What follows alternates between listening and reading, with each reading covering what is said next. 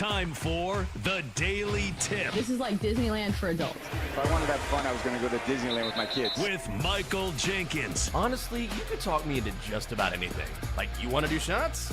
All right, let's do shots. You want to put together a 10-leg teaser? Sure, let's put some money on it. In fact, I do a parlay with Champions League Soccer and the WNBA. And Chelsea Messenger. Let's try to beat the rest of the network at being degenerates, because maybe, just maybe, we can win in that regard. I do like the idea of a parlay. Hey, Dad, don't forget about me, the dogster. Presented by BetMGM. The sportsbook born in Vegas. Download the app today. Please gamble responsibly. If anyone can be a degenerate, it can be us. Here we go. It is the Friday morning good time edition of the Daily Tip on the BetMGM Network. Hope you're having a great morning. Coming up, oh yeah, NFL preseason. It's back. We're going to check out what we saw last night with the defending champion Eagles in action and some bad news for the Colts. In 20 minutes, more for pro football and why things are heading in the right direction for the Detroit Lions. At 6:40, college football. Is Arch Manning really, truly going to stay at Texas for 2 seasons? Please wait, baby Jesus. Make it happen. During the 7 o'clock hour, we will recap yesterday in college baseball, pro baseball. We'll look ahead to today's handicapping, the games we like today on the schedule. And then it's back to more football. Big Ten college football with Ben Hartzog from SiriusXM Radio. And it's Friday. You know what that means. We're going to give our show parlay another try, this time at 7:40 in 8 o'clock hour. What do we expect from the NFL this season for the rest of the preseason? We'll discuss that. Also, more from Chris Vasile from Covers.com. We'll talk baseball with him, and the Dongster comes your way at 8:40. I'm Michael Jenkins. She is Chelsea Messenger. Chelsea, good morning to you. Yeah, good morning. It's a Friday, finally, the day of the week that you've been counting down for, 5 days? I feel like every single day on the show, like you say the day of the week and then you're just exasperated. You're like, Tuesday? You kidding me? It's a Tuesday? True. Like it doesn't come around every single week. So Friday is Jenk's day to shine. So I'm glad we're on a feel-good Friday edition of the Daily Tip. Did I nail it? Oh man, it almost started off poorly for this guy, let me tell you. Because every now and then, I say that my Lyft driver will just kind of go off the grid. And this morning I look up, I'm like, why are we in front of the Capitol building right now? Why are we driving in front of the United States Capitol? And then I'm like, and he hears me sigh in the back seat. I'm like, and he goes, did I go the wrong way? I was like, yeah, you just need to hit 395. We finally get back on 395, whatever. He is, and I'm watching, and I'm like, does this guy, I finally go, hey, we got to go right. He's like, huh? Swerve across 3 lanes, get in the right lane so we can turn here. And then he turns around, he's like, I'm from Maryland, I don't really know DC. I'm like, well, that's okay, but also maybe look at the GPS. And also this guy looked high as a kite, so that was quite an adventure getting there. But we made it in just perfect time. Yeah. He needs some smelling salts to get ready in the morning, right? Tell you what, those eyes were glazed over. I wish I had some. Wait, everybody, are you sitting down? What? We are. You have them? Dramatic reveal. I have found the Right over here? results. Oh, look at this. I got to grab these. All right. Thank you, sir. They All were- right. You know what's hilarious? So right behind me is a glass wall. Okay. And on the other side of this glass wall is where they have sales meetings that Jenks and I will continually complain about until the end of time. It's on Tuesdays. I was walking just kind of around this morning, and I saw the smelling salts on the desk over there where the person leads the meetings. What? So somebody came in and What? took our smelling salts, and they've been using them to get hype for sales meetings. I wish the sales numbers would showcase that, but they've been using our smelling salts. Well, now it all makes sense. Well. I mean, honestly, if I had to sit through that sales meeting every Tuesday, I'd use as many smelling salts as possible. I know you can't see it, Chelsea, but man, these guys come in, just dragging their feet like, again with the sales numbers. Oh, great, another PowerPoint. No wonder these things were stolen. But they're back for this guy. How big is the bottle? Can you hold it up? Sure. Yeah, it's pretty decent looking right there. That's okay, good enough. So do you That'll think last me they at least a thought couple it was months. community size? Did they think this was like donuts in the break room where it's like, oh, smelling salts. Somebody brought in smelling salts. I guess this is for everybody to use. Do you think they thought that? Maybe they did. Also, who came in here? That's what I want to know. Who came in here like looking for something? That's the real question. They probably saw the video, did very well on social when we put it up all those months ago. They probably saw the video and was like, I would like some smelling salts. Yeah. I need those for the sales meeting. I'm going to start to get worried if I walk in one morning and the Donkster's out there in one of those seats. Then sort of be like, hey, guys, what's going on here at Odyssey? Oh, no. That's worse Maybe than smelling just salts. Do that. Just put it out Just there. one day, just put them on the. We know they're going to have their meeting on Tuesday. Just put them on the stage up there. That's not a bad idea. Oh, well, maybe we'll do that. That's a good. Chelsea, I wish you were here. I wish you could see this. You could come up with some grand ideas with us. And I could try the smelling salts because, again, I never got any of these smelling salts delivered to my house. So, Jenks, the big question now, are you going to take a bump? I'm not going to take a bump. Well, I'm going to use them, and they do work. Let me tell you, they work. They work just fine. I'm not going to take a bump. I will not do that. What I will do is listen to your bet from last night. Oh, so close. Ah, yes. You take smelling salts only to listen to me talk about a push. How exciting. Yeah, we had the Reds, Pirates first 5 under 4. Pirates led 4-0. Paul Skeens, amazing. Brady Singer needed to be a little bit better. So that was a push. Yeah, I was on that as well. That was a push, but got some early money with the A's money line taking on the Nats. That was an A's win, 6-0. Donkster took a loss, was on the Marlins money line against the Braves.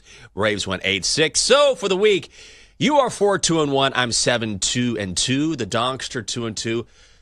14-5-2 in my last, how many now? 21. So let's keep that going, hopefully with more winners when we get to the end of the show.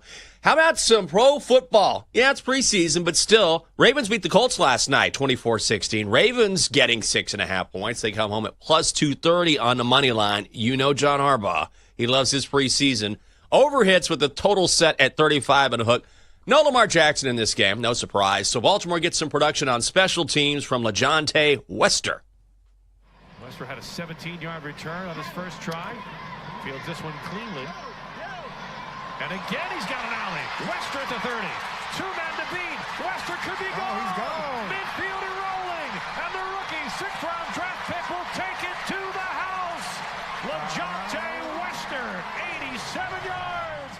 Call courtesy of NFL Network, but the real takeaway from this one is the real punch in the gut for the Colts. So Anthony Richardson starts the game for Indianapolis, leaves with an injury to his pinky finger after being sacked on a Ravens blitz, and here he is after the game. See, dislocated finger, it's all right. It looked like you knew pretty much right away that something was not right with it. You know, it was weird.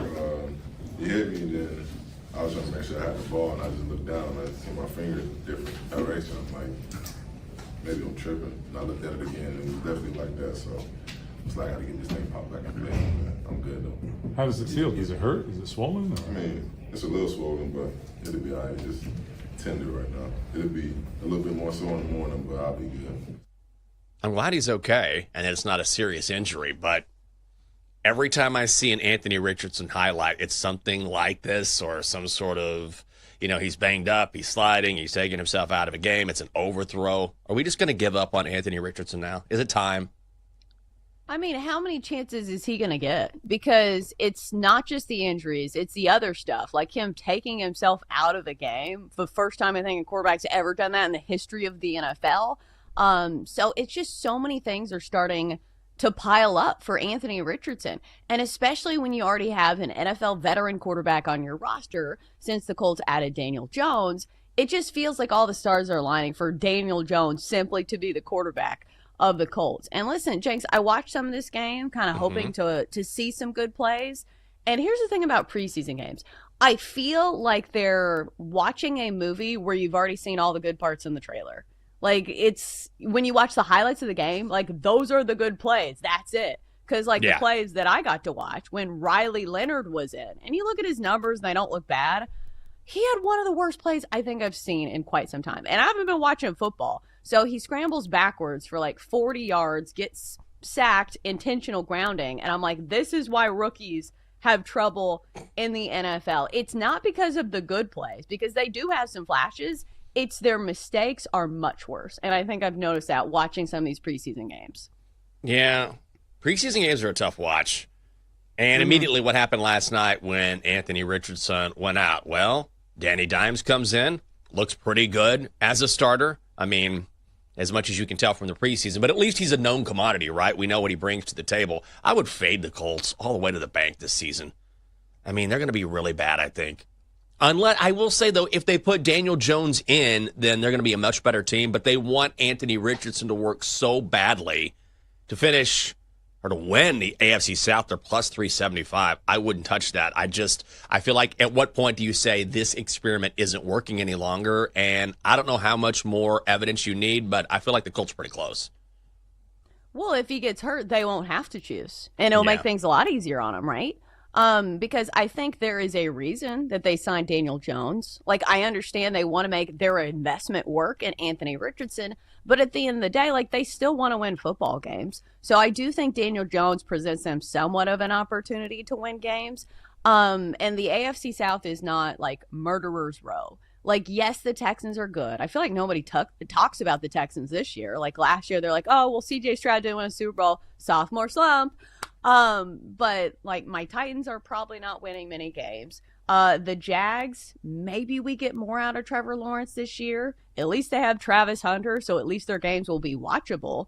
And then the Colts, I will say, usually play the Titans tough. So I feel like there's probably a win there somewhere. But I don't know. That division is just not great. I just feel like at their very best, at their tip top of potential, the Colts maybe make the playoffs, but I still feel like that is still a very far away dream for Indianapolis. Yeah, I would agree with you there. Danny Dimes, by the way, 10 of 21, 144 yards in that game and that loss to Baltimore. By the way, yes, another win for John Harbaugh in the preseason. He just loves it. This is his time of year. Also, the Eagles with a win last night over the Bengals, 34-27. The Eagles laying 7.5 points. Eagles plus 220 on the money line. Total set at 37. The over hits. Bengals play their starters in this game. You know, they've had tons of issues with slow starts in the regular season, so they get the big boys out there at least early on, and this was a big play. Late blitz coming. Burrow finds his man, and Jamar Chase is going to coast into the end zone. Yes, he does. Call courtesy of NFL Network. Burrow especially sharp. 9 of 10, 123 yards, 2 touchdowns. Jamar Chase, 4 receptions, 77 yards, and a touchdown. Eagles do not play Jalen Hurts nor Saquon Barkley, but they do get a tush-push in with Tanner McKee, quarterback in the first quarter. Not much to take away from this game, but for the Bengals, for them to start quickly like they did, even against, you know, a preseason squad on defense, this is important for Cincinnati because they've got to start the season off quickly. Yeah, but the problem wasn't the offense last year. Like, when you see a great pass from Joe Burrow to Jamar Chase, yeah, they had that last year. It's not like the offense didn't cook last year. Joe Burrow put up, like, MVP numbers. The problem was the defense. So I still have questions about the defense, and you're probably not going to get many answers in the preseason when you're facing Tanner McKee or whoever. So I still have my questions about the Bengals. Yeah, I get that. I will say we've heard no movement on the Trey Hendrickson front, right? Like, you'll see a little bit between Micah Parsons and Jerry Jones and Terry McLaurin and the Commanders. What do you hear when you hear about Trey Hendrickson and movement with the Bengals? Like, just nothing. Those guys seem to be way apart, and they need the help. But at the very least, yeah, the offense still looks great. Finally, we got a tie last night? Of course we did. It's the preseason. The Raiders tying the Seahawks 23-23. Seahawks getting 5 points, 3 overs. All overs last night. Not normal for the preseason. Total set at 37. Pete Carroll making his return to Seattle as head coach of the boys from Vegas. Raiders fall behind 16-3 and then rally back with this in the third quarter. This is Cam Miller. Here's it out down the right sideline, and Cedric Jackson is wide open and in for another Las Vegas touchdown. They would end up tying the game at 23. Chance to win at the end. A 55-yard field goal from Daniel Carlson blocked. So we get a tie game. Was fun to see Pete Carroll walking around shaking hands. I mean, he's beloved there in Seattle. Oh, absolutely. And chewing the gum, as he always does with every stride. But this actually was a pretty solid game. I know it ended it in a tie, but we actually got NFL caliber starters for at least a little bit. Aiden O'Connell, Drew Lock. Not popping stats in this one. 12 of 22 for Drew Lock, 147 yards, touchdown, and a pick. Got to see a little bit of Jalen Milroe. I know some people were interested in him. 6 of 10 for 61 yards. But again, it's hard to know in the preseason what to expect from some of these quarterbacks, but a little taste is always fun. Yeah, it is. One step closer, and a ton of games over the weekend, which we'll talk about during the 8 o'clock hour coming up next here on the show. Well, the Chargers love to run the football, but that job just got a whole lot tougher. Hope you're having a great Friday morning. That's coming up next on the Daily Tip here on the BetMGM Network.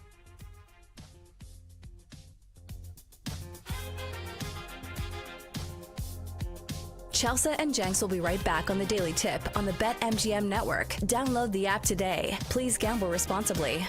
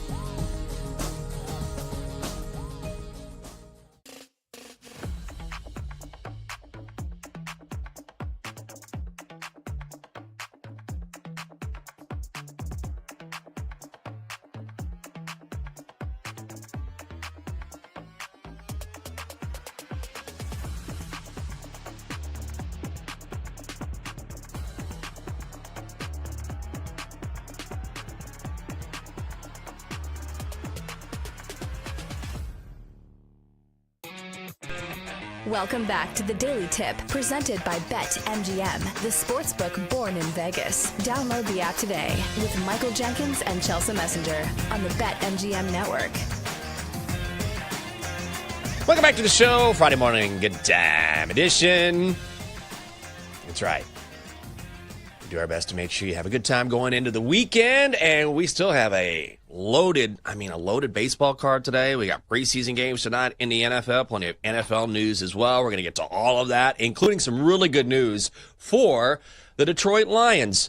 Chelsea, here's some good news that I am upset about because I'm going to miss this particular event. Here, we've been talking about the Odyssey Studios here, which are in Navy Yard in D.C., and didn't you probably seen this? You walk in every morning, and there's a little sign, and it says, next week there's going to be an ice cream social here. Oh.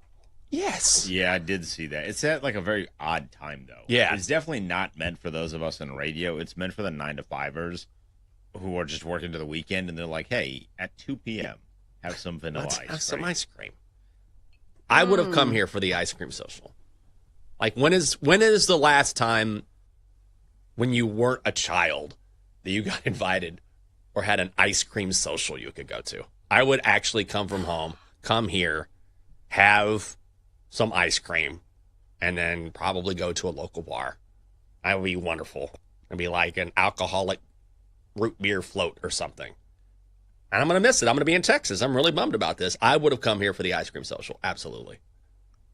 I feel like this is one of those things, since you're an adult who makes his own money, you could simply go to the store and spend $4 and get whatever ice cream you wanted.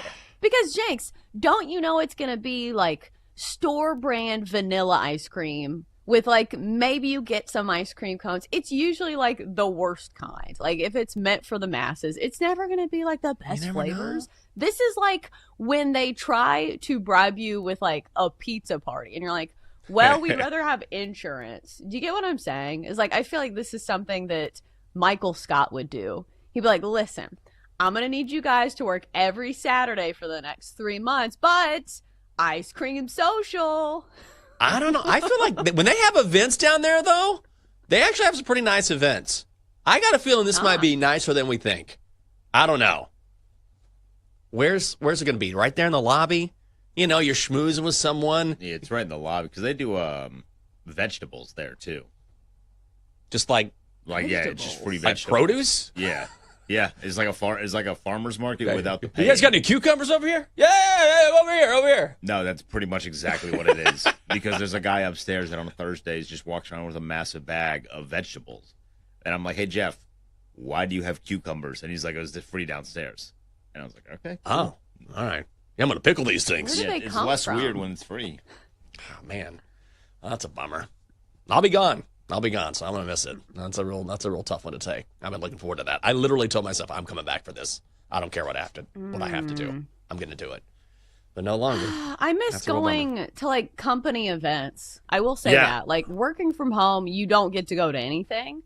And I think more than anything, I miss Christmas parties. Because that was like the best part is like if your company cared at all, like you would have some sort of a Christmas party, and it's fun, like just to see all of your coworkers in a different light and like being able to like socialize and drink. So we don't get that anymore because Mama works from home. So maybe one of these days. Yeah. Oh, dude, back in the day, we used to have baller Christmas parties. They throw pretty decent ones here. Do they? Yeah, just come up for it. I got to do that. You could stay. It's usually at MGM, so you can just pop a hotel room at MGM. Yeah, you can make it work. We had a Christmas party one time when I was working at Comcast back in the day, and we held it at Verizon Center, now Capital One Arena, right? And so we had like the arena level to ourselves. There was food, there was drink. I was so much. And then my boss comes up to me, my news director. He's like, Jenkins, what are you doing the rest of the day? I was like, nothing. I'm off today. He goes, you want to go downstairs and start drinking? I was like, sure. We sat at the bar at Clyde's for like 8 hours straight. It was wild. What a time. Probably can't do that. We just sat there all afternoon long, had drinks, and then we took a cab. It was great. It was a blast. It was a good old days. Yeah, alcohol, you have me interested. Ice cream, I don't know. I feel like I can go get ice cream anywhere. Not that I can't get alcohol anywhere, but it's way more fun doing alcohol as an alcohol social. Like, I don't think anybody promotes that. Alcohol social. Like, ice cream social sounds way more corporate and tame. Like, if they put that on the company letterhead, they're probably like, maybe shouldn't write that. Just boozy shakes. It sounds a little classier. Just boozy shakes, right? Ooh. You know what I mean? That's where you go. All right. We can workshop that. We got time. I mean, it's just August. We can make this happen. Rashawn Slater is probably boozing today. I would. I mean, his season's over. Might as well toss a few back. Feel bad for the guy. Chargers left tackle carted off the field yesterday. Has a ruptured patella tendon. So, yeah, he is not going to play. And, he just signed a 4-year, $113 million deal in July. So, I'm glad he got paid. He was working on a pass rush drill. Knee collapses. And, the Chargers are a team, because we know Jim Harbaugh, they love running the football. And Slater was a huge centerpiece of that, along with Mekhi Becton from the Jets. They signed him as well. So this was supposed to be an exciting day for the Chargers because they brought back – who did they bring back? Was it not Mike Williams? They bring Mike Williams yesterday? Keenan Allen. I always get those guys confused. They bring him back after 11 years with the Chargers, right? He comes back, and everybody's celebrating, okay, this guy has a long history with L.A., and then this happens. And what a damper.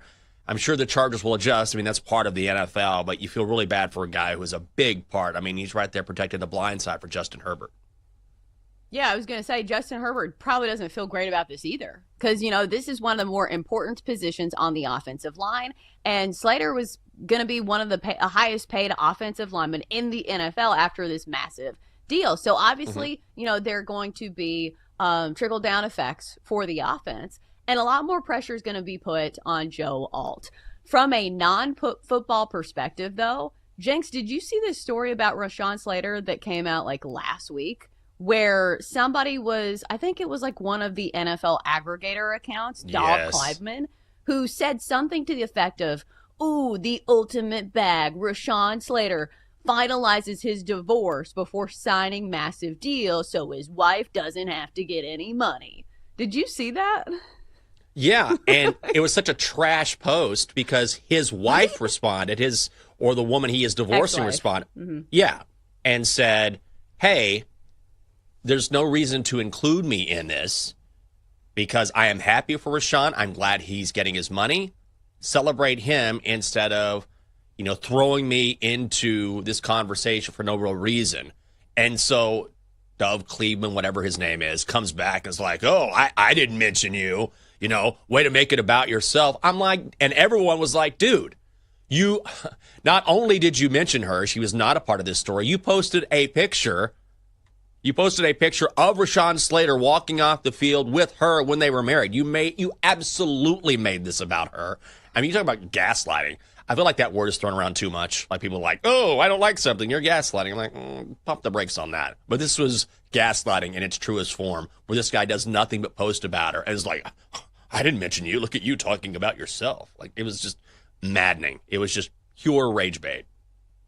Yeah, and she had every right to be angry about it, too, because, it sounds like she is keeping a level head, and it's great that she can still be happy for her ex-husband, who's getting this money, and she knows he worked hard. So I feel like she was kind of taking the high road, or the higher road, maybe.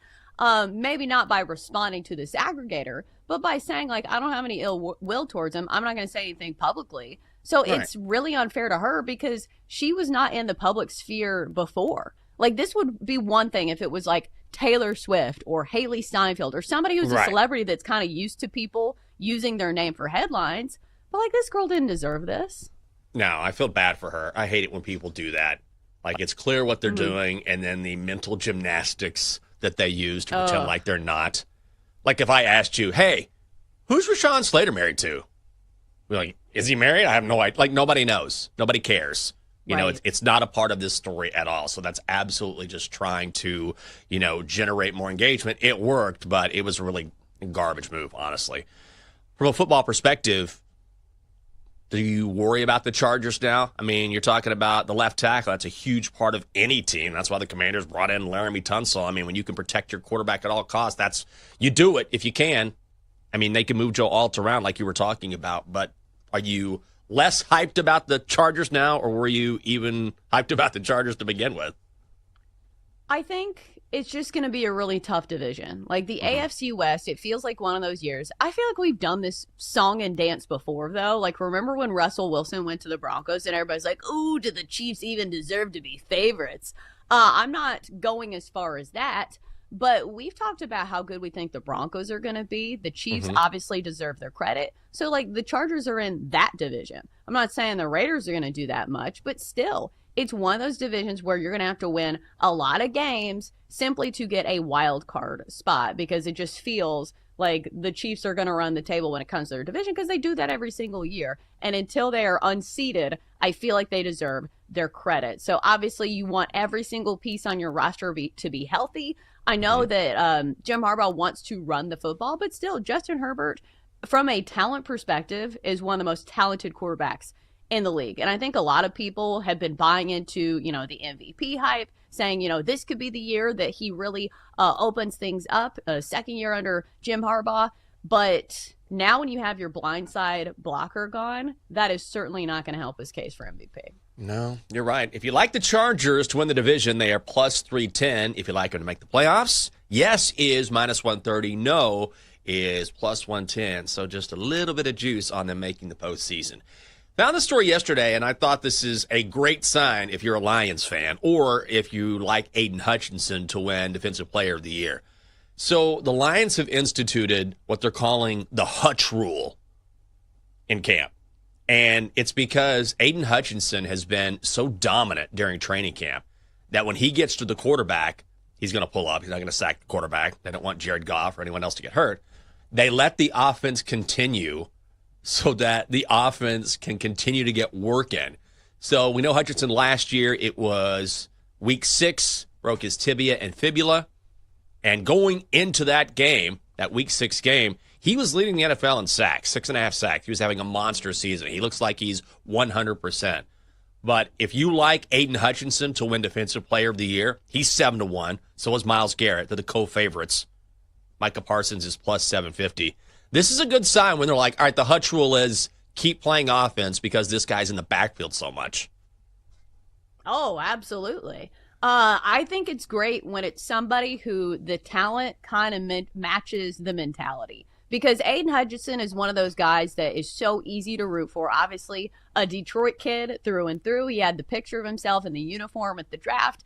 And then you have, this freak athlete who he does all the right things. He says all the right things. And then he does things like this where it looks like he's the complete package. So somebody who can definitely be a disruptor for the Lions. I just kind of wish he was there last year, because it felt like last year was kind of the year, and the defense just had so many injuries, including him being a huge hole in that defensive line, that it's one of those. We talked about the butterfly effect yesterday, like what would happen if he was still playing for the Lions instead of being injured.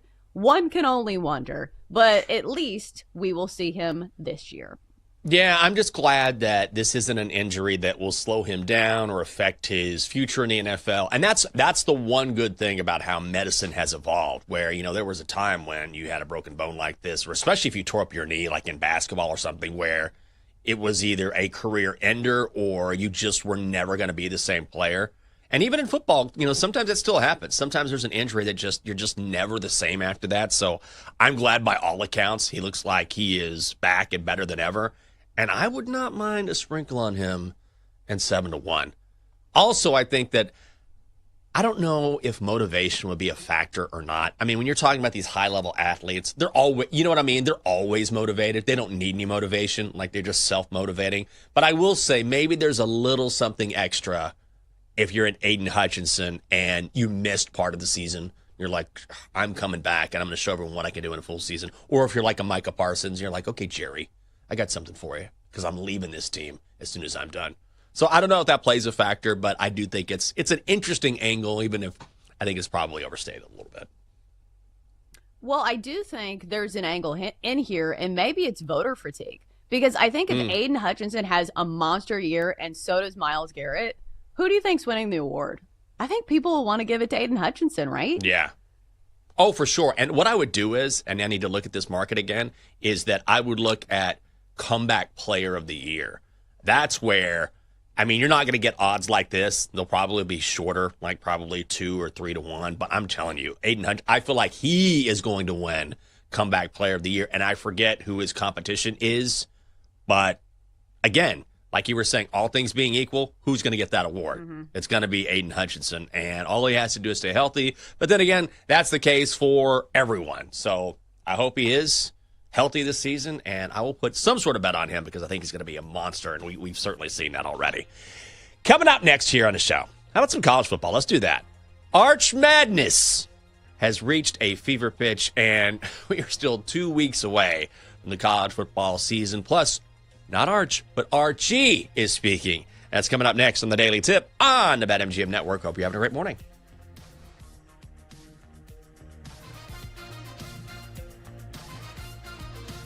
Chelsea and Jenks will be right back on the Daily Tip on the BetMGM Network. Download the app today. Please gamble responsibly.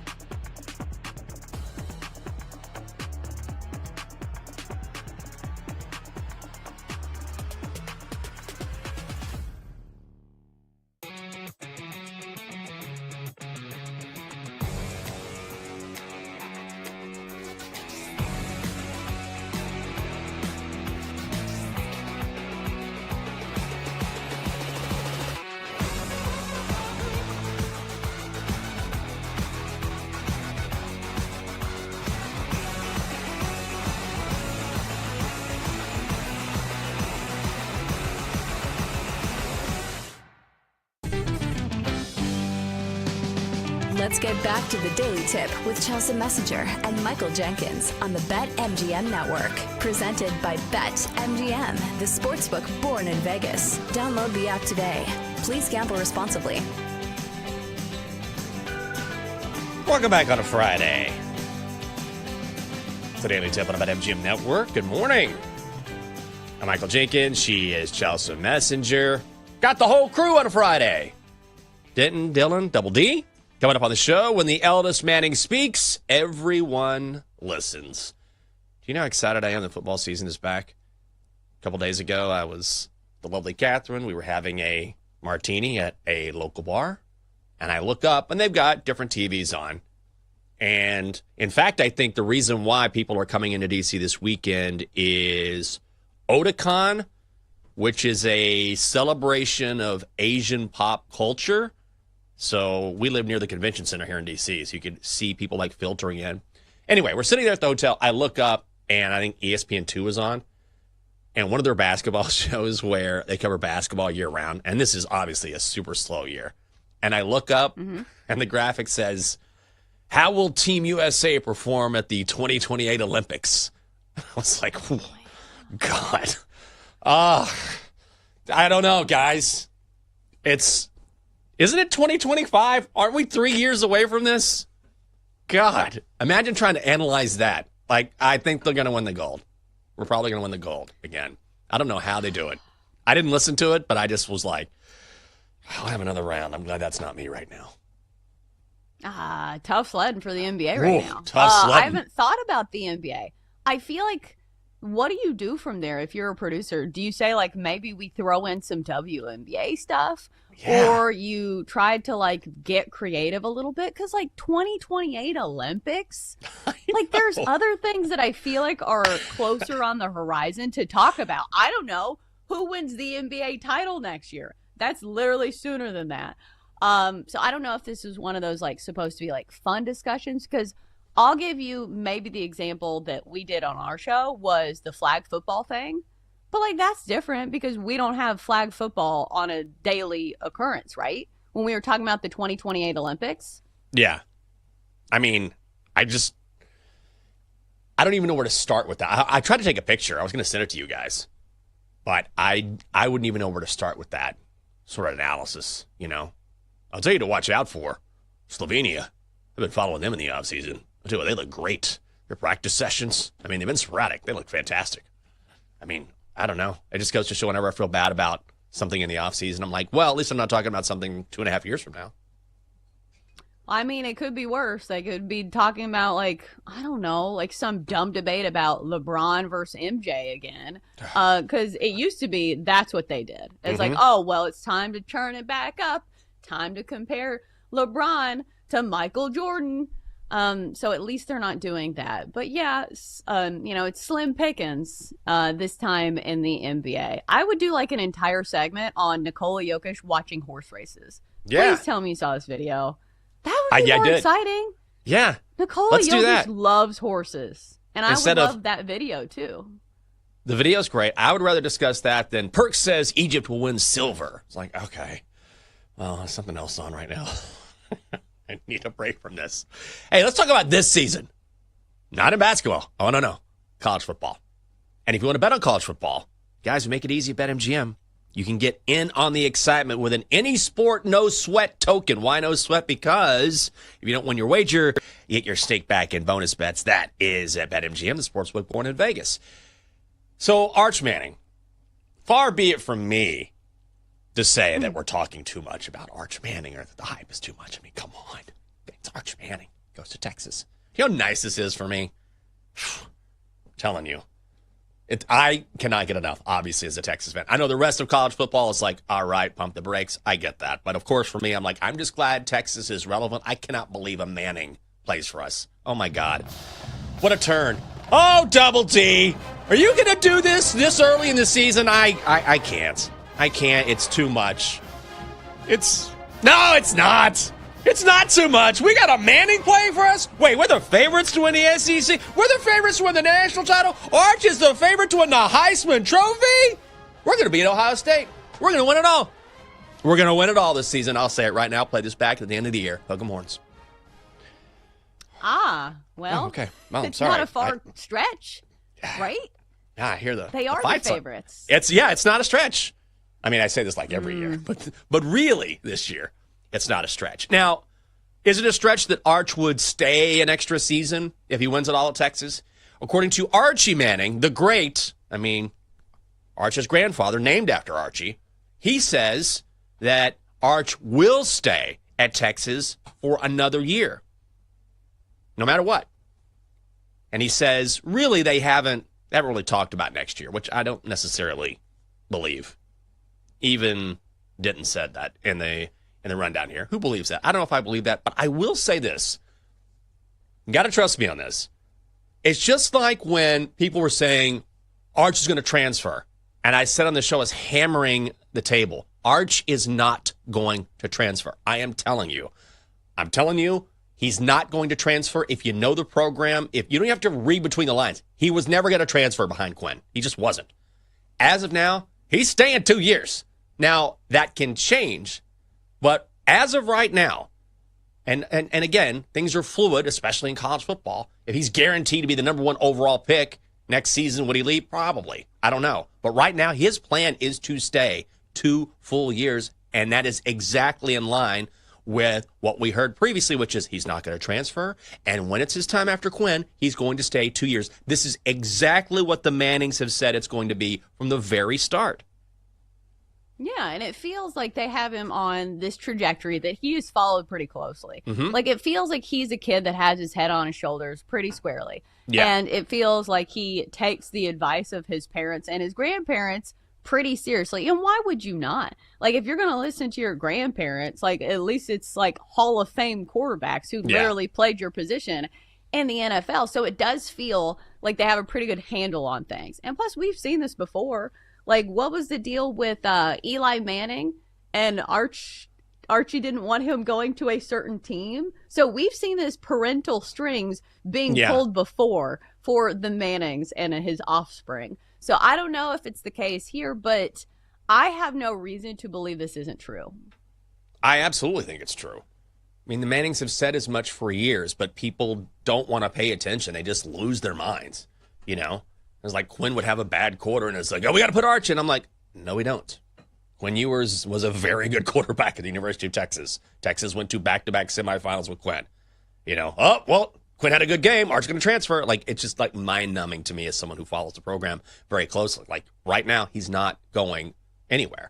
He's just not. Could it change? Yeah. And also, I think you have to look at who's going to be the number 1 overall draft pick, you know, who's going to be in his class, and also who is going to be the team that has that pick, right? I mean, that's going to be a huge thing for the Mannings. And I think if you're Arch, you know, do you want all the pressure of, I got to do it this year? No. So he has 2 full years to develop his skill set to be the guy at Texas. And I think if you're Arch, look, I can't imagine the pressure on this kid's shoulders. I'll never forget, was it a couple years ago when Texas is getting ready for the semifinal game against Washington? And Arch has barely played at all. And Quinn and Arch walk out onto the field in New Orleans, you know, in front of the media. This is during a media session. And everyone goes to Arch. He's not the starting quarterback in the college football semifinal. It's Quinn Ewers, and Quinn is there almost alone. Like crazy. I can't imagine the pressure that Arch is feeling, but I think it helps him mentally to say, hey, I don't have to do it in 1 season. I'm here for 2 full years. Yeah. So just so we're clear, if he completes this season, he would be able to declare for the NFL draft, correct? Yes. Because it's 3 years, right? Correct. So my question is, does it depend on his season and the team, or is it just one of the things? Because I think that if he has a storybook season where he shows everything he could possibly show, and here's the other thing, the team that looks like they might be the worst team in the NFL this year is the Saints. How fitting. Very fitting. Yeah. Not sure if I'd want to go there, but Arch Manning, it would be great. The Saints are trash right now. Would they get better? You know? And also, I think you have to take into effect a little bit, like Arch loves playing at Texas. He really does.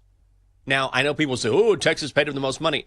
Like, Arch didn't need NIL money. And also, You've seen that video. He's a kid. He's wearing a Texas shirt. He's like, I want to go to Texas. He's always wanted to go to Texas. So he wants that team, his university, his chosen college, to win it all. If he ends up short, maybe he comes back because of that. I will say the market is overvalued on Texas. Favorite to win the Heisman, it's Arch, 6-1. Favorite to win the national championship, it's Texas, 5-1. Texas to be the number 1 overall seed, 5-1. Texas to win the SEC, plus 275. The favorite. Like, it's just one favorite. Everyone is on Texas. So I understand why you take the Texas brand name, you add the Arch Manning hype, what they've done in previous seasons, and it's a little too much. So that said, let's ask the important question here, Chelsea, which is, does Arch prefer Cajun seafood or barbecue from the Lone Star State? Texas barbecue in Austin or seafood in New Orleans? That's close.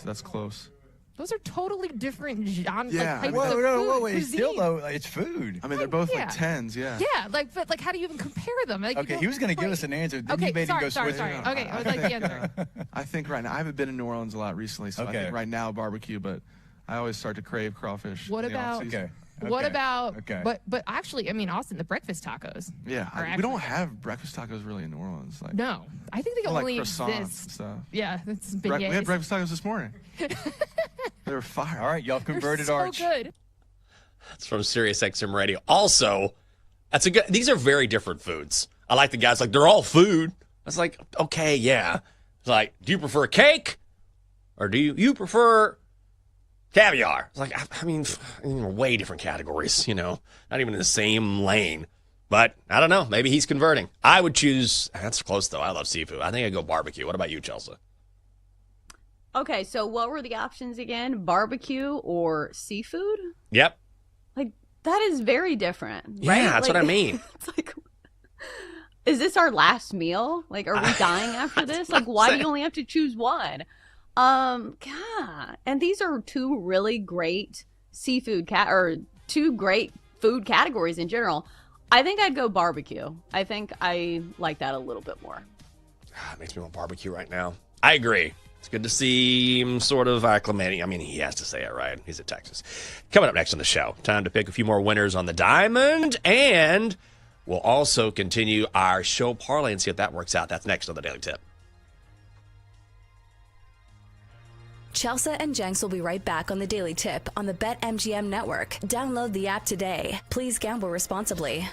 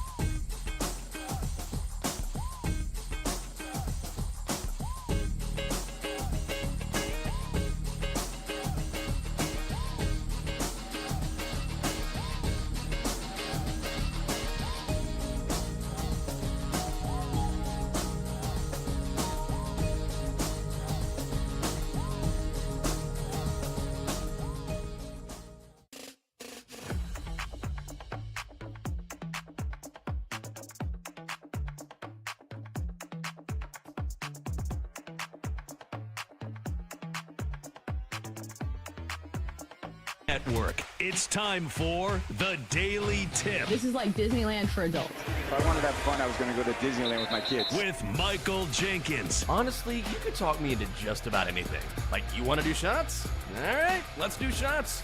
You want to put together a 10-leg teaser? Sure, let's put some money on it. In fact, I do a parlay with Champions League soccer and the WNBA. And Chelsea Messenger. Let's try to beat the rest of the network at being degenerates, because maybe, just maybe, we can win in that regard. I do like the idea of a parlay. Hey, Dad, don't forget about me, the dogster. Presented by BetMGM. The sportsbook born in Vegas. Download the app today. Please gamble responsibly. If anyone can be a degenerate, it can be us. Rise and shine, people. It's time for a Friday edition of the Daily Tip here on the BetMGM Network. We'll start this hour off by our best bets in Major League Baseball. We'll go to our show parlay where we shoot for the moon and some big plus money. And then at 7:40, we bring on Ben Hartsock, 10-year NFL veteran who covers Big Ten football on SiriusXM and the Big Ten Network. He stops by and we ask the question of, can a Big Ten team stomp on the throats of the SEC and claim a third straight national championship this year? It's all next on the Daily Tip. So, Jenks, as I was going down to refill my coffee, I noticed that the sun was just rising over the golf course, which was a nice view. But I have always felt this way about sunrises. I feel like they don't deserve the hype. I always feel like sunsets are way better. And you will hear these people talking about, like, waking up to watch the sunrise is one of the best experiences as a human. And even when we went on this vacation, there are all these, like, sunrise tours to, like, go look at the mountains. Yeah. And I'm like, there's another one of those, right, where you don't even have to wake up early. I do not get the hype on sunrises. I agree with you, actually. I think it's romanticized. You know what? Let's just stay up together and watch the sunrise. Like, I'm exhausted. That's an hour and a half from now. We just go to bed. I mean, it's, if you're up early, here's the thing. If you're up early naturally, like maybe you're hiking or something, then I feel like, it's early and it's brisk and you're one with the world or nature and you see the sunrise or something to that. But I feel on the whole, you sort of have to make yourself get up to see a sunrise where it's just more natural to you're up, you're going and, could be out and about wherever. And then you find yourself watching the sunset. I just feel like there's a lot more to that. I feel like whoever does the marketing for waking up early deserves a raise, because I feel like there is this like innate like uppityness of people who wake up early. And listen, we do a morning show. We are those people now. And I feel like neither of us are morning people, which I understand is very rich, the fact that we host a morning show. But waking up early to work out, those people are insufferable. I wake up at every day at 5 a.m. and go, do you know it counts the same as when you work out at any other time of day? And I understand now, Jenks, that this is probably not the audience that this rant is meant for. They're probably, these are probably the people who are waking up early to work out. And I understand if this is your only time to work out, obviously that is a big deal. But like, I've never been one of those people. Like, I consider myself a highly productive person when it comes to working out. Yeah. But it's always been a nighttime thing for me. Even now, like, I would much rather prefer working out at night. And I feel like my body is better at night anyway. I'm just trying to work out a couple times a week whenever I can squeeze it in, That's all I'm trying to do, which I generally do, but nothing crazy. But there's no way I'm getting up at like 3 and starting my day with a workout. Like, absolutely not. I mean, I poured coffee into my coffee machine to make more coffee yesterday. You think I'm ready to lift weights? Oh, my God, no. Also, who was that guy on TikTok? This was probably a few months ago. It was going viral. And, of course, this guy's like super jacked. He's like the broiest guy you've ever seen. And he was like, most people, their days are 24 hours, right? Like my day, I cut my regular day up into 4-hour increments. So 4 hours, I do everything in one day right there. The next 4 hours, that's another day. So I've done 6 days in your one full day. I've gotten 6 days worth of work done in your one day. And I was like, this is the dumbest thing I've ever heard in my life. Like, Chelsea, I got up this morning at 4 a.m. all right, so I'm almost done with my day. My day ends at 8 a.m., then I start a new day. By the end of this show, I will have already worked more days in a few hours than you'll work all day. It's so stupid. Can you imagine trying to sit through this as he says this to you in person? Oh, my God. God. I can't even stop my eyes from rolling when I watch it on TikTok. Can you imagine if you're like speed dating and somebody starts this diatribe? Mm-hmm. Like, I think I would laugh in his face or just throw a drink on him and be like, dude, you needed like a cold shower or something. Cold plunge. Let me ask you a question. Did you watch the sunrise this morning? I did.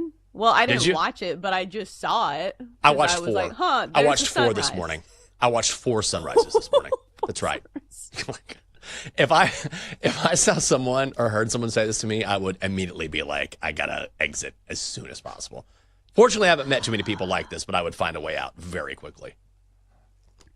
I think the bottom line is people who take themselves too seriously in any walk of life are just insufferable. Like, I don't know. Like, I think me and you both like having a sense of humor about things. But like, even if you are like this high and mighty individual that like makes a lot of money, like nobody wants to hear you talk about it. Like, I don't know what happened to like social shame, because it used to be you didn't talk about the money you made. Now everybody on Instagram's like, see how I made $6,800 on a Tuesday. Like, what happened to societal standards? Do they just not exist anymore? No. You have crypto bros throwing sex toys onto courts in the WNBA because they want memes to be funnier. Like, I'm not trying to transition the topic, but when you're talking about the societal decline, I'm like, there's another red flag right there. You know what I mean? It always comes back to that. The green it always monster does. Being thrown on the court. Golly. The sign of the apocalypse, is it not? But we are a mere betting show, so at least we can hang our hats on that. And we won't be betting on that market in the WNBA, because I know there are people who are doing just that. Well, if you do want to bet on baseball, BetMGM has you covered. The king of the big swing is making the best day of the week even sweeter. Here's how you can knock a bomb off of a bonus bet into your account on Fridays throughout the season. Place your first home run bet of the day. Parlays now included, minimum $10 bets on a player or players. And if they have the longest home run of the day, win your share of $100,000 in bonus bets. No opt-in necessary. Just apply your Big Fly Fridays qualifying token dropped into your account to use on the first player or players you take to hit a home run every Friday, only at BetMGM. All right, so if you're betting on baseball, how about we find some nice baseball bets to put your money on? All right, Jank, so I have taken a little peek up to some of your bets, and I do see that you are riding with the same team that you rode with yesterday. Are you an A's fan now? It looks like you really like the Athletics these days. So tell us why you could be riding the A's again today against the Orioles. I don't know how many games you've handicapped today. I've handicapped 60. I worked until like next month. That's what I do. I saw a few sunrises this morning. I've also handicapped 60 games. Yeah, the A's are playing really good ball right now. And I'm going to here's what I'm going to do. I'm going to go first 5 money line on the A's, which is minus 110. So, look, A's just, they've been hammering the ball lately. Did that yesterday, 1, 2, 3 from the Nats, but they've been hitting really well. And they get JT Ginn on the mound. And look, I'm not a guy who generally backs him, but he's been really good away from home. An ERA of 2.82. Tomoyuki Sugano on the other side, he will get hit. There is no question about it. He's given up at least 3 runs in 8 of his last 9 appearances. He faced the A's earlier this year, gave up 3 runs in 4 1/3. So I don't want any part of that A's bullpen, one of the worst bullpens in the league. Orioles have one of the worst as well, but I don't want that roll of the dice at the end. So I'm going to go A's first 5 money line, and it's just minus 110. Keep riding the train. Yeah, and I think even on a more surface level, of those 2 offenses, the offense that is better is the A's. And I think that a lot of people were surprised, and they've kind of tailed off a little bit since the start of the season. But this was once a top 5 offense. Like, they're not in those ranks anymore, but still they've got some guys that can swing it on the A's. So as opposed to the Orioles, who have been a huge disappointment as far as their offense goes. So even if you take the pitching out of it, the A's have the better offense. So the A's continue to ride that train with no name and no city and no hometown to claim. All right. So for me, I will be going back to the well as well, but for a trend play that we used to hammer home on the show quite a bit. So Rangers unders used to be a very solid play for us. Early on in the season, the Rangers one of the hottest teams to the under and still have a very good track record to the under when playing at home. 37-19-1 to the under. Today we get a great pitching matchup between the Rangers and the Phillies. It's Merrill Kelly, the new addition for Texas, going for the home team, 9-6, 3.22 ERA. And Christopher Sanchez, who's been flat out fantastic for the Phils this year, 10-3, 2.34 ERA, coming off 8 shutout against the Tigers. So, Jenks, I'm playing an alt total in this one. The normal line is 7.5. You can get a under 8 for -150. So, is this play fair or foul? Do you like my under 8 in the Rangers-Phillies game? Yeah, I do, actually. I mean, you mentioned it. Anytime the Rangers are playing, you might as well just look at an under. They're such a great under team. And Merrill Kelly is, I mean, obviously acquired from the Diamondbacks, Christopher Sanchez. Yeah, you're going to play that up to 8, right? Yes. Yeah, that's the way to go. So I can't argue with that. I'm surprised I missed this earlier. I looked at this yesterday. I was looking at the slate, and I have to admit, I missed this play. I like this play better than any play I have on the board. With these two pitchers, and you can get an 8, I'm not surprised it's at 7.5, but honestly, I'm kind of surprised it's not at 7.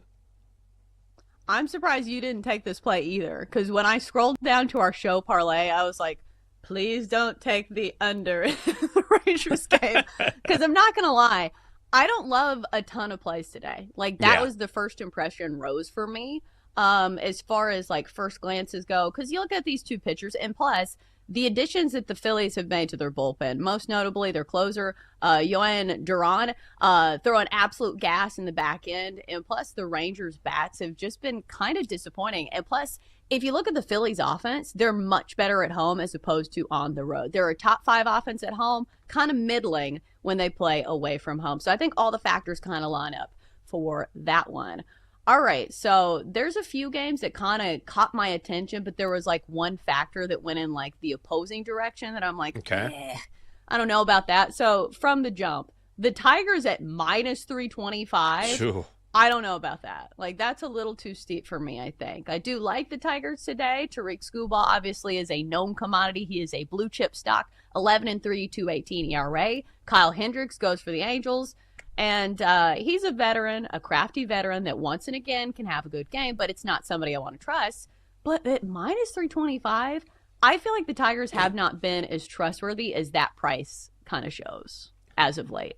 Yeah, I definitely would not lay -325. And I know what was the first thing. I can't speak for you. What was the first thing you thought when you looked at this game? Tigers first 5 run line. Tigers first 5 run line.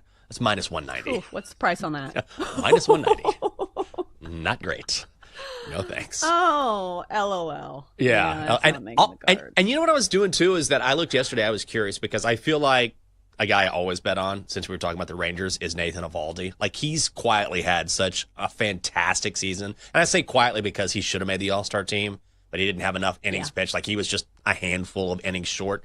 So he doesn't have that All-Star attached to him, but he's been awesome. So I thought, I wonder if there's value on him to catch Skubal. I'm just curious.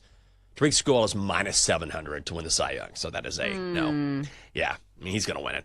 But I understand why. He's 8-1, 2.23 ERA in Motown. Faced the Angels earlier this year, 1 run over 6 innings, struck out 6. Kyle Hendricks on the road is not great. ERA of 5.44. Also, Angels have the second worst bullpen in the majors. And so I think what you take is, if you want to lay a little bit of juice here, you go Tigers full game run line, which is -135. Tigers are the 7th best team in the majors on the run line when playing at home. So that's the only way I would play this. Yeah. From a viewing perspective, a couple games I wanted to highlight quickly.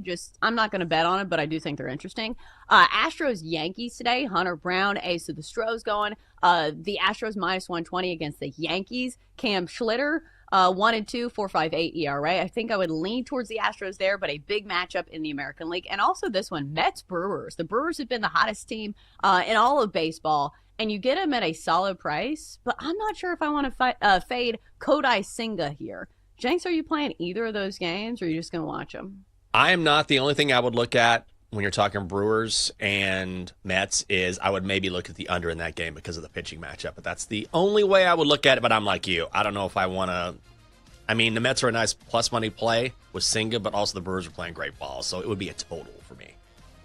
Yeah, those will be good games to watch, though. Maybe not games to bet on, but good matchups that could be predictive of the postseason. Coming up next, time to swing big and hopefully land some big plus money. The show Parlay comes your way next on the Daily Tip. Chelsea and Jenks will be right back on the Daily Tip on the BetMGM network. Download the app today. Please gamble responsibly.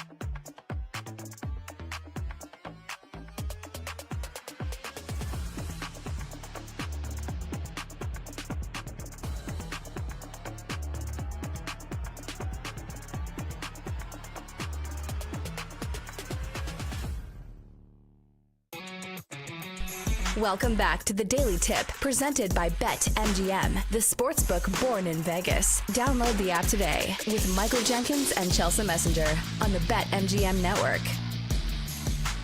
And we're back on a Friday. It is August 8th here on the show. In a few minutes, we'll roll through our Daily Tip Squad Parlay as each member of the show dedicates a leg to a parlay. And hopefully this is the week where we finally win one of these. We've been doing this for quite a while, and eventually we will win one. So if you're thinking, why would we believe you? It's like when you get up from a slot machine and you've been playing and playing and losing. Believe me, there's somebody who's sitting behind you saying, okay, it's finally due. That's us with our show parlay. So I'm kind of hoping that eventually we win one. Jenks, I've got to ask you about this tweet that I just saw. So apparently last night, Tanner McKee had some really good throws. And I didn't watch the entire preseason Eagles game because it's preseason game. I also was watching the Ravens game. Okay. But they said that they call him 61 in practice because that is his Madden score. Can we get off this Madden score nonsense? Like, this should not dictate your entire personality, your self-worth. Why do NFL players care so much about their Madden score? Because I think of the egos involved, right? Think about, some of the guys you're talking about, right? They believe in themselves to be a certain type of player, that they have a certain worth. And then they see a tangible number that says, oh, this is actually how good you are. It's got to be a blow to the ego if it's not a very high score. That would be my assumption. Like, wait, you're telling me I'm a 60? Bro, I'm at least 68. Like, what's going on here? I mean, even Patrick Mahomes said yesterday he wants to play like 99 on Madden on the actual football field. It's crazy how much these guys pay attention to that. I don't know. It just feels like very high school. Like, who cares? And it feels very similar to like the recruiting game. I don't know if you ever had to dabble in the world of recruiting, but like when I was covering local news in the South, or like SEC football is the religion, where recruiting was like a huge deal too. And like these kids who got like 5-star recruit like tags, they acted like they walked on water. And then similarly, these guys who are like 3 stars are like, oh, well, he's a 3-star. Like, we've seen plenty of these guys go to college football and ball out. I feel like Cam Ward was one of those guys, where it just shows that like these ratings and, these rankings, they don't always matter. And I feel like it's something, but it shouldn't be something that you base your whole life on. Like, as much as I hear people talk about them, like, who's doing the evaluations for these Madden games? Like, that's what I'm asking, because they wield so much power. Yeah. And they are not GMs of football teams. So why would you take their opinion over the opinion of, I don't know, the people who run the Eagles and make all these great trades? Do you get what I'm saying? Like, we are giving so much power to the Madden, like, aggregators. Well, I think it's because, A, this game is massively popular, and then B, these guys play this game, right? So it's, of course, it matters what fans think and what the organization thinks, but for guys who are in it, and I mean, these guys play professional football, they're playing this game. And if they're not playing it, they're hearing about it because Madden is just so massively popular. I mean, there are only a handful of games, especially sports game, when they come out, like Madden is the game, right? When is the new Madden coming out? What are the ratings for each player? So I think because of its popularity and because these guys are probably into it themselves, that's probably why it resonates so much with them. Yeah, I get it. I just don't get it. To say it like with the most cliche way possible. So, men out there who play in the NFL, just know that your score does not define you. You are still valuable to your team. All right. So maybe we will rate everybody's parlay score based on how many parlays they ruin for the Daily Tip Show Parlay. Ladies and gentlemen, adults of all ages, it's time for the Show Parlay. All right, step right up and try your hand at some big plus money. This week's parlay comes at you at odds of 14-1. It is a little shorter than usual, but listen, we gotta win one. All right, Jenks, you're leading us off here. What is your contribution to this week's parlay? Hopefully it's a dub. I thought about changing this up at the last minute, but I'm not going to do it. I just went over this in the previous segment, so I won't go very long here. But I'm gonna ride the A's train, going all the way up from D.C. to Charm City. Not a long trek. JT Gann against Tomoyuki Sugano, and the A's bats have been just pummeling the baseball lately. Also, Sugano is totally fadeable. I think he gets hit here. He's given up at least 3 runs in 8 of his last 9 appearances, and he gave up 3 runs in 4 1/3 to the A's when he faced them a few months ago. So I don't want any part of the bullpens, A's, or Orioles. I think the way the A's are playing right now is something that you ride. So let's go A's, first 5 on the money line at -110. All right, let's do it. I feel like your first instinct is always your best one. And Yeah. if you go away from your first instinct and, your other bet loses, that's when you have a real feeling of regret. So I'm glad you stuck with your initial gut instinct. All right, for me, going with another gut play, the one that caught my eye when I first opened the card today on my BetMGM app, going to be the Rangers and the Phillies under 8. So this is an alt total. We talked about this last segment. It's going to be -150, but it's going in a parlay. So a little juice never hurt you when you throw it in a parlay. Rangers have been one of the hottest teams the under in all of baseball when playing at home this year with a record of 37, 19, and 1. And plus, this is the best pitching matchup of the day, at least in my opinion. Merrill Kelly comes over from the Diamondbacks over to the Rangers, and the Phillies have Christopher Sanchez, who is not Zach Wheeler, but still is putting up Zach Wheeler numbers this year. 10-3, 2.34 ERA, and plus they have Yohan Duran coming out of the bullpen throwing absolute gas. So I like both these teams, but I do think the bats go a little cold, and I will take the pitchers to be the driving force here. Let's go under 8 between the Rangers and the Phillies. All right, David, you are next, and it looks like you are staying locally and playing one of the Chicago teams. Yeah, I may regret this, but I'm going to take the Cubs because I think their best pitcher right now is pitching today, and Matthew Boyd in St. Louis. The Cubs, with their last start against McGreevy, who is starting for the Cardinals, laid 5 runs on them. So I'm taking the Cubs' first 5-run line at -0.5 run for -118.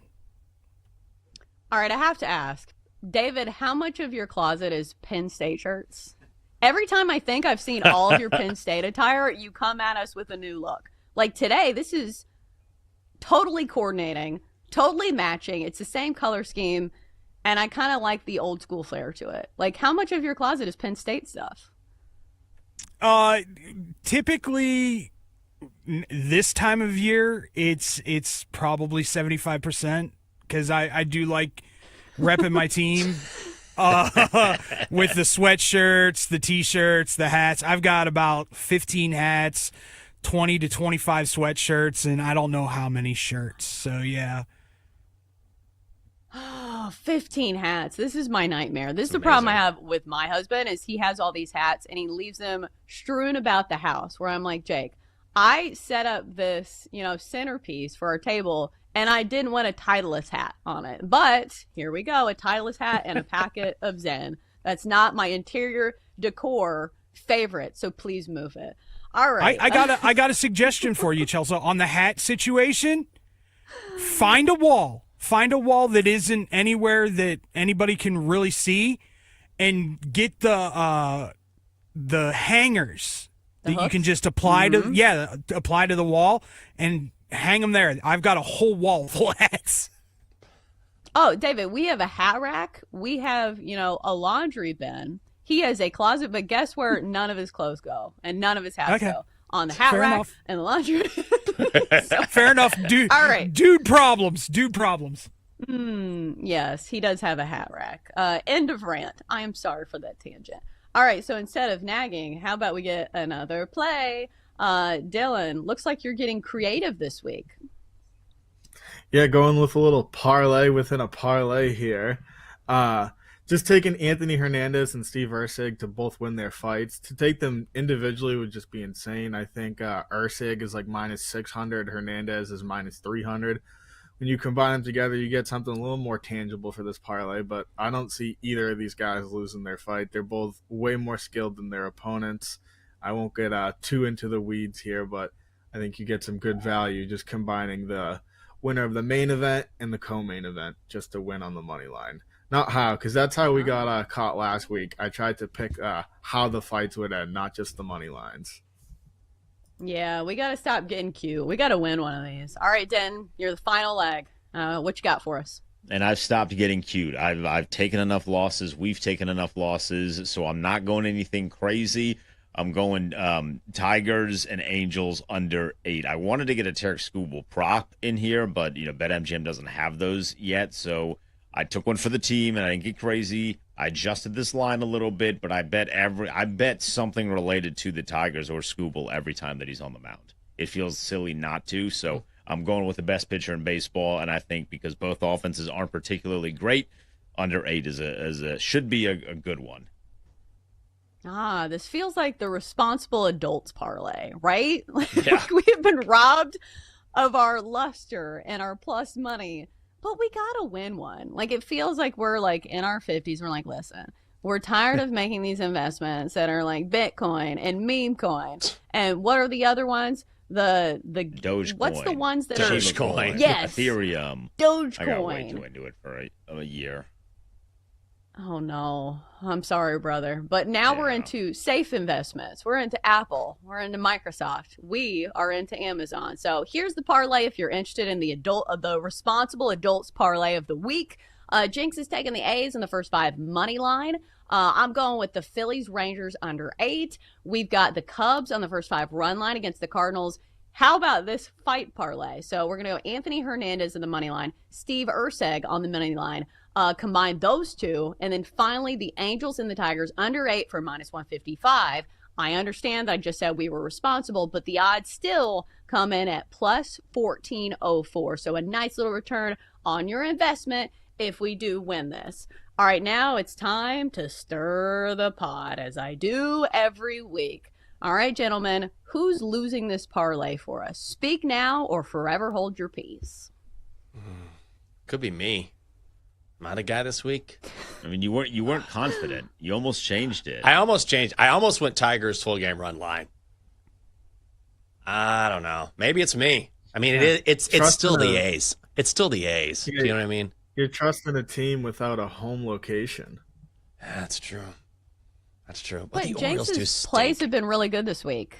Like, I think you ride the hot hand. I think if you've been picking winners in baseball, which you have been, you go with your gut instinct instead of saying, I don't know, just because they're the A's. Like, they're playing the Orioles, right? That's true. Who are they playing? The Orioles. The Orioles. That's right. So you want to trust the Orioles over the A's? No. God, no. A's are a good player right now. They've been good to me this week. So I'm going to stick with it, but I would probably fade myself. Yeah, I don't know who else to, like, pick on here because I like all of these plays. But I will say, like, Steve Erceg, that looks like a last name that's one of those that's, like, spelled backwards. Do you know what I'm saying? When people are like, oh, her name's Neve or whatever, when it's heaven backwards. Like, that was my first thought. I was like, what is this spell backwards? Even though it's not something you can say out loud. Or not something I can pronounce very clearly. He's Australian, if that means anything to that. I don't know. Opposite side of the world, they do things backwards. Love Australians. Isn't there like some rumor that their toilets go the opposite way? It's not a rumor. That's true. Oh, it happens. It goes counterclockwise. Look at us. Yeah. I've never been to Australia, so I haven't been able to test it out. It's one of those rumors you hear and you don't look it up, and you're like, it's probably true. Yeah, it's because of where they are on the Earth and the Earth's rotation, correct? Isn't that right? That's the boring answer. I don't want to hear that. They just valued left-handed people. Yeah, why are you getting all scientifical on us? Oh, sorry, I could be wrong. They're just like lefties, shout to all the lefties. Does any culture value lefties? Like, No. serious question. No, they don't. Wow. And it's really annoying. Do you know how much I've ruined notebooks in my hand by trying to write things? I've been writing thank you cards for a wedding, and it takes me 2 hours because I got to wait every 4 minutes so I don't smear the ink. It's terrible. Oh, the struggles of a lefty. You should have been a baseball pitcher. What were you doing? I know. Well, I throw right-handed, so I'm just weird all around. I just want to say, the worst. I know, I'm literally the worst. Both worlds. I just got to clear up the toilet water thing. The claim that it spins in the opposite direction due to the southern hemisphere, it's a myth. It's because of the design of the toilet bowl. So it's just a simple toilet bowl design. Boring. Wow. So what is the toilet bowl? I've got to Google this. Like, we've got to get to break so I can Google everything about toilets. That's what I'm saying. Yeah, show field trip to Australia. All right, we'll be back after this. Ben Hartsock joins the show to talk everything Big Ten football. It's next on the Daily Tip.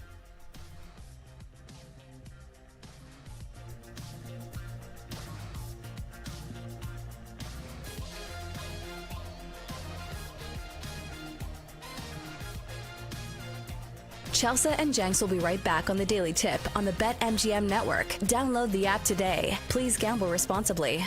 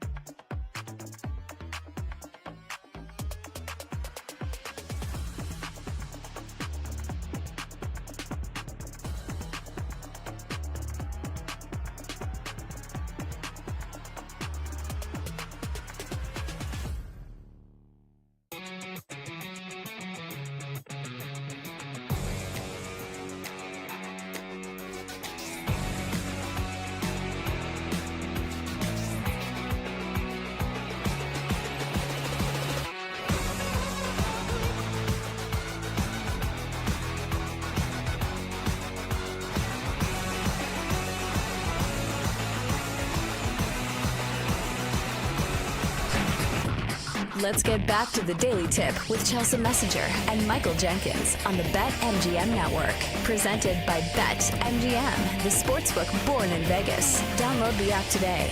Please gamble responsibly. All right, we're back. And as we all know, college football is right around the corner. It is August the 8th.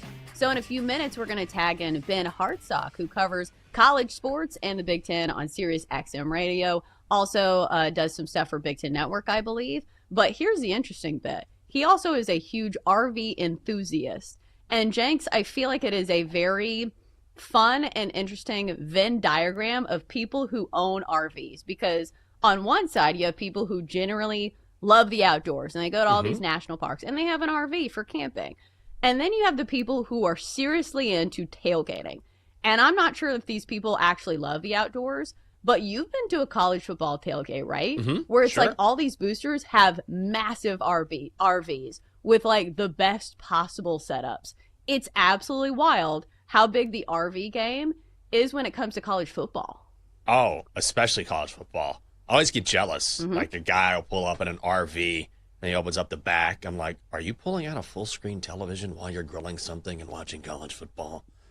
Can we be best friends, please? It's America, baby. And there's a drink in your hand, sir.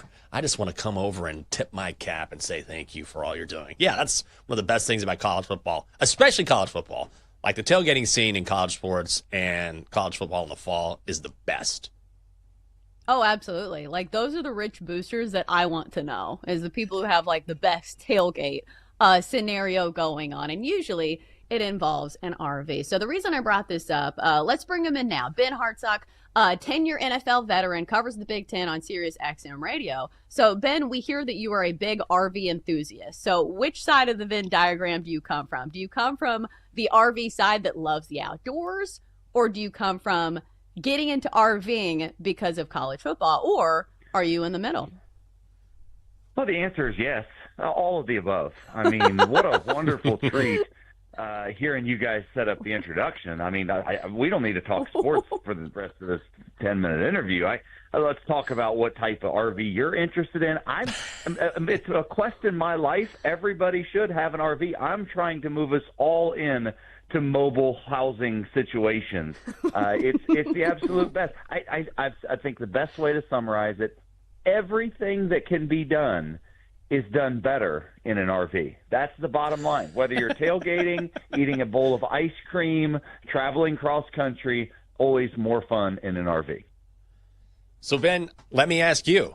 All right, you're in your RV, right? You got the TV on. You're watching your Buckeyes. What do you expect? What are the expectations? And are you worried about the fact they haven't chosen yet their starting quarterback?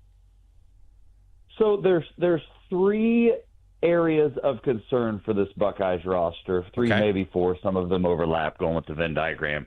A new coordinator on defense, new coordinator on offense, and a quarterback with virtually no experience.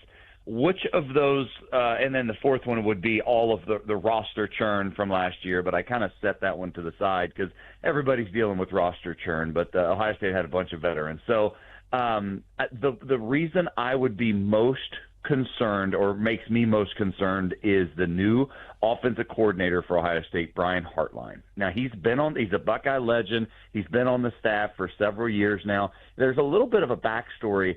2 seasons ago, Ryan Day told us that Brian Hartline was going to be the offensive coordinator, and for Coach Day to give up play calling duties was big news. But then the camp came, and Coach Day was asked about Hartline's, process, and he said, "I think I'll keep play calling duties." So it's almost like it was a head fake.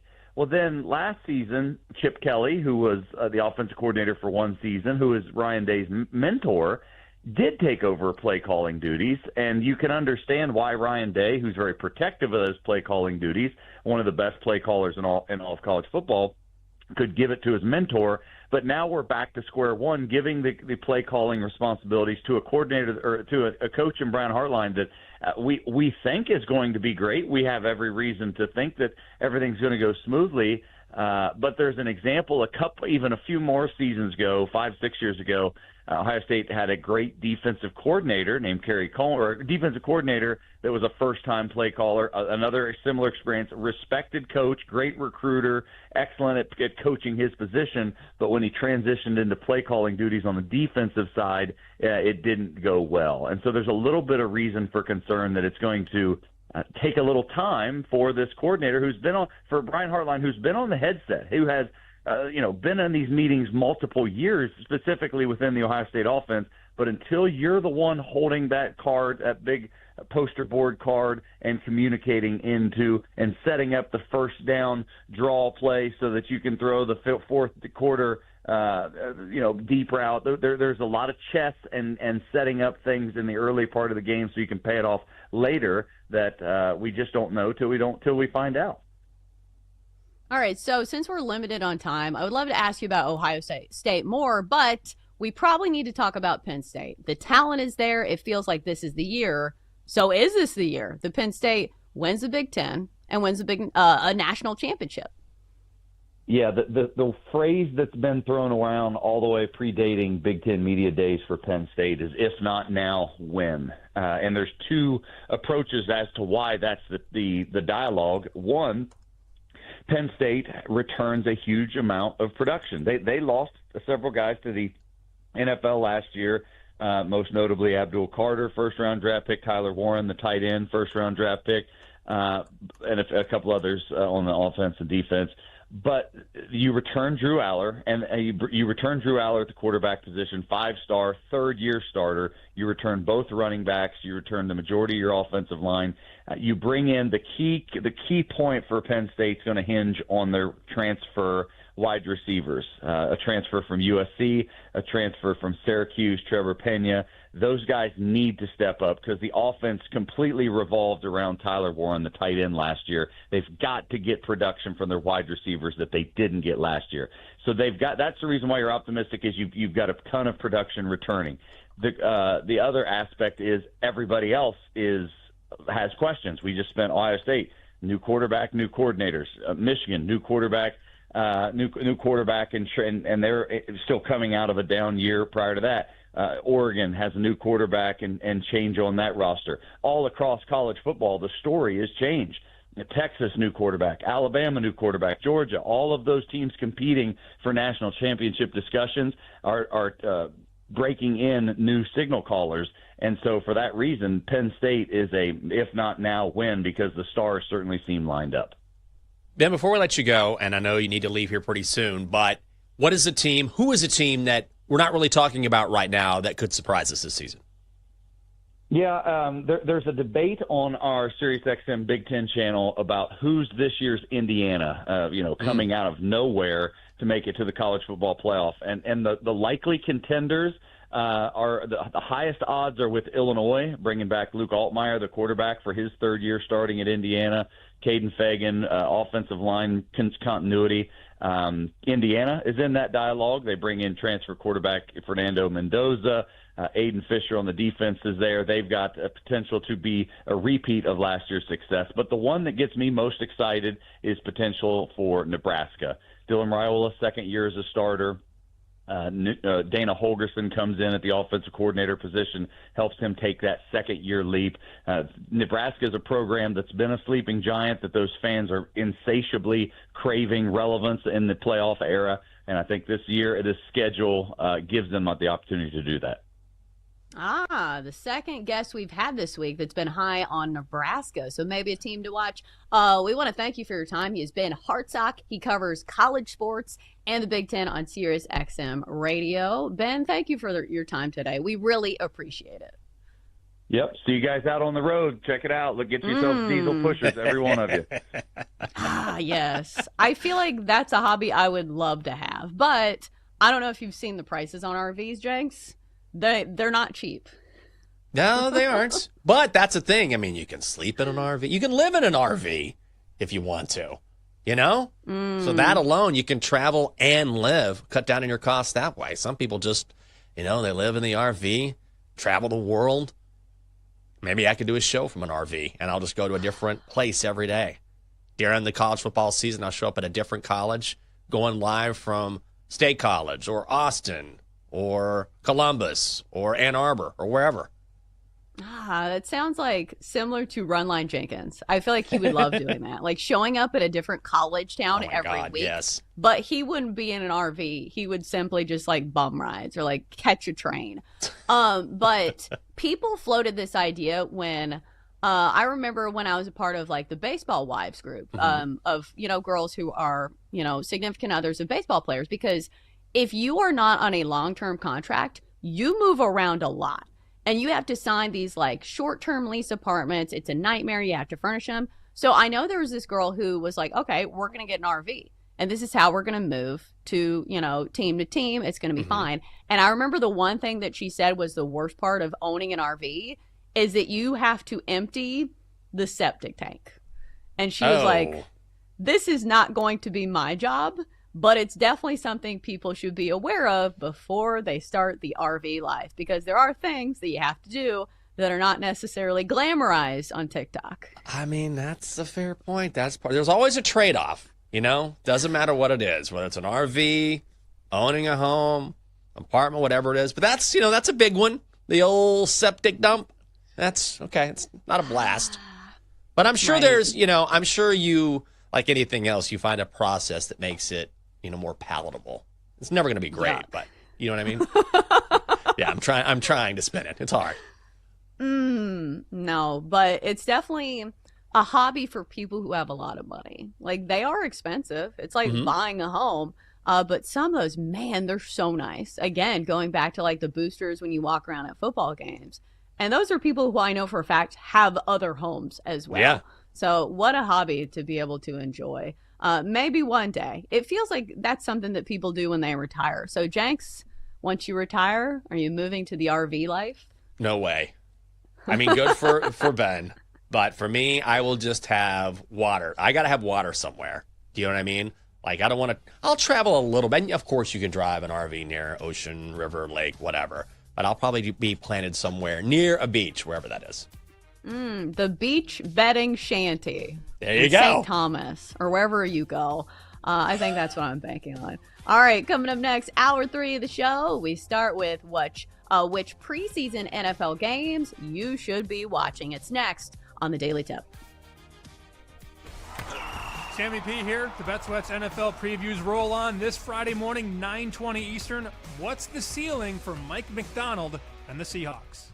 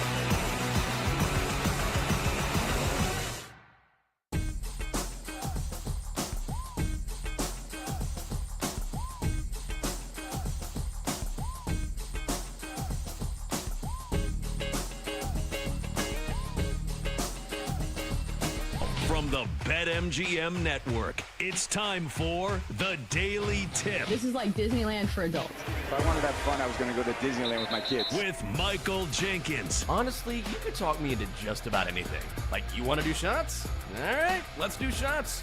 You want to put together a 10-leg teaser? Sure, let's put some money on it. In fact, I do a parlay with Champions League soccer and the WNBA. And Chelsea Messenger. Let's try to beat the rest of the network at being degenerates, because maybe, just maybe, we can win in that regard. I do like the idea of a parlay. Hey, Dad, don't forget about me, the Dunkster. Presented by BetMGM. The sportsbook born in Vegas. Download the app today. Please gamble responsibly. If anyone can be a degenerate, it can be us. It is hour 3 of the Daily Tip on the BetMGM Network. Oh, yeah, it's Friday. Friday morning good time edition. I'm Michael Jenkins. My partner in crime is Chelsea Messenger. Coming up in our final hour, jam-packed slate of preseason football in the NFL. We'll talk about some of the more interesting storylines and if we're actually going to bet on the games. Preseason is great for the sharp bettors. For us, a little dicey. In 20 minutes, we haven't forgotten about baseball. We will get some insight from Chris Vasile from Covers.com. And yes, at 8:40, Donkster and our best bets. How you doing to our audience on Stadium as we stream our final hour? If you want to stream us and see us, it's easy to do. Just go to BallySportsLive.com or use the Bally Sports Live app. Chelsea, here it is. We had 3 games last night in the NFL preseason. Now we get 3 more tonight and a host of games on Saturday and Sunday. But you always hear this with NFL players, like we're tired of playing against ourselves, right? We're tired against playing the same color jerseys. We want to hit another team. And when that happens, then you can really amp it up. Because certainly when you're practicing against your teammates, you let up a little bit. You don't want anyone to get hurt. So now we're seeing joint practices and preseason football games. That includes your Tennessee Titans been having joint practices with the Bucs, and Cam Ward was so upset during one of those practices, he chucked a football at a defender. Yeah, I had a target. I was trying to hit one of them boys in red jerseys. So, I mean, it was good. That's what football comes to. We adapted up right after practice. Ain't no big deal. But, I mean, I'm excited. You know, the team know I got their back. They're going to have mine. And, you know, might have another skirmish, but I know we're going to be together. Oh, yeah, a little skirmish. Commanders got into a couple skirmishes with the Patriots. Mike Vrabel had blood on his face. Now, you know, we're getting closer to the season with the fights and throwing footballs at other guys and stuff like this. So it's coming. Oh, absolutely. And I think this will be a big test for Cam Ward is how does he handle adversity? Because I feel like we have heard from him all throughout the offseason and all during training camp. And he says all the right things. And he carries himself so well. But it's very different once your team starts losing and once the fingers start being pointed at you as the quarterback. Yeah. So we'll get our first glimpse of Cam Ward in action against, you know, players who are actually wearing pads, who are, you know, playing at full speed with the Titans this week, playing the Bucs. So I will be very interested in that, obviously, because he is, you know, the only hope for our franchise, it feels like at this point. But we will see a lot from, you know, a lot of these other teams. And I think maybe that's the one reason why I'm interested in some of these preseason games, because it's kind of a tough sell. Like we talked about this at the top of the show. It feels like you get very few, like 100% good plays and a lot of really bad plays in the preseason. But we do get our first glimpse at a lot of quarterbacks, like starting from the top with, you know, the Browns. We get to see Shedeur Sanders and whichever one of their 6 quarterbacks will be coming in. I don't think we'll see Joe Flacco. I think he understands how to run a football game at this juncture in his career. Also, we'll see Jackson Dart for the Giants. I know a lot of people were high on him. And also, I'm really interested to see what we see from J.J. McCarthy, because Jenks, please correct me if I'm wrong. I feel like people have been putting on him on such a pedestal where it almost feels assumed like he is the answer at quarterback. And we still really haven't seen him in NFL games too much. So I wonder if the hype is going to match the product we get on the field when it comes to J.J. McCarthy. Yeah, it's a really good question. Now, the Vikings host the Texans tomorrow afternoon, and the Vikings are laying 3 in that game. Total is 37 and a hook if you are interested. But I was reading about this because I don't trust the Vikings at all right now. I really want to see how he looks, and I don't know how I got on not necessarily a deep dive, but we've heard so much about J.J. McCarthy, and I'm like, well, how does he look? Like, everyone acts like he's just going to come in, and it's just going to be, all right. I think part of it has to do with the Sam Darnold effect. I'm telling you, this is going to be a step down from Sam Darnold. You can say what you want to about Sam Darnold. He had a great season last year. Did he falter a little bit at the end? Sure. But he's great last year. I think he was an MVP candidate for a while.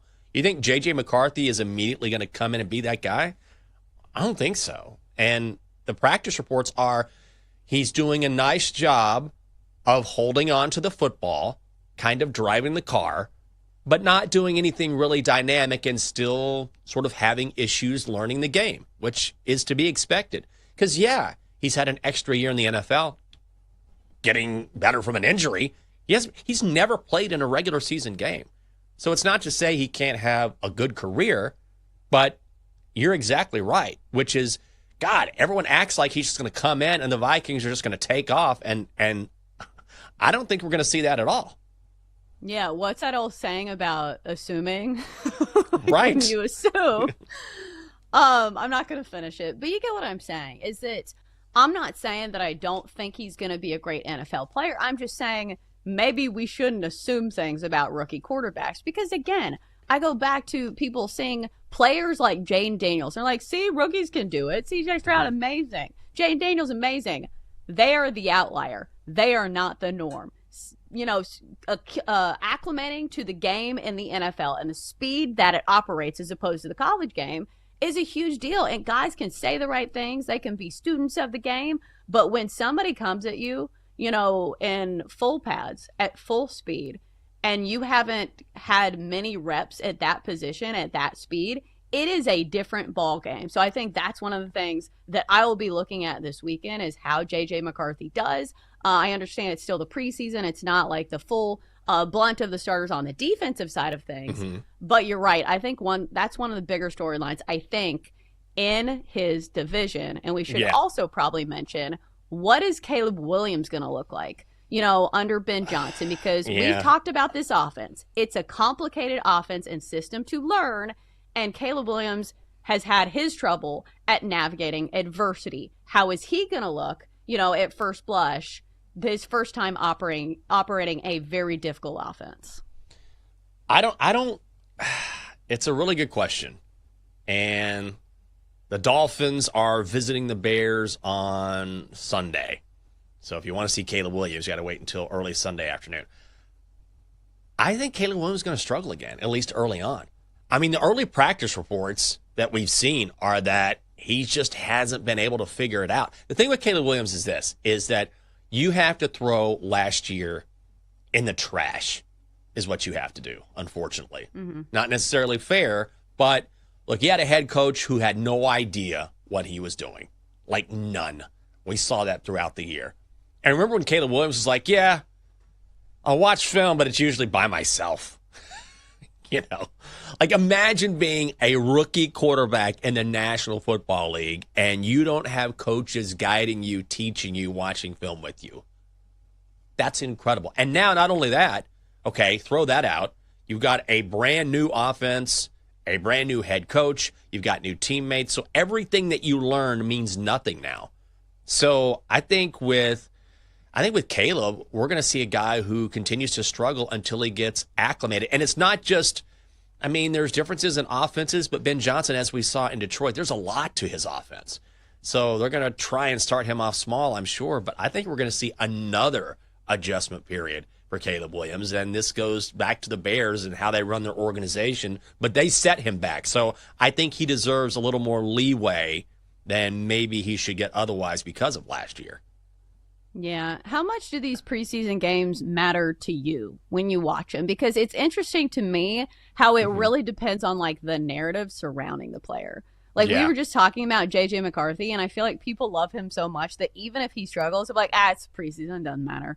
But if Caleb Williams struggles, oh boy, I feel like that narrative train will be running full steam ahead. Is Caleb Williams really the answer in Chicago? Because I feel like people, I don't know. I feel like there's already people who have given up on Caleb Williams.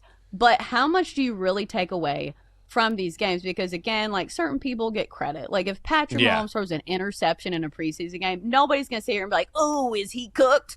No.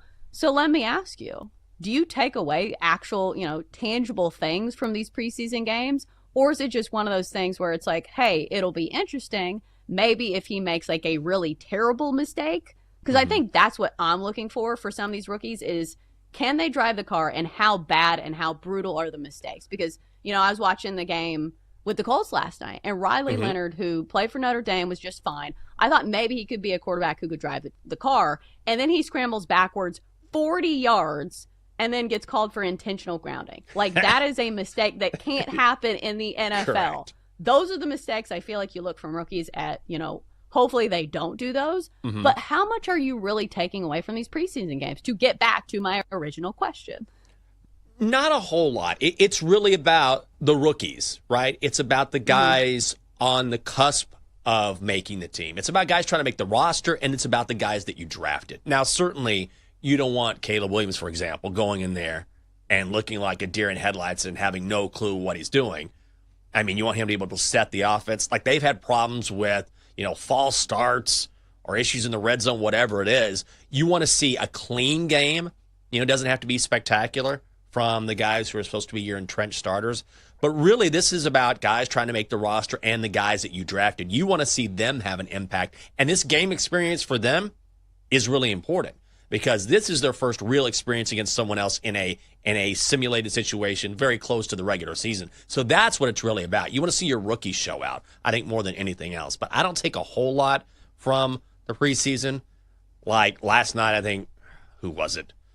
Was it Geno Smith or someone, played one series, went 1 of 3. Like, what do you take from that? Nothing.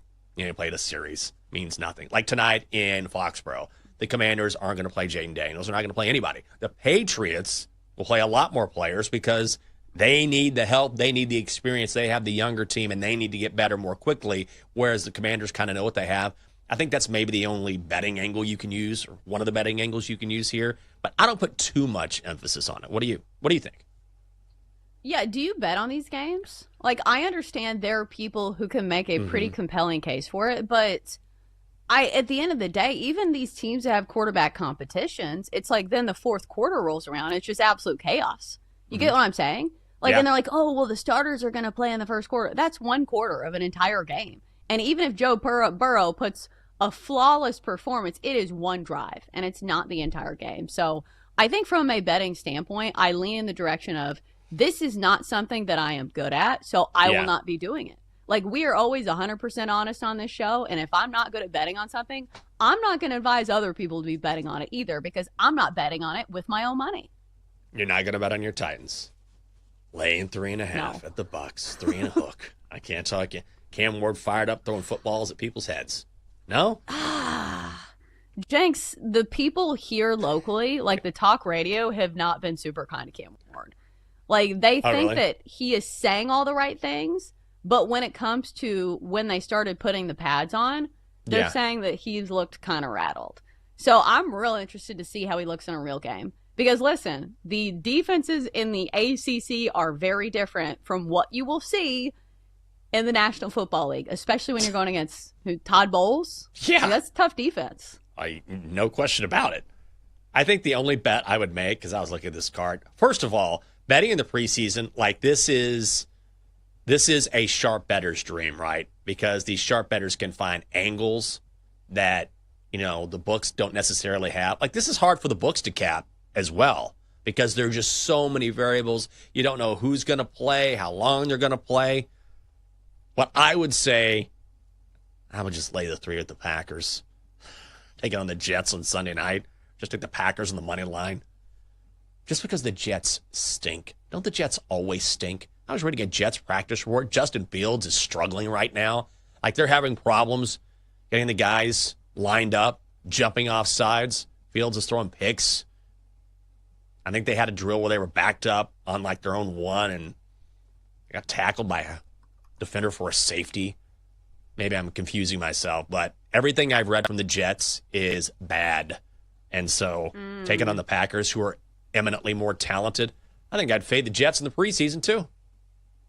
I wonder if I need to see who's starting for the Packers at quarterback. Is it going to be Malik Willis? Because that would be interesting. I need to double check that because I think that's a lot of the handicap for these games is who is starting at quarterback and who's going to get most of the snaps and how important is this game to their job because, some of these, it is important. Like Shedeur Sanders probably needs to go out there and have a good game because he's competing with, 5 other quarterbacks? Yeah. He is competing for his job, but I don't know. The competition of mid. Oh, my God. He's competing for the job with half of Cleveland. That's crazy. The Browns going to Brown. Coming up next on the show, hey, let's go back to baseball. Chris Vasile from Covers.com will be here. Find out if he has any futures bets on the card and what he likes tonight. That's Chelsea. I'm Jenks. Come on back.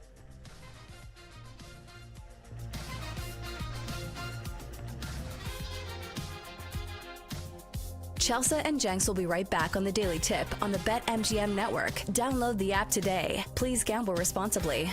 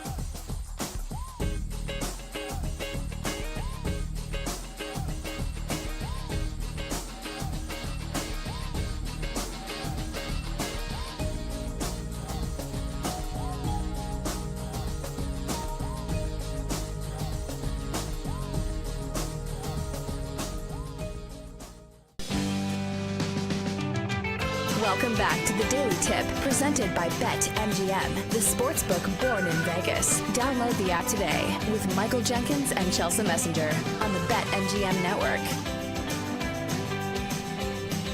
Welcome back. Great to have you with us. Come on, Double D. Great to have you with us. It is Friday morning good time edition of the Daily Tip on the BetMGM network. Always great to have you along. I'm Michael Jenkins. She is Chelsea Messenger. Coming up on the show shortly, what to expect for the rest of the season of Major League Baseball as we bring in Chris Vasile from Covers.com. You know, we're always very much into, at least me, not we're. I roped us in on that one. I love watching like Forensic Files, Law & Order, but also those references now that they make on that show are so old. Because now we're sort of in the second generation of the internet, right? With Chat GPT and Gemini and artificial intelligence. But in some of those episodes, the internet is really new. And so I was yesterday eating some breakfast and I put something on, just sort of mindless entertainment. And the references that they were using, I was howling. They had some suspect who had committed some sort of crime online and they had him like in the box and they were interrogating him. And the cop was like, "We know you've been surfing in cyberspace." I was like, "What?" He goes, "Yeah, and you've been sending messages from your personal mailbox." I was like, "You mean email?" Like they were just kind of figuring it out. Oh my God. That's, first of all, those episodes are so old, but that's how you know that the internet has evolved so much. I mean, when is the last time someone said, "Have you been surfing in cyberspace?" Surfing. It's wild. I think this is the worst part of trying to watch old movies. That, like, I don't know if you do this, but have you ever watched, like, rewatch an old movie where you remember it being like this amazing movie, and then you rewatch it and you're like, this movie's terrible. Like, the special effects are garbage. Like, the screen quality, obviously they can't help that. But then, like, sometimes the acting's terrible. Like, I feel like we have advanced in just about every category when it comes to movies and shows. Yes, we absolutely have. And let me tell you something. When I surf the information superhighway, cyberspace, I go to Covers.com and I bring in Chris Vasile, sports betting analyst. So let's get him in here. Chris, good morning to you. Thanks for being with us. Let me ask you something here, because I saw in your bio, and I've followed your stuff for a long time, but your favorite movie, I think, is Happy Gilmore. So Happy Gilmore 2 has come out. Have you seen it, and what'd you think? Yeah, so we watched a little bit of it, my wife and I, and it has that nostalgic feel. I definitely think that they did a good job for the first, I would say, hour and a half, and then it kind of fell off a little bit at the end. But I mean, you watch it for kind of the nostalgia, the cameos that they had, and I thought it was well done. But one of those movies where it just kind of was trying to get it out and make some money on it a little bit. Yeah. I know. I feel like it's tough to like criticize Adam Sandler movies, especially like if you're in the generation that I am, where the string of hits that he had, and you're like, no, it's almost blasphemy to say anything bad about Adam Sandler, so I'm not gonna. We're gonna say, oh, did you see the cameos? They were great. What about the plot of the movie? Well, did you see how many cameos there were? It was amazing. But on a similar vein, so you are from Canada, and I just went to Canada, which I understand is a whole country. But I was amazed at how many Blue Jays hats I saw. So big fan base there, obviously. And I think you're a Blue Jays fan. So let me ask you this and see if you can say it without being any type of biased here. Because the Blue Jays right now lead the American League 4 games ahead of the Red Sox, 68 and 48. What's the sabotage factor for the Blue Jays, though? Like, sometimes we see this with teams in the regular season where they have this great regular season. But being a good regular season team is very different than being a team that can win a World Series. Do you see a sabotage factor for your hometown Blue Jays? Yeah, so it's always been pitching for the Blue Jays. I mean, it doesn't matter what year it is, essentially. It's always been, can the pitching hold up when it matters most? This year they've got, a couple of good guys that are pitching well. Kevin Gausman's been roughed up, a little bit over his last, I would say, handful of starts. The bullpen's been decent, but it's always kind of been, can the pitching hold up? And going up against, the likes of, the Detroit Tigers come playoff time, or, the Houston Astros, if they run into them, I just don't see the pitching holding up. I want to hold out hope that the Blue Jays can get over the hump, the offense has been mashing of late, and they have, very limited holes 1 through 9. It's just always that pitching rotation is kind of a big question mark for them. It's been the case every year for the last, I would say, almost a decade now. So, Chris, I wanted to switch to the National League for a second. Are the Brewers really going to keep doing this? I mean, best record in baseball. It's sort of remarkable, and they have not let up. Do you believe in what Milwaukee is doing? Honestly, Jenks, nobody saw this coming, but I do believe they are equipped for a deep playoff run. They're kind of doing all the little things right that you need to do to win ball games. If they have an uptick in their slugging numbers, they're kind of a little bit below average right now. A little bit of power goes a long way in October, but I do like how they're playing fundamental baseball. They're playing small ball, and they've got a decent enough pitching staff that could make some noise. I do see them behind the Dodgers and Phillies in that NL division. But come October, anything can happen, and the Brewers are definitely one to keep an eye on. All right, so we're a betting show, and you told me that you have some bets for today's card. What do you like today? Yeah, so if the New York Yankees don't turn it around, Aaron Boone's going to have a lot of time to kind of go in cyberspace and look for some job openings. So we're definitely fading the New York Yankees. Yeah, exactly. We're definitely fading the New York Yankees once again today. I just don't understand the price. It's minus 115 for the Astros. If you look at the Yankees, they're kind of the opposite of the Milwaukee Brewers.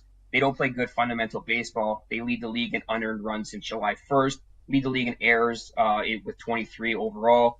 They've lost 5 of their last 6 games. Right now, they're hitting, just 2 over the last 15 days. They're 23rd in OBP, OPS, and 24th in batting average. They can barely scrape together, some multi-run games. Now they got to face off against Hunter Brown, who's been kind of lights out for the Astros all season long. He's top 5 in strikeouts, top 5 in ERA, and he's 1 win away from reaching double digits, which I think he gets here tonight.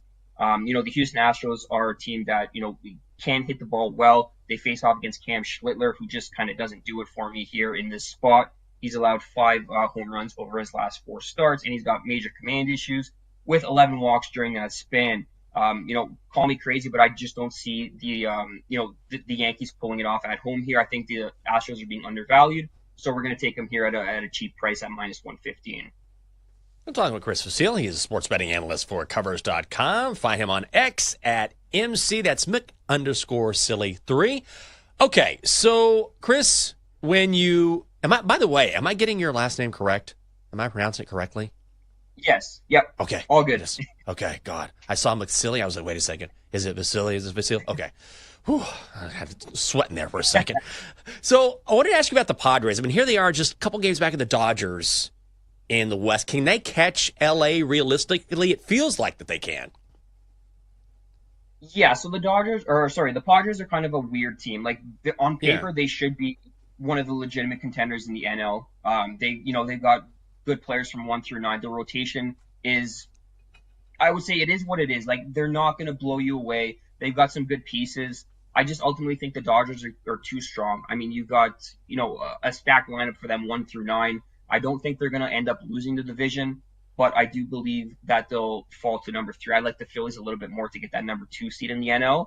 But the Padres, they could be one to watch for the NL, but I just don't think they're good enough to catch the Dodgers. All right, let's talk about the Phillies. I feel like I am so easily sold on the Phillies just about every year. And in the postseason, they're kind of streaky. That's kind of the problem with the Phillies, is that on paper, they are extremely good. They have all these power bats. Their starting rotation, one of the best in baseball. But we've seen in previous years, sometimes it takes their lineup. Like, I'm not sure what happens to their lineup in the postseason. But once again, I find myself putting my money on the Phillies to win the National League. Can you talk me off betting on the Phillies this year? Chelsea, no, I can't talk you off betting for the Phillies. I'm in on the Phillies again this year once again. When you look at them, they're an elite offense. They're stacked 1 through 9 with almost no holes. They play good ball at home, which is kind of critical when the playoffs roll around. As I mentioned, they're neck and neck with the Dodgers for the second spot, and that kind of automatic bye in the playoffs. Getting home field in the division round, will set up nicely for them if they can get it. They've got 3 solid pitchers: Wheeler, Sanchez, and Suarez. The bullpen's training up. I'm a believer in the Phillies. I've always been a big, Bryce Harper guy. I want to see them succeed. And I do think this is, one of the years where they can possibly make a deep run. Of course, they're probably going to run up against the Dodgers at some point, which is, a coin flip at best. Obviously, the Dodgers will be favored, but the Phillies, they have, they're in my bank account as well. Chris, and maybe the Phillies are the answer here, but which team do you think helped themselves most at the deadline that will pay off down the stretch? That's a good question. I would probably say, like you said, the Phillies. I think they bolstered up. Yeah, they bolstered up their roster. I think enough to make that deep October run. And you look at the Yankees. They traded. They wanted relief pitching help. Jake Burton just got demoted. Their bullpen is essentially falling apart. In the early exchanges here, I do think the Phillies definitely were the team that bolstered up the most. All right, so before you came on, we were kind of talking about the slate a little bit, and I thought you said you were interested in fading both New York teams today. So we do have a big matchup in the National League. Kodai Senga and the Mets, Brandon Woodruff and the Brewers. And the Brewers are now minus 130 on the money line. So is this a game that you're interested in betting on? 100%. I locked in the Brewers yesterday at minus 125 when the line opened.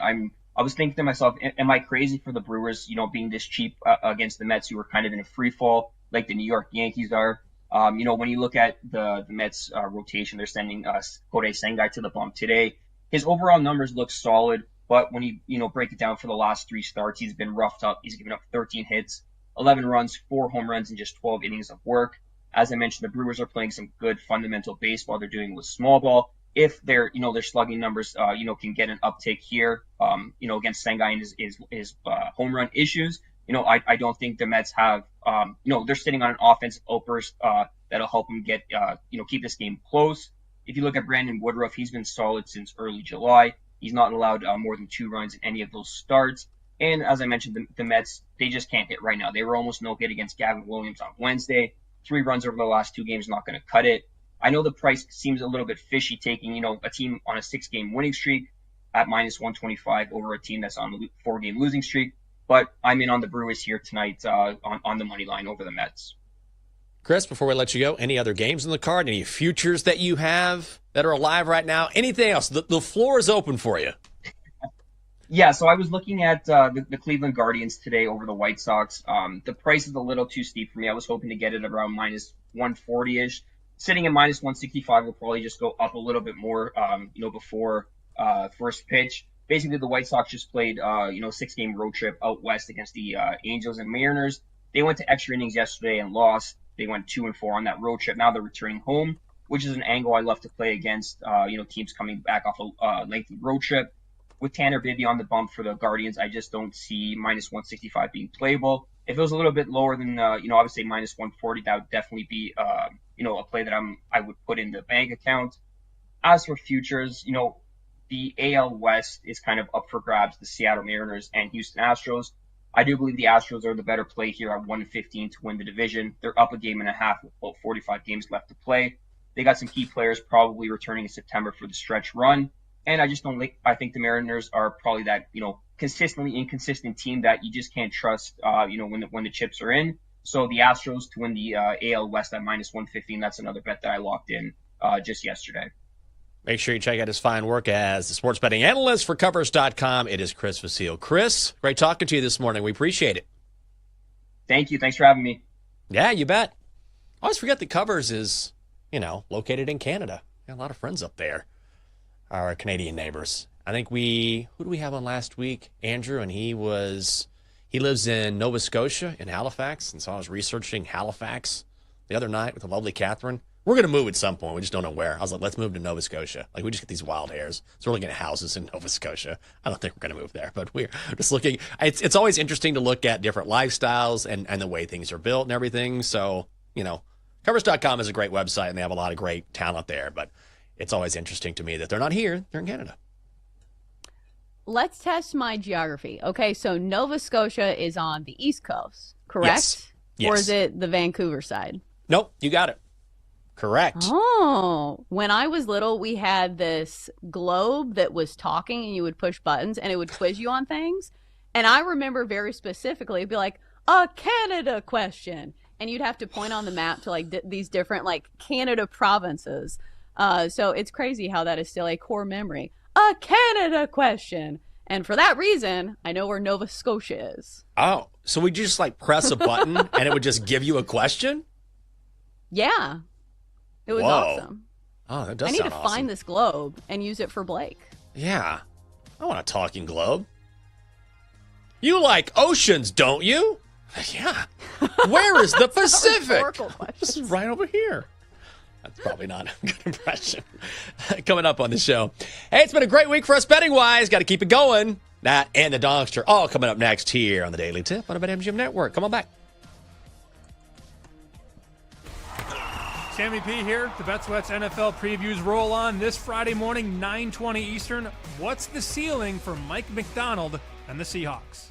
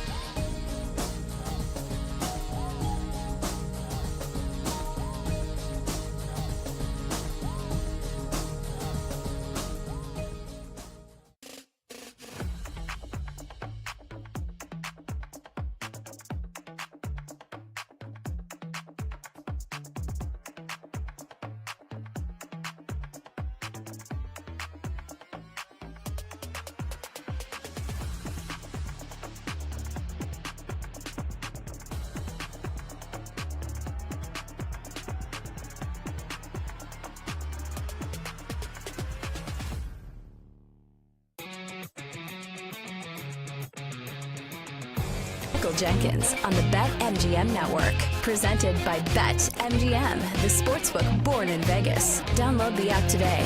Please gamble responsibly. This is my favorite part of the show. We build up towards the weekend. It's almost here. Double D, drop those bars.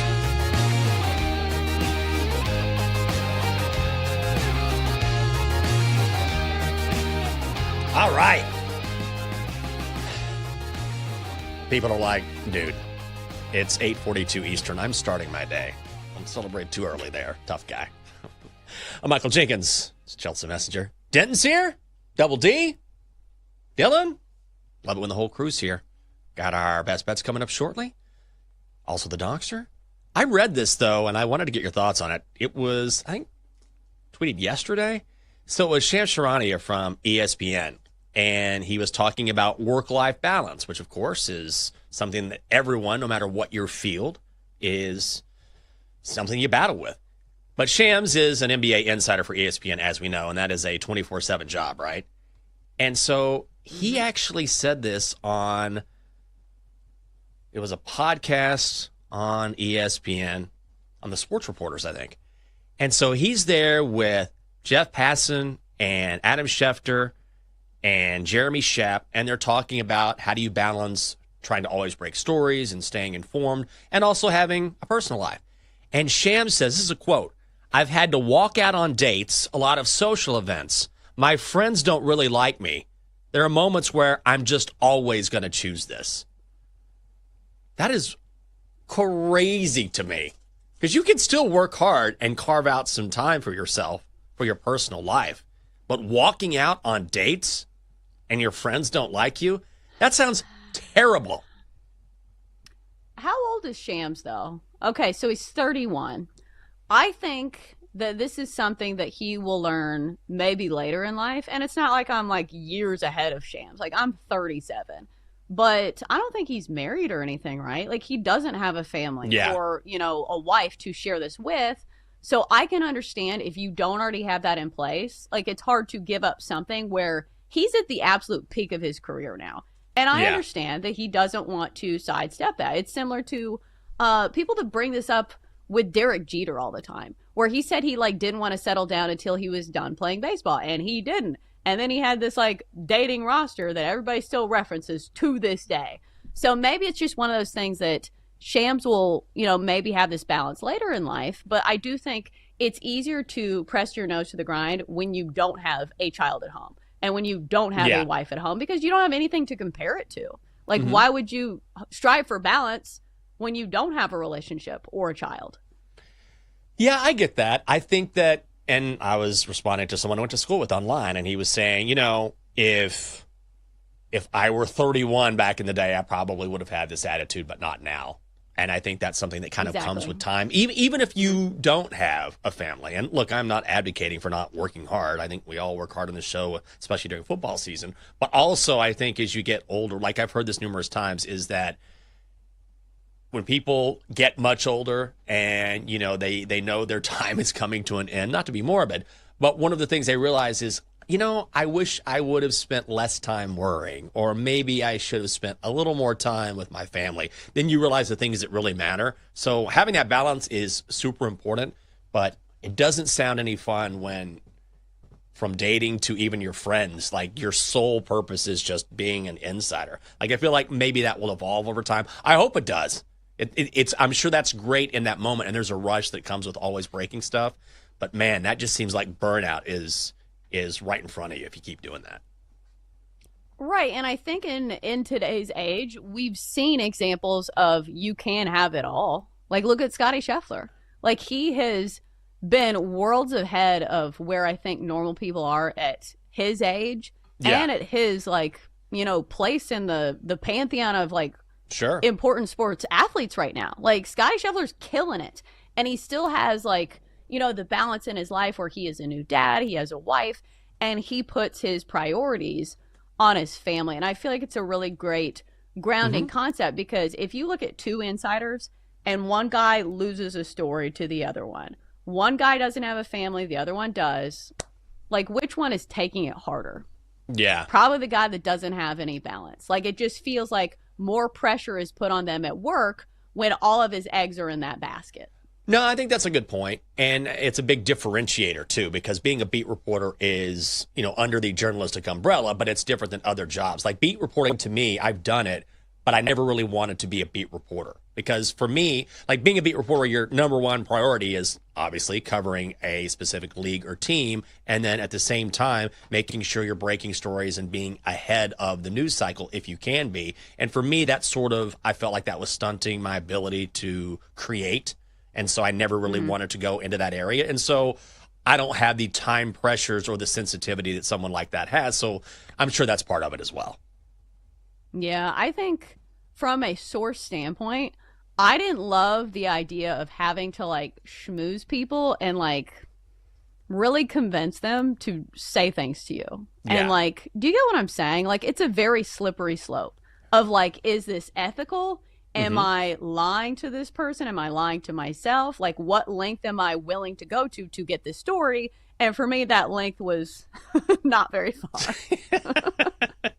Well, you're totally fair. I mean, people that are in that world, they're in that world, and there's a real competitive aspect, which is not really me either. But, Shams is fantastic at what he does, so it's just not necessarily for me. But sometimes that's the sacrifice, I suppose, that you have to make. Coming up next on Bet Sweats, Sammy P and Kay Constable. Bet Sweats, Kay Constable also along. They will preview the Seahawks, give their best plays for the weekend. Also, Alyssa Charleston-Smith from Fox 13 in Seattle will help preview the Seahawks at 11. Tommy Lorenzo joins the show at 11:20. Time to pick some winners. Time to place your bets. All right, Chelsea, you've had a nice week. I'm going to tell you here, I love this play. Let's do it. Yeah, I'm going with an under for my final play of the week. So today we're going to go with the Phillies and Rangers under 8 for -150. It is an alt line, but always go up to the nearest round number, in my opinion, because at least you get a push if it lands on 8. But listen, we have a great pitching matchup today when it comes to these two teams. If you look at Christopher Sanchez, he has been flat out fantastic for the Phils this year, coming off 8 strong innings for Philadelphia. And plus, they just made some new additions to their bullpen, including Yohan Duran, who throws absolute gas as their closer. And plus, if you look at the Rangers this year, they have been one of the best teams to the under all season long, especially when playing at home. They've got Merrill Kelly going today, who is their shiny new addition from the Diamondbacks, 9-6 this year with a 3.22 ERA. Also a veteran pitcher who I feel like doesn't get quite enough credit. And going back to those under numbers for the Rangers, if you look at them at home this season, 37, 19, and 1 to the under. So I like both these pitchers. I think the fact that they both can go deeper into this game is an added bonus. So let's go Rangers and Phils under 8, especially because the Phillies offense falls off a cliff when they are not playing at Citizens Bank Park. 16th in OPS on the road this year. Under 8, Phillies, Rangers, -150. God, such a good bet. Sound like Napoleon Dynamite. God. It's a great bet. I love that. I'm definitely playing that as well. I'm not just saying that. Man, I can't believe I missed that. All right. I've said this bet throughout the show. I'm going to stick with it. A's first 5 money line, just -110. Taking on the O's up in Charm City. The Athletics making the trip from D.C. to Baltimore. So you've got J.T. Gann going for, I was going to say Oaktown, going for Sacramento, the Athletics, whatever. But he's been great on the road this season. ERA of 2.82, and he's facing Tomoyuki Sugano. And Sugano has been hit hard, especially recently, giving up at least 3 runs in 8 of his last 9 appearances. And also, he faced the A's earlier this season. It did not go well. Gave up 3 runs in 4 1/3. This is a top 10 offense when you're talking about the A's. I know it's hard to believe, but they have really been swinging the bats well lately, like they did early in the season. So I'm going to stay away from the A's bullpen in this game. Let's go A's first 5 money line, just -110 at BetMGM. Yeah, A's can swing it, too. Yeah. We've been talking about their offense. Low-key, one of the better offenses in all of baseball. So when you go against the Orioles, who have been one of the most disappointing offenses in baseball, I like it a lot. All right. Guys, don't forget, we are on YouTube. You can check out the Daily Tip. You can check out each and every show on the BetMGM Network. And it's easy. Just like and subscribe on YouTube. And as always, you can listen on the Odyssey app. I think we have Sammy P coming in today. I'm not sure. But before that, We have to bring in the final member of this team, and that is the Dogster. Good morning, Dogster. It was not me. What? What are you talking about? I don't even have arms, Dad. I'm not sure I follow here. I'm just saying there's a lot of speculation going around, and I had nothing to do with it. Dogster, nobody knows what you're talking about. Okay, fine. I threw the Green Goblin on the court. Dogster, come on. You shouldn't do that. Plus, why would you give that away? I already have a half dozen. Yeah. Oh, yeah. Terrible. How about a bet? Buy my donk coin. No, nobody's buying that. Can you please give us a bet? Okay. Diamondbacks, run line, hosting the Rockies. Okay. Well, that's over. Well, no one today from Bet Sweats. You know who's not working 24/7? The crew at Bet Sweats. Yeah, let's just spend this time bad-mouthing Bet Sweat since they didn't want to come on our show. I was going to point out the fact that I think it's an accomplishment that we haven't had to talk about the WNBA story at all this week. Like, we've had little touches of it. I mean, a little Thank bit. God. Not too many touches. Not too many. Just enough. That story's wild, Just by the the way. tip. Just the tip. Right? We're the Daily Tip. That's what we do. Oh, man. Yuck. Also, that story, by the like, way, is wild if you read into it, because apparently a lot of the people behind it are cryptocurrency bros. It's crazy. I haven't read into it. Yeah. I have been very nervous to click the headline because, as you'd expect, I didn't know what I'd find. And nah. Well, you know what? You made a wise choice, my friend. That is going to do it for the Daily Tip on the BetMGM Network. For Chelsea Messenger, Denton Day, Dylan Mitchell, and David Double D Dykstra. Oh, yeah, the Dykstra as well. I'm Jenks. Have a great weekend. Stay fit and humble. We'll see you on Monday. You've been listening to the Daily Tip on the BetMGM Network. Download the app today. Please gamble responsibly. If you missed any of the show, listen back anytime on the new and improved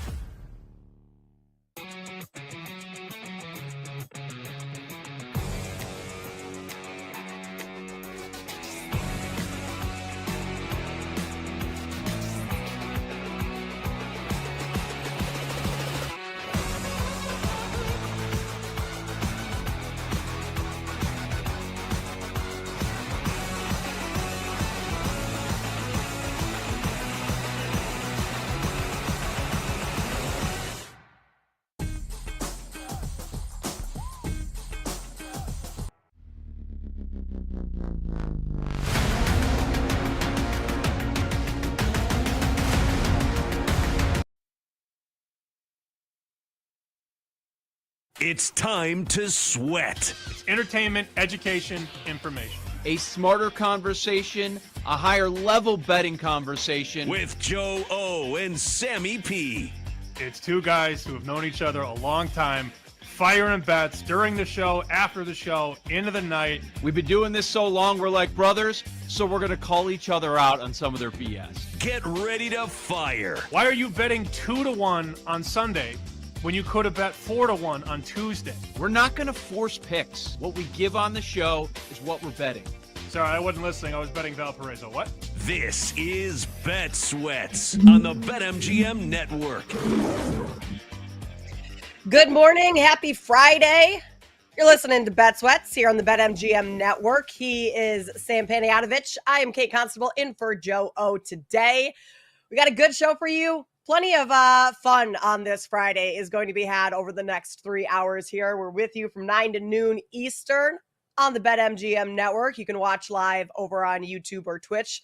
Just search BetMGM Network. And if you miss anything today throughout the show, you can always listen back on the free Odyssey app or wherever you get your podcasts. We're going to continue with our countdown to kickoff today. Seattle Seahawks preview coming up in about 20 minutes from now. They had a preseason game last night. We'll talk about what we saw there, if there's any takeaways from that.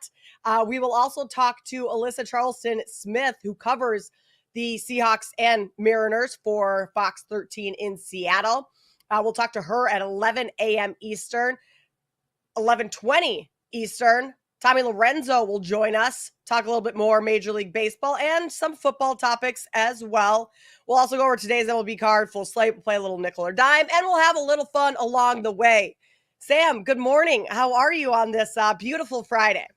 It is beautiful because it's the last day of the week, and it's the last show I have to do before I leave everybody for Las Vegas for 5 days. Cannot wait. Yawn. I'm getting What's going on in Vegas? There's Bet Bash there. Spanky's annual conference. Yes. So it'll be exciting, but the older I get, the less excited I get to go for multiple days. I honestly think at this point, 2 nights is probably enough, maybe 3. So naturally, I'm going for 5. Can't wait. That sounds like a nightmare. It's going to be bad, but at least you mentally prepare for that going in. I just need to know right away out of the gate. Like, I have a burning question. Do you have an alibi for last night? I know you were at the game. Do you have an alibi for what happened? Yeah, I was hosting pre and post game show for the Sky. I was working when when all the shenanigans were going on late in the third quarter, late in the fourth quarter. We had some more toys being thrown onto the court in the Sky Dream game last night. I think that marks like 3 straight games or 3 straight days of toys, adult toys being thrown onto the court. Like, what are we doing, people? What are we doing? I got a selfie from my buddy Steve and you. And I'm like, oh, nice, Kate's there. And before I can even respond to the picture, he hit me with 2 more texts. By the way, ... There was another one. It is taking over. It is taking over. And I don't know how much longer this can go, but I also thought they were checking bags or not allowing you to bring bags in. So I'm very perplexed as to how this is still happening. You know, I had a conversation with a couple of people after the game, and I asked them about that. Like, what's the deal here? Pretty soon there's going to be no bag. And I guess there was no bags last night. Like the no bag policy was in full effect. So these people are smuggling them in some way, Sam. Unclear as to how, but they're getting in even without bags. I mean, that's a fairly large object to just, I guess I don't know really how you get that past security unless it's like, I'm not going to, I don't know. I don't know. I know what you're saying. You don't have to say it. Yeah. And Purple hit last night. So Purple was the winner. I think everybody won, but Purple was the winner if you were actually betting this market.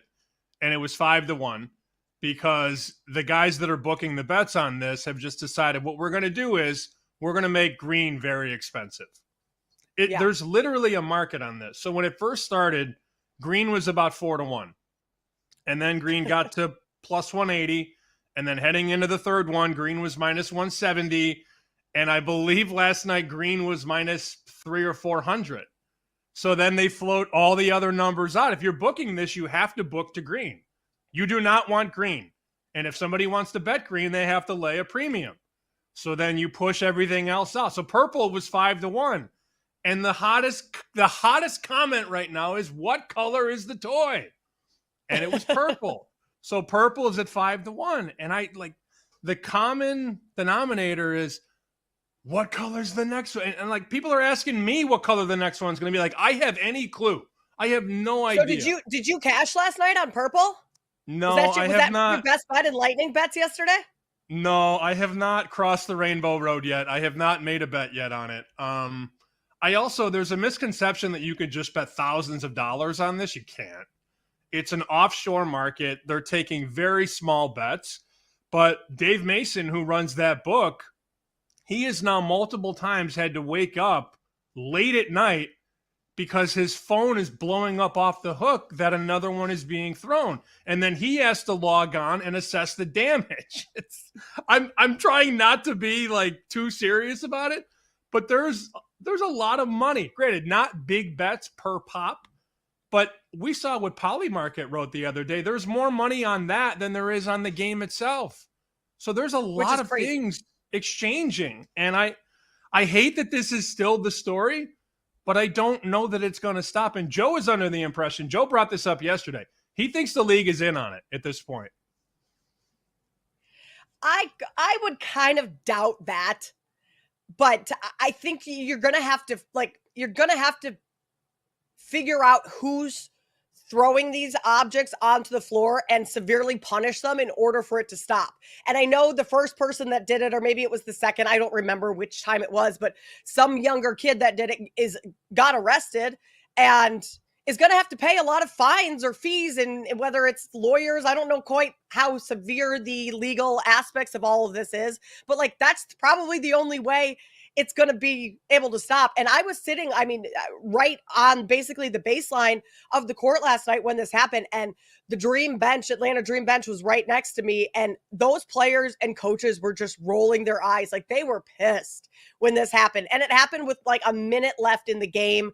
The game was out of hand and everyone was still just not pleased about it. The person that had to go on the court and pick it up, he was certainly not pleased about that as well. So, I have a hard time believing the league is in on it, because if that's the case, then like, the league needs some serious help. They already can't get out of their own way in some aspects. And I don't think this would do anything, Sam, in propelling the league forward outside of people talking about the WNBA, but you're talking about the WNBA now for the wrong reasons, or at least wrong reasons in terms of what the league wants.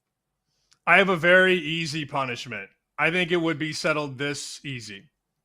The next person that does it, if they get caught, let's put them at center court, have a seat, sit, and then it will never happen again. That will end everything, because then it's over. You just make an example out of somebody and then it's done. That's what I would do, but I digress. I'd like to talk about these preseason games last night. Now, Joe and I, full disclosure, we gave out a small parlay last night. We did the Colts and the Bengals because those two sides got absolutely slammed by sharp bettors. The lines moved, 6-7 points. So the Colts and the Bengals were both bet out to like 6.5. We weren't going to lay 6.5 because we were on the way wrong side of it. But we decided, all right, let's take the two favorites that were steamed and let's moneyline parlay them together. So the Colts to win and the Bengals to win. Was it the greatest idea? Looking back, maybe not. But usually those sides are going to win in the preseason. They did not. Both of the teams that got steamed lost outright.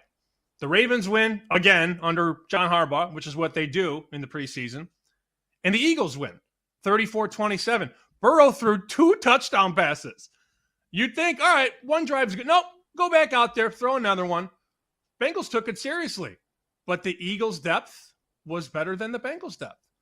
So I'm trying to figure out, because I got a nice DM last night. Good call on the preseason parlay, bitch. Yeah, okay, I'll wear that one. Fine.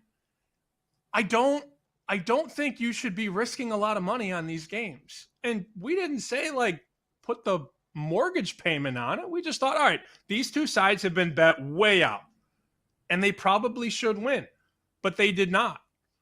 The lesson here is the preseason is so random, and you're relying on bad quarterbacks to get you home oftentimes, and you're relying on third and fourth stringers to get you into the window. And if you're not mentally prepared for that, you probably shouldn't bet the preseason. If you're going to send somebody a nice preseason parlay bitch DM, maybe you shouldn't be betting the preseason if that's how you're going to handle yourself. Or at least, yes, don't be betting your mortgage. Like, it's the preseason for a reason. These teams are working things out. They're playing, trying to figure out what third stringers are going to make the 53-man roster. Like, they're trying different things. This isn't as serious as, obviously, a regular season game. So, I mean, Sam, people shouldn't be saying that regardless, because it's not like we sit here and force people to take the bets that we are placing. We are simply giving them facts, giving them information, kind of guiding the direction in which they're thinking about these games or how they're thinking about it. But, like, you're not sitting here forcing anyone to bet the preseason or bet a lot on the preseason. So those types of comments, like, of course they're going to come. We know that, being in this industry. But yeah, if you're betting enough on the preseason where you're in your DMs or anyone else's saying those types of things, like, I think you need to calm down and maybe wait a couple weeks till week one starts. And then maybe you can get a little bit more aggressive. But still, I mean, the Ravens, like, Harbaugh loves the preseason. He takes it more serious than most other teams. But, I mean, Devin Leary played most of the game. Cooper Rush, 4 attempts. Like, Devin Leary led Baltimore Ravens is still beating the Colts. I know Anthony Richardson, he went out with that pinky, so didn't really get a good look at him, but I would have been on the side of the Colts as well, just based on Indianapolis playing most of their starters-ish, or at least the two quarterbacks that are in competition right now. Every sharp side lost last night. And that's not to say that sharps are dumb, but sharps don't win all the time. So I didn't make any bets on the side. I didn't bet Colts, Ravens, Bengals, Eagles, Raiders, Seahawks. I didn't lay points or take points or whatever. We just decided at the end of the show, we're going to parlay these two sides that have been steamed. But if you look at it, the Colts got bet from +1 to -6, 6.5, lose outright. Bengals get bet up 6 points, 7 points, lose outright. And then the Raiders get bet out to -4.5. And that game, if you want to know how serious the teams in the league are taking the preseason, they ended the game at a tie. 23-23. They said, all right, we've seen enough. But every side that got steamed last night lost. So it'll be fun to monitor today. Can't wait to break down the preseason card tonight. I'll tell you what. It's going to be an exciting one. We have Lions and Falcons tonight, Browns, Panthers, and Commanders, Patriots. What more could you want for a Friday night, Sam? I will not watch a single game. Once we go our separate ways at 12:05, I'm done. I'm recovering from – I did some damage last night to myself. We were at a barbecue. I've been trying to eat really well, and I haven't been drinking a lot during the week and all that. Well, that all changed last night. And I got home and decided I'm going to take the s'mores ice cream and the cookie dough ice cream and put them in the same bowl and cover everything with Reese's Pieces. I woke up this morning, I thought I was going to die. My body is in shock right now. On top of all the barbecue, on top of all the tequila, I decided to layer 2 kinds of ice cream with candy at the very end and then go to sleep. Not great, Kate. So that's a decision that I have made multiple times before, and that tells me that you had quite a bit of tequila, because when you come home and you concoct these things that you don't usually eat, but like you're just kind of throwing everything into the bowl, and like the more sugar, the better. That tells me that you had a great night at the barbecue, and the tequila was flowing maybe a little bit more than you had anticipated. I feel mentally fine. Physically, I'm in pain. So you're going to have to carry me for the next 2 hours and 40 minutes. Well, I had to take a little road trip this week, and I had McDonald's and Culver's the last 2 days, and I haven't eaten fast food I only ever eat it when I'm driving long distances. So my body also feels a little nasty right now. But we're going to power through together, Sam. That's what we do here on Bet Sweats. Coming up next, we'll talk Seattle Seahawks. What can we expect from their season? That is next. He's Sammy P. I'm Kate Constable. You're listening to the BetMGM Network.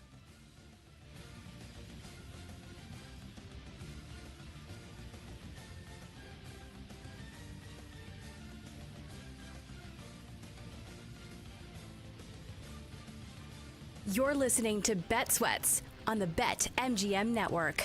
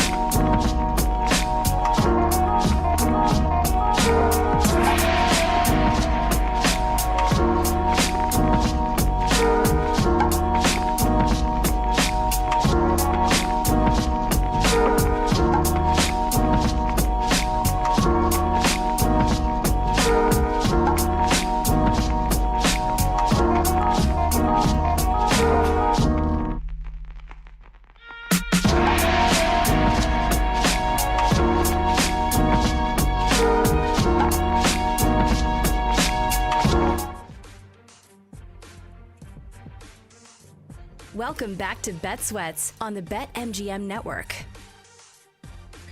Countdown to kickoff continues today here on Bet Sweats. Talk about the Seattle Seahawks. What can we expect from Sam Darnold in Seattle this year? You're listening to Bet Sweats. He's Sammy P. I am Kate Constable in for Joe today as we wrap up the week for you. We'll talk a little later in the show to Alyssa Charleston-Smith, who covers the Seahawks and Mariners as well. We'll talk about them. They had a win last night over the White Sox. She is a reporter for Fox 13 in Seattle, so knows the team very well, knows everything that's going on in preseason, in training camp, all that good stuff. So we'll get her perspective a little later in the show, 11 a.m. Eastern. But Sam, we got to give our thoughts on the Seattle Seahawks right now. They're 60-1 to win the Super Bowl. That's not happening. 28-1 to win the NFC. 30-1 to be the NFC's first seed. Plus 525 to win the NFC West, to win the division. Any of those numbers enticing to you for this Seattle Seahawks team this year? Nah. Yeah. It's wild because I applaud them going for the quarterback that they believe is the right fit. You always want to applaud aggression. But usually when you pay guys like this that have only had flashes and pans, it tends to backfire. And give all credit to Sam Darnold for reinventing himself. He had a small stint in San Francisco where reportedly he took to the tape and the film study, and he really leaned on Kyle Shanahan. Now, he didn't play a lot in San Francisco, but he started to figure out how to be a pro quarterback and how to put in the work off the field. We know the talent was always there. He played at USC. He was a top pick in the draft, but it's about the work you put in at the professional level. So he then leaves San Francisco and Kyle Shanahan to go to Minnesota and has a career year. He was great until he turned into the ghost of Sam Darnold against the Lions, and then they lost in the playoffs. But everything he did last year to a point was very good. His completion percentage was a career high, 66%.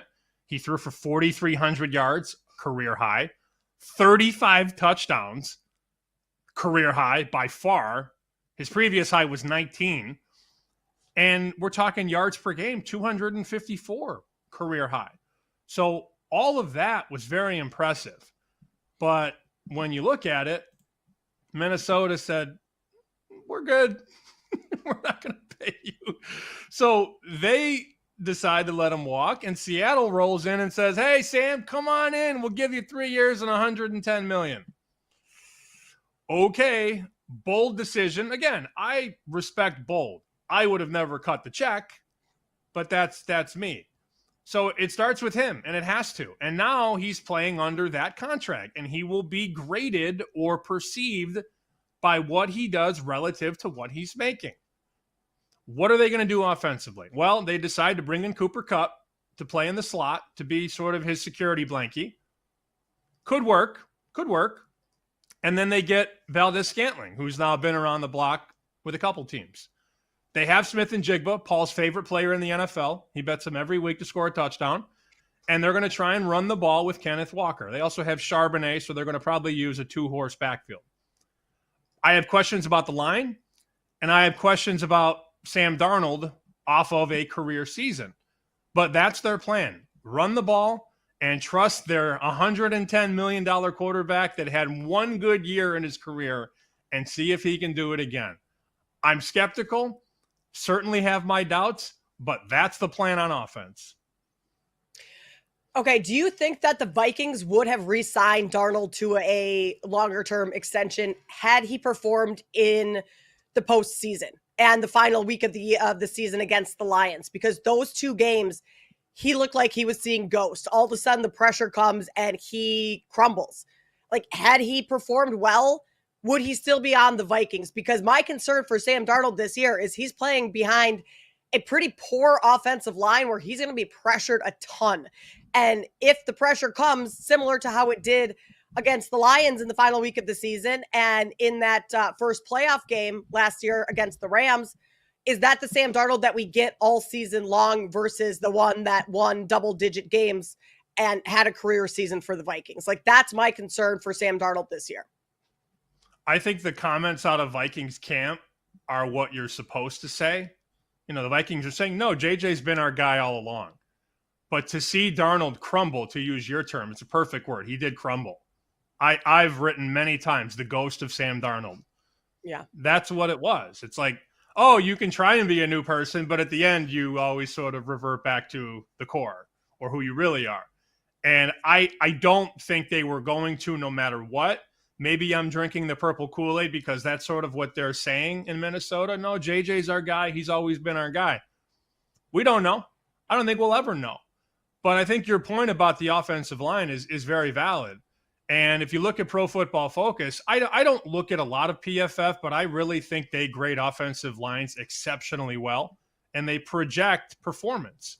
So your best lines in football, according to Pro Football Focus, coming into the season, number one, no surprise, Philadelphia. Best line in football. That's not a surprise at all. Number two is Denver. Number three is Buffalo. Number four is Chicago. Okay. Number five is Indianapolis. So those are your best offensive lines in football out of 32 teams. Where's Seattle? 30th. Right now they are 30th. And that's, I don't want to say if everything goes right, but they're bad, Kate. They're bad on the line. Yeah. And you go from a Minnesota team that had a pretty decent line and just weapons galore. Jefferson, Addison, Hawkinson, Aaron Jones, the play calling, the schematics. He was in the perfect system last year.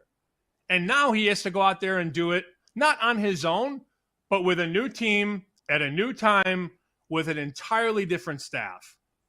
Sorry if I'm skeptical, but I am. This team could stink this year.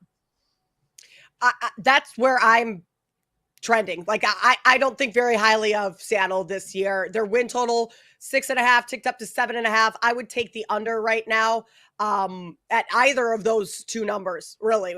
And I mean, the run game last year, 28th in rushing offense. That's not going to get much better if you don't have a good offensive line, if you don't have a quarterback that can open things up for the run in the passing game. Like, all of those things, of course, as we know, are tied together. But without a good offensive line, it's just not going to work. And I think Sam Darnold, I mean, benefited a ton from Kevin O'Connell. Like, how many quarterbacks has Kevin O'Connell made look really, really good? I mean, Josh Dobbs looked decent in his couple games with the Vikings. There's one other one, Nick Mullins played a couple of games for the Vikings. He looked decent with Kevin O'Connell. Now, Clint Kubiak takes over as offensive coordinator. Those two, Kubiak and Darnold, did spend some time in San Francisco together. Kubiak was the passing game coordinator there. So they have some chemistry here. But Kubiak, in his first season with Seattle, coming over from the Saints last year, that offense for the Saints, and granted, they had a lot of injuries. Derek Carr was injured throughout the season, but 24th in scoring, 21st in yards. I don't think that this offense in Seattle with Kubiak has the weapons to improve on those numbers a whole lot. I think if Seattle wins games this season, it's going to be because of their defense. And Mike Macdonald is a great defensive head coach. I mean, we saw what he did over in Baltimore. So that's how they win games to me. I don't think it's going to be enough to get over their win total, 7.5 right now, minus 145 to the over, plus 120 to the under. I would be on the under a pass in that market, Sam. I don't have him favored a whole lot. I think I have him favored, 5 times. So I'm lower than market on that. Doesn't mean I'm right or wrong, but that's just kind of how I feel. I weighted him a little bit lower than maybe I should have, and that's okay. I can always make my adjustments and catch up if I'm off. Their defense was their best unit last year. I mean, they were top 10 in a couple different metrics. They were 11th in points allowed. They were 14th in yards allowed. This is a ball control type team. They're going to have to run it. They're going to have to keep you off the field, and then they're going to have to try and win the trenches on defense. The schematics are very simple there. I mean, that's what they're going to do. They're going to try and run, and then they're going to try and keep you off the field. I don't know if it's going to work, though. They did get to 10 wins, but Geno was very good last year, and now Geno gets paid, and Geno goes to the Raiders. But, Geno throws for 4,300 yards. He threw 15 picks. That's my number. I would love, and I didn't look. I'm going to look this up on the fly.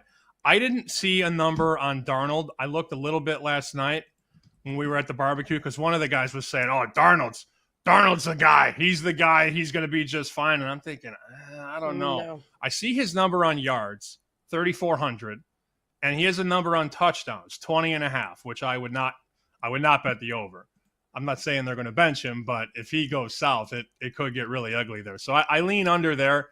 I was curious to see what they would do with the interception number, but I still don't see one. You could bet on most interceptions in the league at 11-1, but there's not an over-under on picks. I'm fascinated by the decision to bring him in. If it works, they'll be highly rewarded, and they'll be the talk of the West. I know better. When you throw money at quarterbacks, it doesn't usually, free agent quarterbacks, that is, it doesn't usually work out. They were 6-2 last year in one-score games.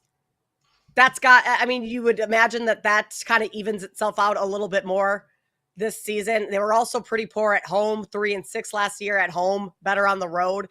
They got to 10 wins because the 49ers were awful last year. So one win over the 49ers. They beat the Rams in the final week of the regular season. Rams rested everyone. So there are reasons. And Geno was good. You do have to give Geno Smith credit. You still had DK Metcalf last year. I just don't see with this roster them getting it done. Jackson Smith and Jigba, his receiving prop right now, 925.5. Juiced a little to the over last year, 100 catches, 1,130 yards without DK Metcalf. I think you probably go over on that. But then again, you're counting on Sam Darnold. He's the one getting him the ball. He's going to have to be decent. I think if anything, Kenneth Walker, his rushing yard prop, that's maybe what you look at. Just knowing that this team's going to want to run the ball. Kubiak's offense, a little bit more run heavy. That would be if you made me play any sort of player prop for Seattle, that's probably where I would look. I would think Smith and Jigba is going to get 150 targets this year if he's healthy. So that could be a player that builds into what's already been a pretty nice career. And he was only 22 last season. So there's a lot of promise there for the former Ohio State receiver. But the question is Darnold, right? Geno and Smith and Jigba had a nice thing going. Where's the chemistry with Darnold? There's a lot of uncertainty there, and we'll learn a lot on the fly. But then you look up, we're bashing them pretty nice, and I think it's fair. You look at the line, week number 1, San Francisco at Seattle. The Niners are 1.5 at BetMGM, 2 at Circa, 2 at Chris, 2 at Superbook. So there's some respect built in week number 1. I think the market is a little too low on San Francisco and a little too high on Seattle. So that'll be one of the plays that I probably look at because we're all in these contests, pick 5 games ATS. I really like San Francisco this year, and I think the market is going to catch up on them on the defensive side. So that's a cheap 1.5 week number 1. Yeah. I would definitely lean San Francisco in week number 1. I think that line should be 3. So anything sub 3 to me has some value. You could lay 1.5 at BetMGM. That's the move. Looking at Seattle's schedule, maybe a win week 3 against New Orleans. They host New Orleans. I know they're slight favorites against Houston week 7. But outside of that, when's their next win coming? Tennessee week 12. They have a tough schedule to start. You go host San Francisco, then you go to Pittsburgh, play that defense. Sam Darnold, I think, is going to get eaten alive by that defense. Arizona, I think, is going to be better this year. Divisional opponent as well. It's going to be a rough season for Seattle. And I would certainly, great point on San Francisco early on. I would go bet that now. In fact, I might go bet that in this next break because that number does feel too short. I know it's a divisional game. I know San Francisco's on the road. And Seattle is a tough place to play. But Sam Darnold's first game, a new offensive coordinator, new team, all of that, I don't think that translates to a whole lot of success. Yeah, and Seattle's defense was statistically solid in a lot of ways, like we've talked about. But against these elite offenses or the offenses that have potential to be very good, Not always the case. People always say, oh, look at their defensive stats. Well, who did they play? Now you got to get Purdy and McCaffrey and those weapons and that play calling. And I think San Francisco is going to be much better than market this year. And maybe I have some Christian McCaffrey at 25-1 offensive player of the year. So my bread's buttered, as Jake likes me to say. I like San Francisco a lot. I actually had a piece of buttered bread earlier this morning, Sam. It was delicious. A little toast, a little honey for the voice. Not too shabby. All right, coming up on the other side, what's going on in the WNBA? It wasn't green last night. It was purple. We'll talk about the betting market for that specific item, along with some other things. You're listening to Bet Sweats on the BetMGM Network. You're listening to Bet Sweats on the BetMGM Network.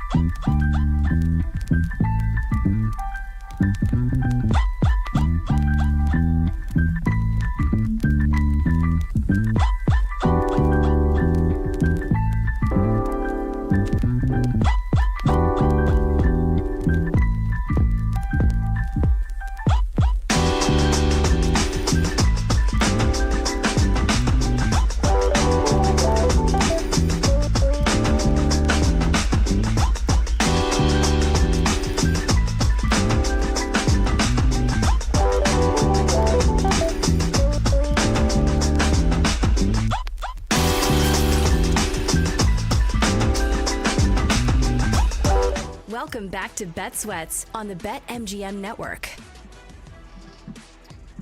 It's Friday, which means we're having a little fun here on Bet Sweats. Having a little fun because I'm in today too, Sam. Kate Constable, Sammy P with you for the next couple hours here. We are live till noon Eastern on the BetMGM Network. Going through countdown to kickoff, we just talked about the Seattle Seahawks and what Sam and I expect from them this year.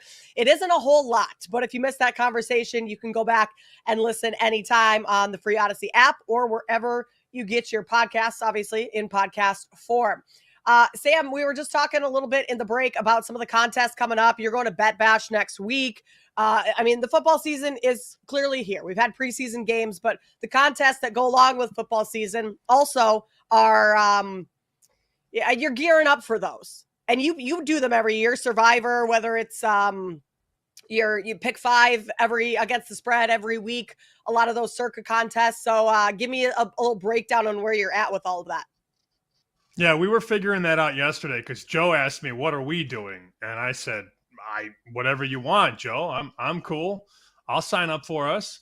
But I already have my name accounted for on 2 Survivor entries and 2 of the new contests at the website, which are college football related. So it's 7 games ATS every single week.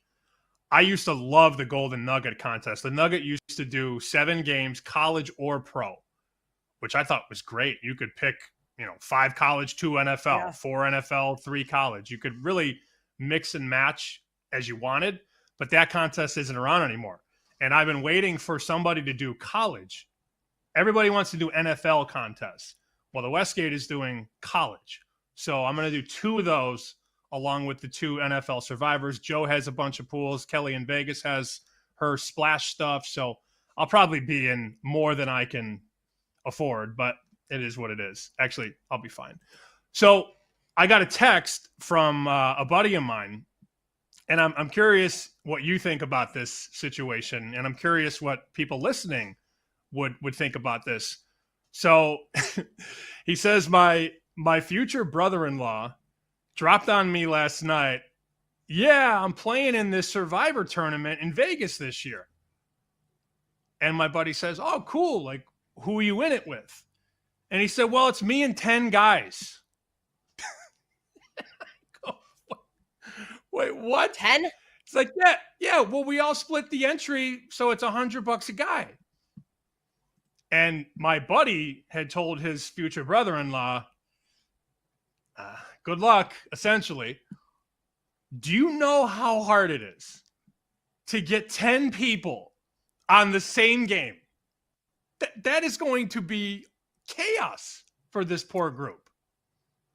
I am concerned for their friendship at the end of the season. Like, will they all still be friends? Because getting 10 people to agree on anything, especially sports, is not an easy feat by any means. And so what happens when you have 3 guys that feel extremely strongly about this team in week 1, and you have a couple guys that feel extremely strongly about the other team? And I mean, people with their sports takes too, Sam, like, they don't budge. Everyone thinks they're right all the time. So how is that going to work where 10 guys get on the same page? I feel like that's going to be a disaster. They're going to be fighting all season long.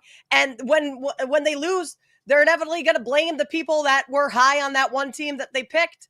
Those that weren't high on it and didn't think they should have picked it that week, they're going to be pissed. There's no way that works out. 10 people is, I mean, I think more than 2 or 3 would probably be the max.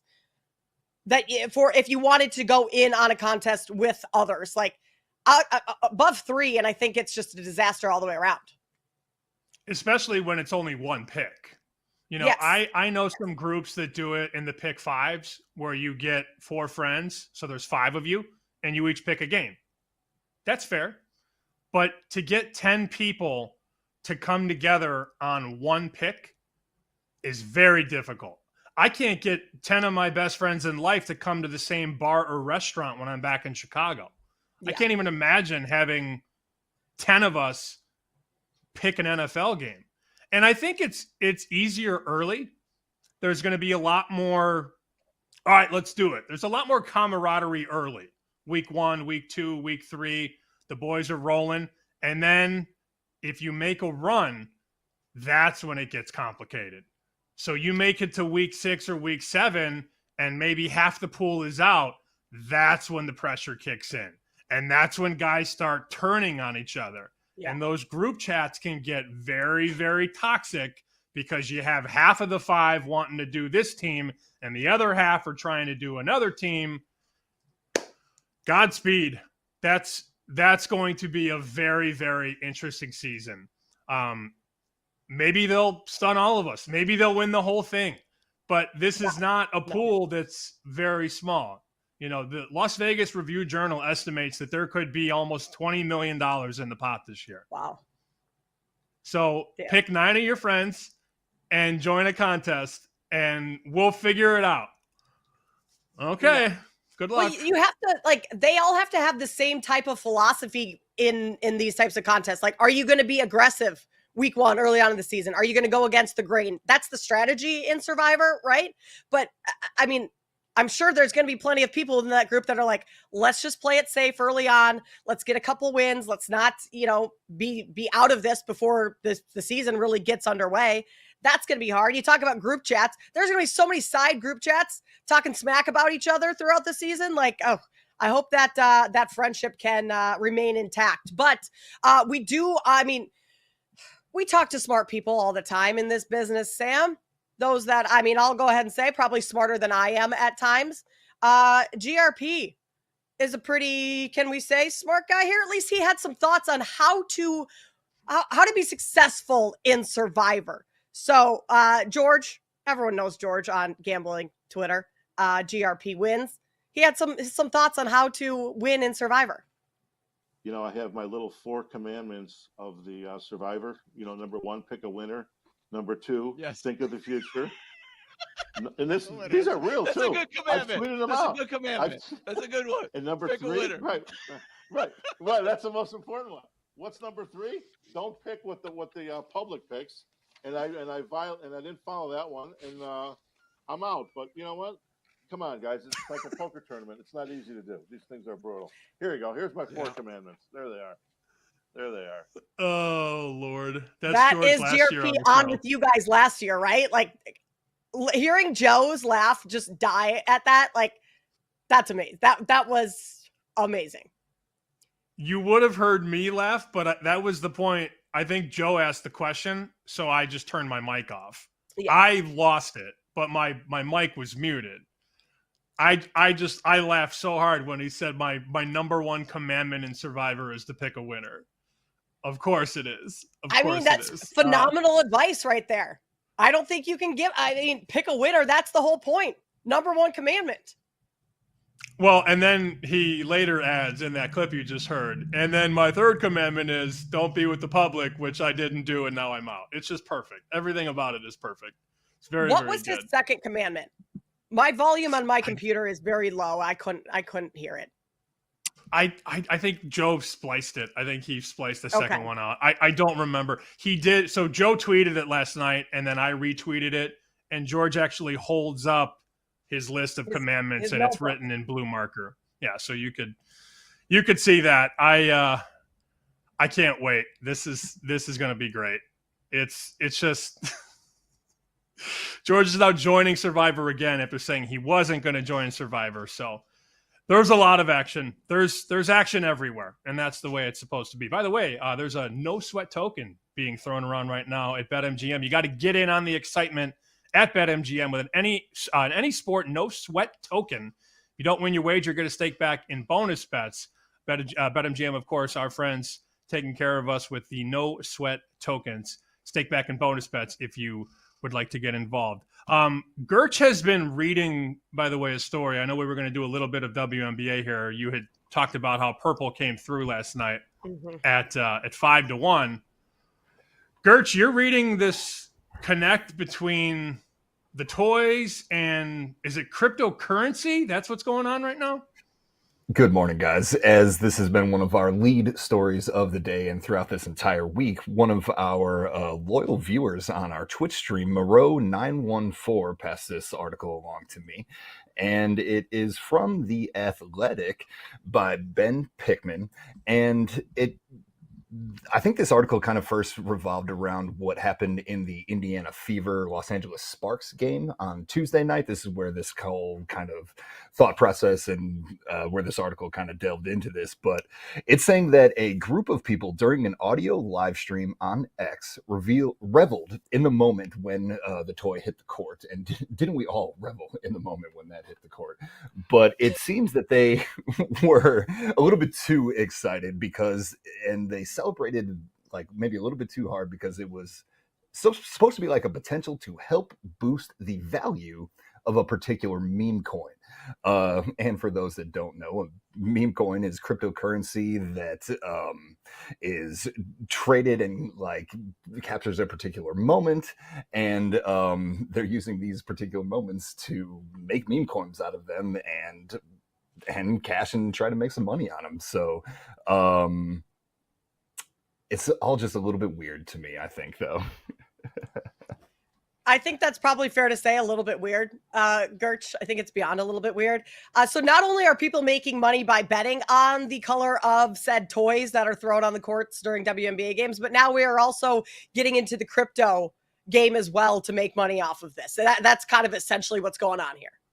Another quote from the article says, when it happened, that is literally the best case scenario that we could possibly imagine. Another user replied that because the sex toy had fallen near Sophie Cunningham, that is also going to help boost the value of this meme coin. So the plot thickens when it comes to sex toys in WNBA courts. Perfect. Wow. Joe's under the impression that this isn't going anywhere until the NFL regular season starts. Then it will go to the wayside. But Joe thinks this is going to run the entire month. Do you think they'll start throwing them on NFL fields? I doubt it. We had one on an NFL field once last year, I want to say. Maybe it was NBA. This is not the WNBA is not the catalyst of the toys. They have moved it forward, I guess you could say. But yeah, I think it's going to be going on until NFL starts too. Joe's on the right track there, because right now, preseason, no one's really watching that. We're all paying attention to the color of toys in the WNBA. All right, coming up next, we play a little nickel or dime here on Bet Sweats. You're listening to Bet Sweats on the BetMGM network.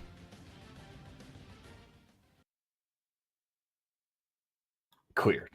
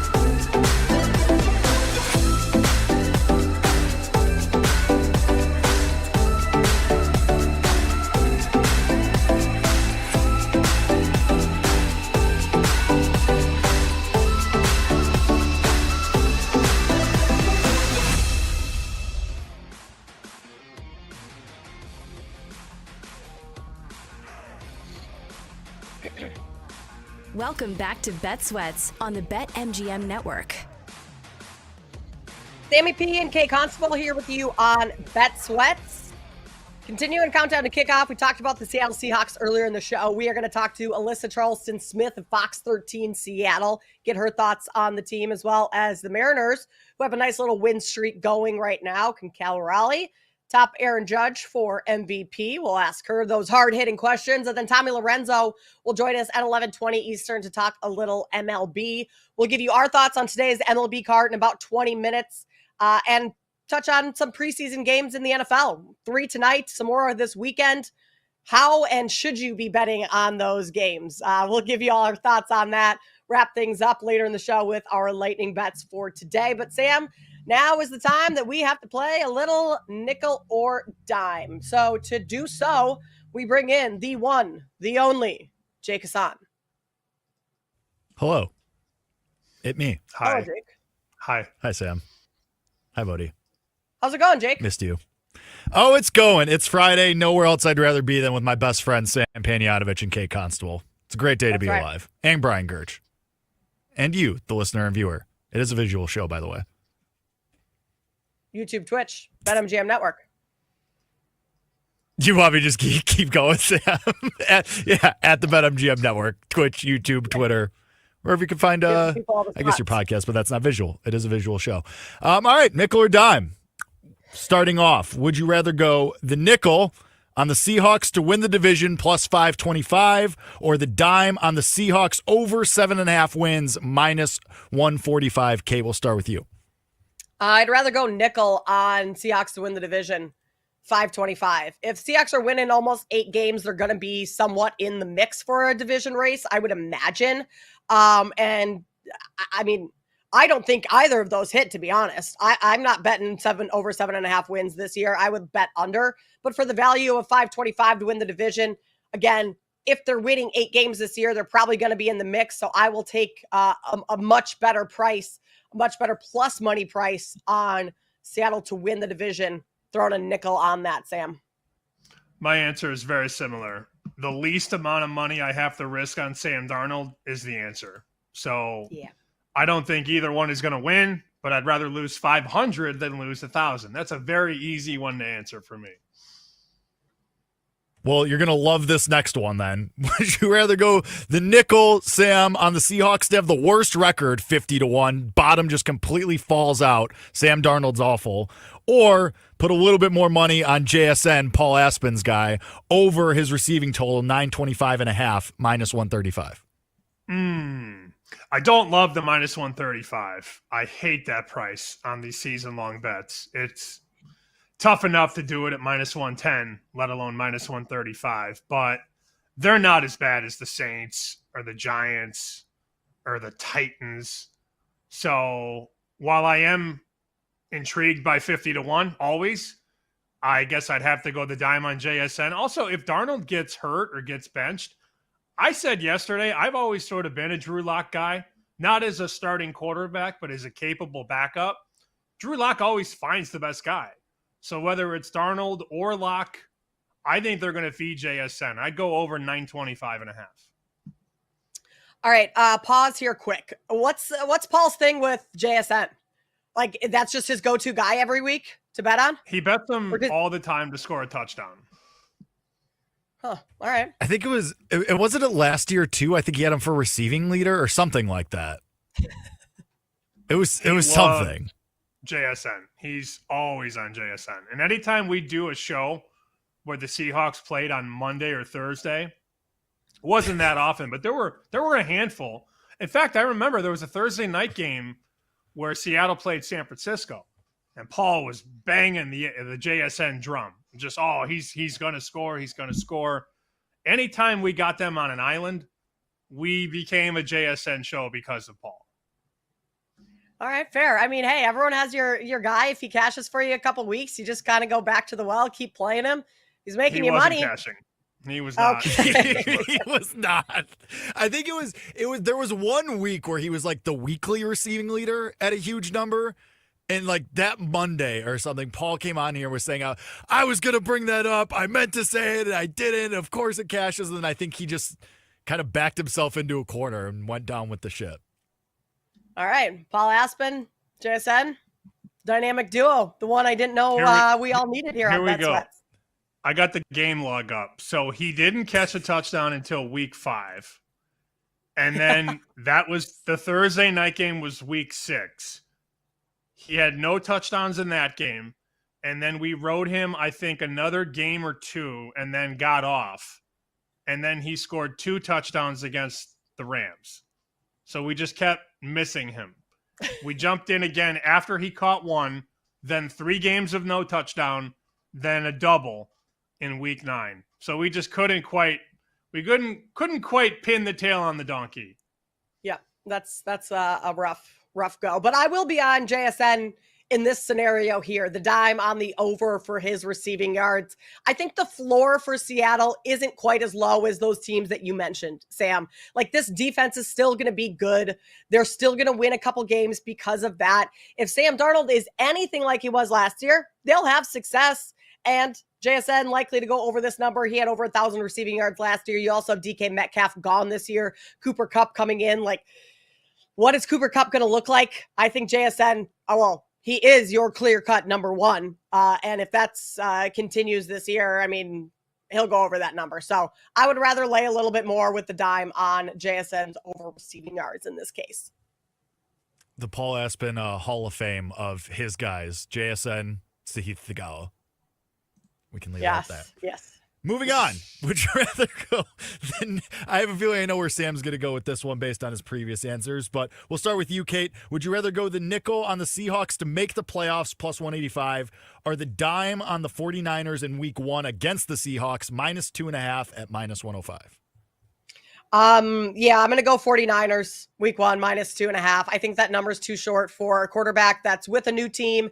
He has a new offensive coordinator, and not just Darnold having a new offensive coordinator switching teams, but an offensive coordinator in his first season in Seattle with Clint Kubiak. So I think that number is too short. I know the Niners are on the road. I know it's a division game, but San Francisco is going to be good this year. They're going to be healthy at least in week 1, right? We hope. So I will lay that minus 2.5 week 1 at minus 105, the dime there versus the nickel on Seattle to make the playoffs. Well, I wonder where I'm going here. If I don't like Seattle and I love the Niners, but I have to lay 2.5, I can't lay 1.5. The market is 2.5 at BetMGM.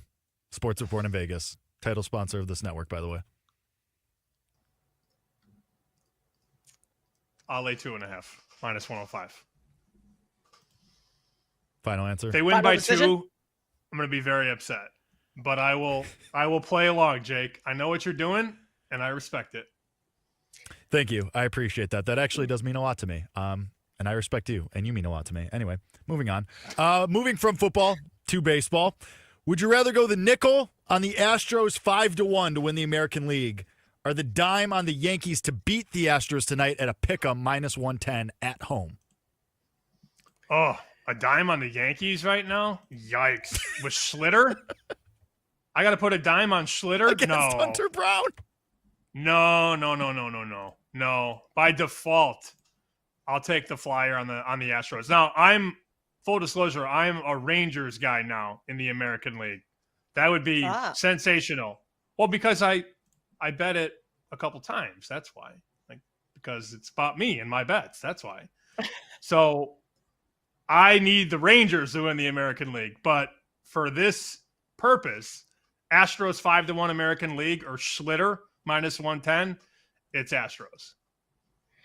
I mean, I was going to go with Astros as well, but had I gone with the Yankees tonight, based on your guys' reaction to that, I think I would have been crucified. I won't be betting the Yankees tonight. I would prefer Astros to win the division or to win the American League. They're only 3.5 games back. Still a lot of season left. We'll go with the Astros at a much better price as well.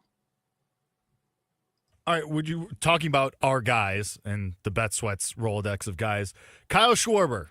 This is a very Schwarber-based question. Would you rather go the nickel on Schwarber plus 550, National League MVP, after Shohei Ohtani returned to the mound yesterday, 4 innings, no earned runs, 8 Ks, but who's counting?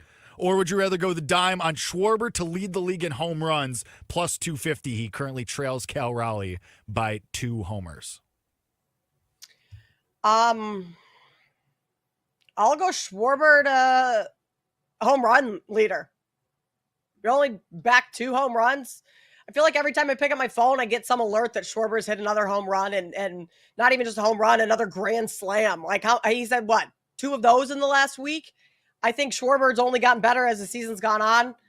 Maybe that means NL MVP is more up for grabs with how he's playing lately, but I'll go plus 250, the dime on the home run leader as of now. I agree. It's a lot of money on a home run leader market, but I would rather bet that. Schwarber, as we've talked about on the show, I think it was July 1st, he was 40-1 to win the MVP. So for me to sit here and say, hey, let's bet plus 550. No. In fact, BetMGM had Schwarber 2 days ago at 3-1 to be the MVP. So Schwarber has one bad day. Ohtani comes back, pitches, and now if you look at the screen, Ohtani's minus 1,000 at BetMGM. Yeah. So I can't be on the worst part of the number. I'll take the home run leader. Not that that's a great number either, but I feel like since we've been talking about Schwarber from 40 to 30 to 20 to 10, I don't want to bet it at plus 550. All right, next one. This is something I've brought up earlier in the week, and I can't get it out of my brain, so it's going to make an appearance in nickel or dime. Would you rather go the nickel on the Cubs to miss the playoffs at 12-1, or the dime on the Mariners to win the American League at 5-1? Can I pass to you? Can I phone a friend? Can I bounce the ball your way and answer from me? Sure, Sam, you can, but you have to announce it like you're on a game show. I would like to pass my response to the very lovely, very handsome Jake Hassan. Jake? Thank you, Sam. I just watched this Cubs team, and I know Cade Horton pitched awesome, and they won the other day. I look at this team, and they just don't have it to me. And the problem is the only teams chasing them are the Reds and the Giants, and that's why it's 12-1. And the Giants look awful, and the Reds are currently on the outside looking in. But that Cubs bullpen just is awful. I don't trust them to hold leads late in the game. They're already trailing the Brewers in that division. The fans are already turning on them. PCA's been on the back of a milk carton for 2 months. I just feel like in the last 2 months here, the bottom could fall out. And so, and I'm not a Mariners guy. I know they're the sexy team right now. They're the hot team. Congratulations, you swept the White Sox. But I look at a big number for the Cubs at 12-1, and it has my attention, just the way that they've been playing lately, especially since the second half started. Second half. Ditto. I mean, maybe that's because we're in Chicago, Jake, but like, why is that so funny? It's very good. It's very good. It's delivery. Like, the delivery. What's the old line? It's like everything you said was perfect. I have nothing to add. Yeah, I just can't say it much better than that. I second your sentiments, Jake. And maybe that is because we're here in Chicago and fans are starting to get antsy, and that's kind of the talk of what we've been hearing so much is the Cubs are in real jeopardy of missing the playoffs with how they've been playing lately, especially pitching. I don't think it's getting a whole lot better. So I will say Cubs miss the playoffs 12-1. All right, last one here with about 2 minutes left. This is you getting paid a nickel or dime. Would you rather receive a nickel to get all of your movie reviews and breakdowns from Kate Constable for the next 10 movies that you see? Or would you rather get paid a dime to be on a diet of cottage cheese, raw eggs, and undercooked steak for 2 weeks? Sam, we may start with you on this one. It's never cottage cheese. I despise cottage cheese. If you made me eat cottage cheese, I would projectile everywhere. Yeah. As much as I am concerned about Kate's movie reviews, I am much more concerned about the cottage cheese diet. So I will, by default, even though Kate doesn't know Batman between Superman or any of that. I was going to say, Sam, that's a slippery slope. I don't know my superheroes.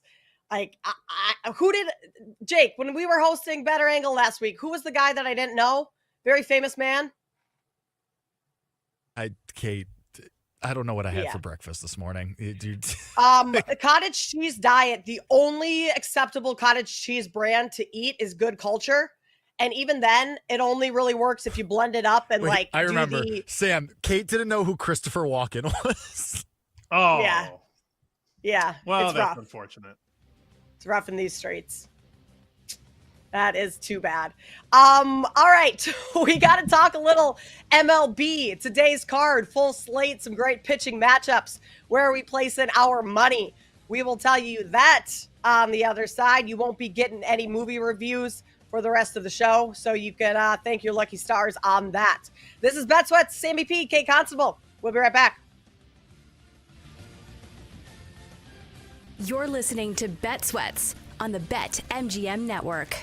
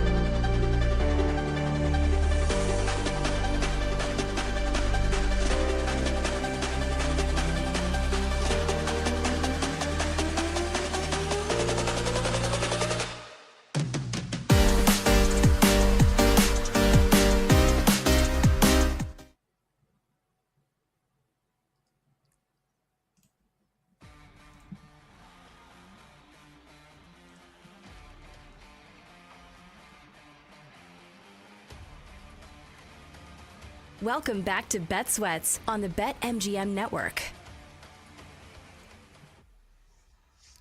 The king of the big swing is making the best day of the week even sweeter. Knock a bomb of a bonus bet into your account Fridays throughout the baseball season.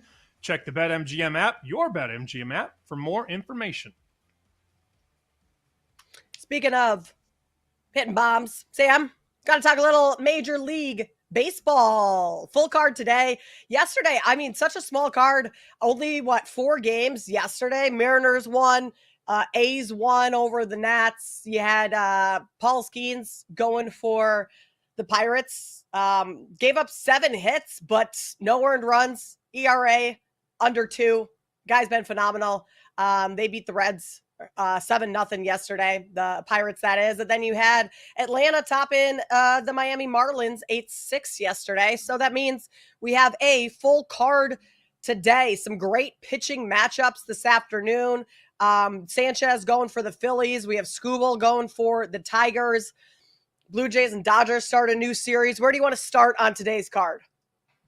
I want to start with Scherzer and Kershaw.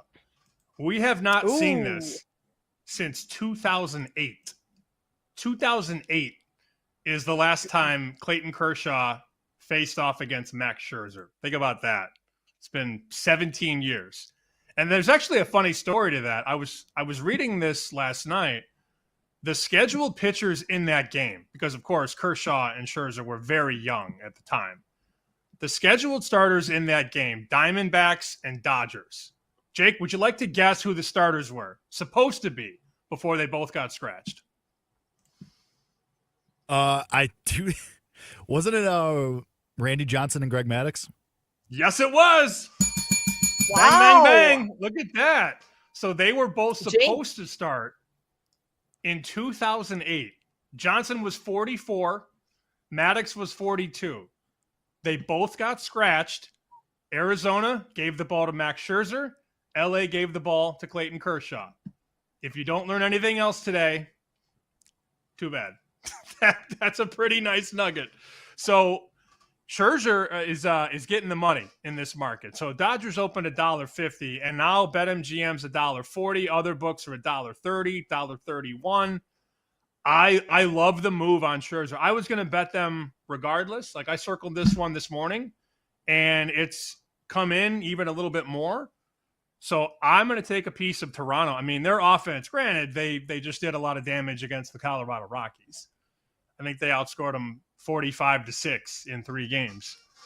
This team is just playing good ball right now. And it's very difficult for me to look away from that team at that price.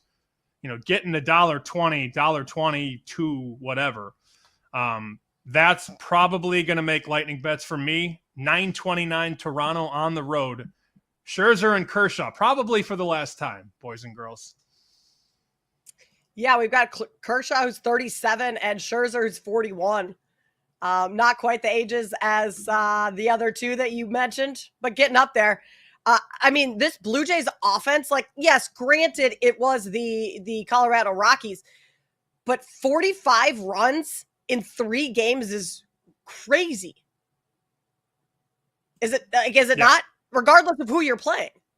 I don't know how you can not back the Blue Jays in this scenario. Just so, like, take the pitching matchup away. I know it's going to be a great matchup for a variety of reasons and storylines, but this Blue Jays offense has been absolutely on fire.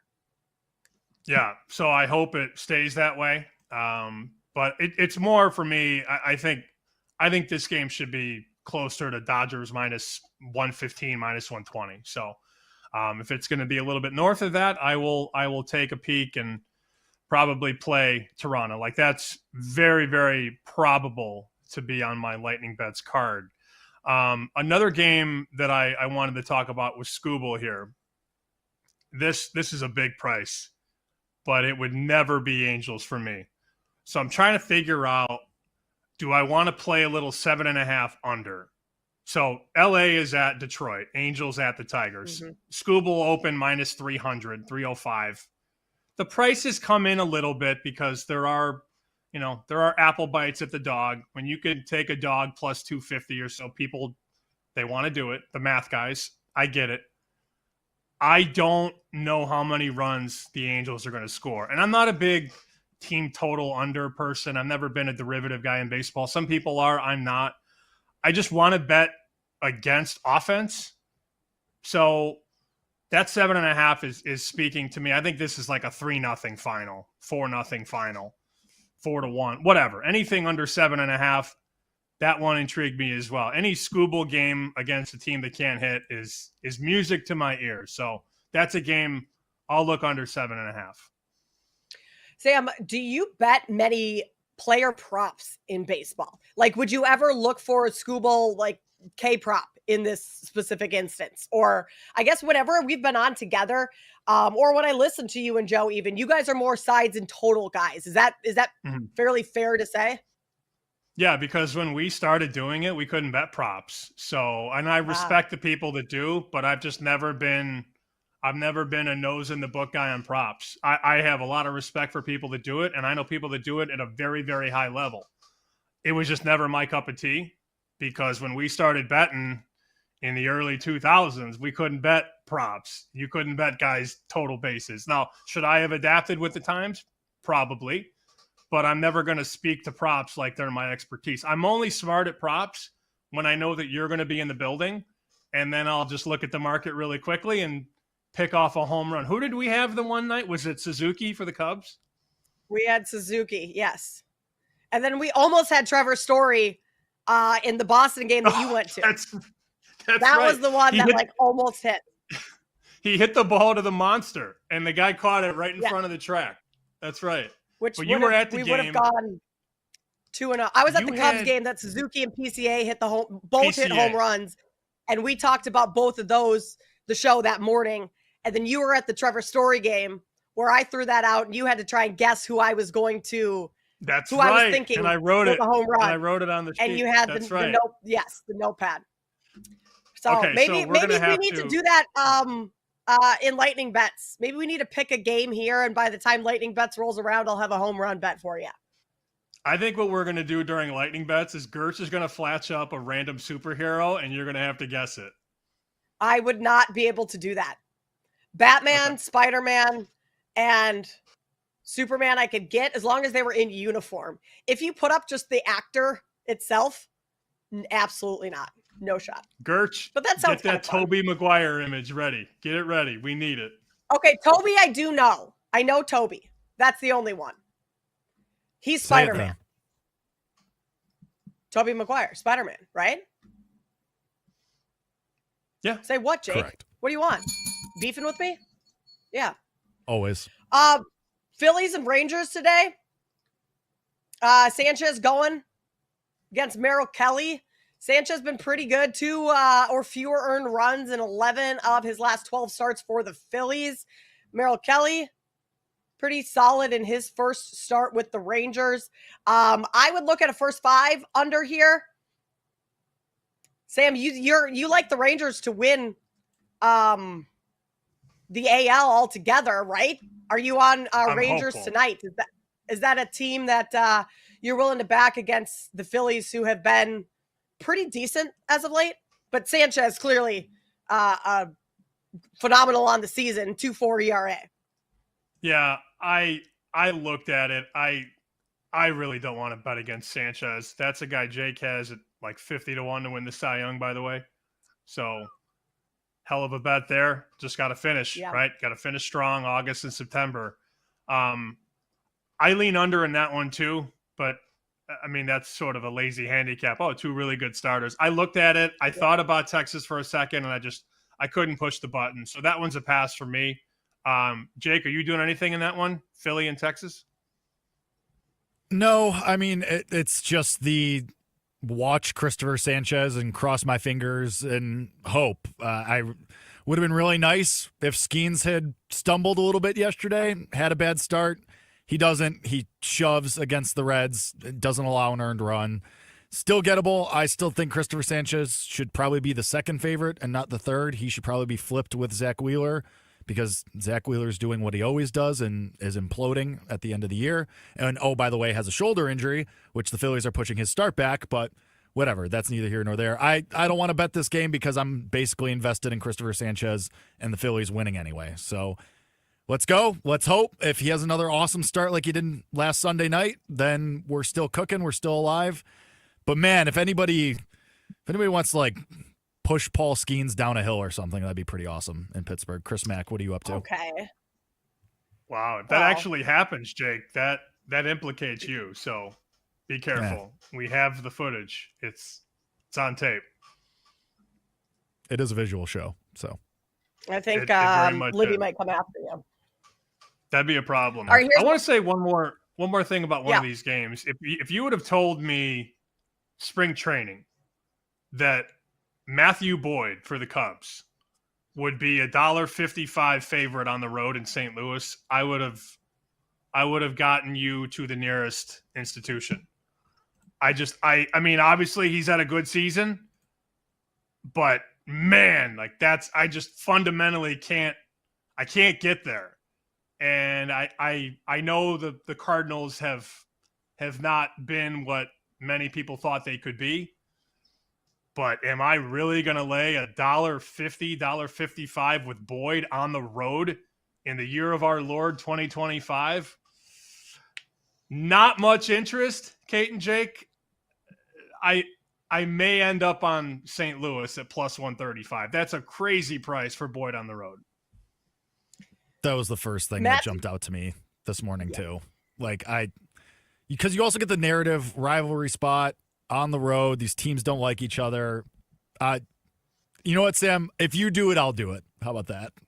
Well, you're a Cardinals guy, Jake, so that's not difficult. I don't know where you're that's a just Cardinals not guy? true. No, I am a guy of whoever I bet on that year. Last year it was Royals. This year I didn't really choose anybody, I guess, but God, yeah, no. Royals was your team last year. You don't have a team this really year? awesome. Not really. I mean, I have like A's win total over, but we'll be fine with that.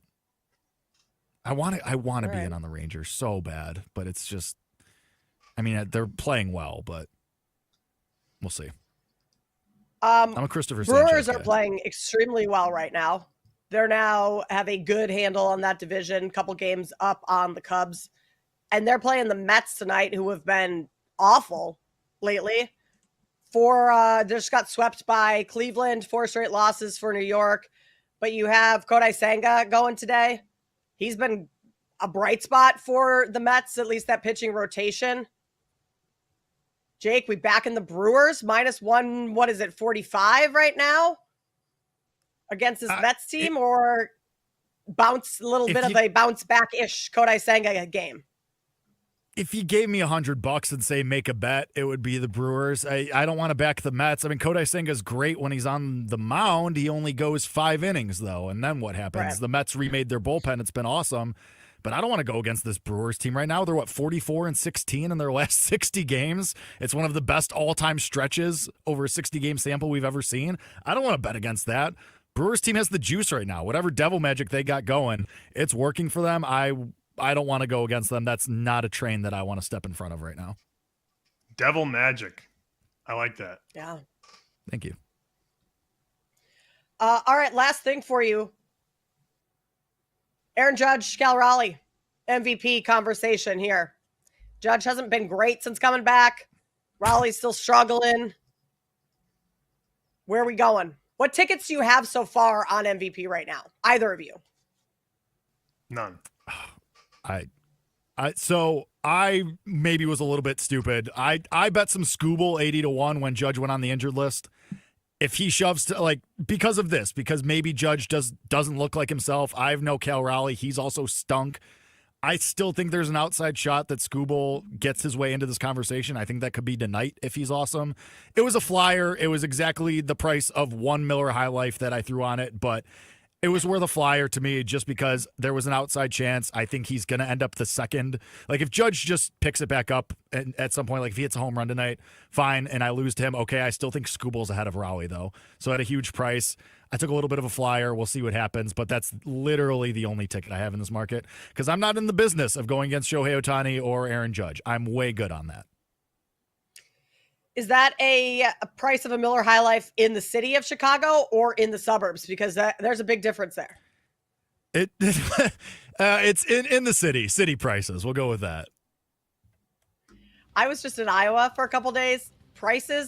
Alcohol prices, not in the city of Chicago, are dirt cheap. And it's phenomenal. Phenomenal. All right, we're going to do a little read the room coming up next. We've got preseason games tonight and this weekend. Where is the room? We will tell you next here on Bet Sweats.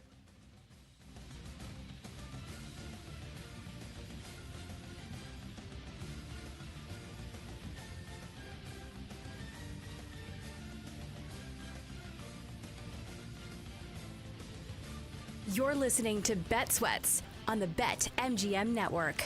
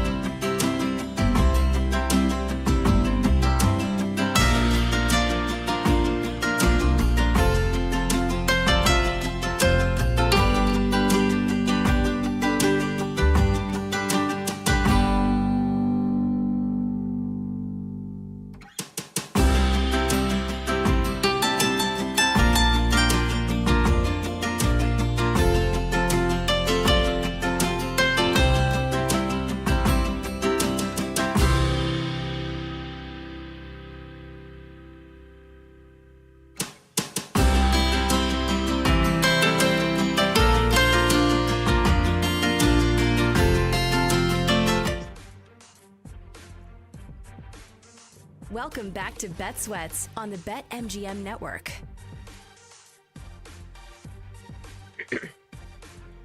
Sammy P, Kate Constable here with you on the BetMGM Network. Coming up in about 20 minutes from now, we bring in a couple guests in the final hour. Alyssa Charleston-Smith of Fox 13 Seattle will join us, touch on the Seahawks, who we talked about earlier on in the show in our countdown to kickoff. If you missed any of that, you can listen back anytime wherever you get your podcast.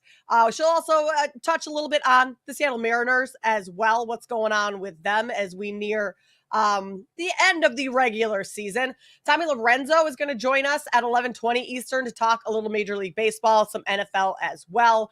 We have a couple preseason games tonight and this weekend. We'll get into those in just a second in terms of where the room is at on those preseason games. But first, Sam, something that we have not talked about quite yet is the Chargers and Rashawn Slater. That's huge news that came down yesterday. Rashawn Slater, the left tackle for the Chargers, done for the season with a ruptured patella tendon.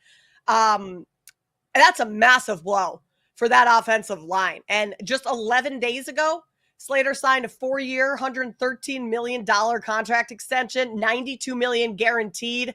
And that deal made him the highest paid offensive lineman by average annual pay in NFL history. So the Chargers go ahead, give him the bag, give him the extension, and then about a week and a half later, he's done for the season. And all of a sudden, the excitement and hype that a lot of people, including ourselves, had on the Chargers for this season kind of fizzles out just based on that one player, Rashawn Slater, going down.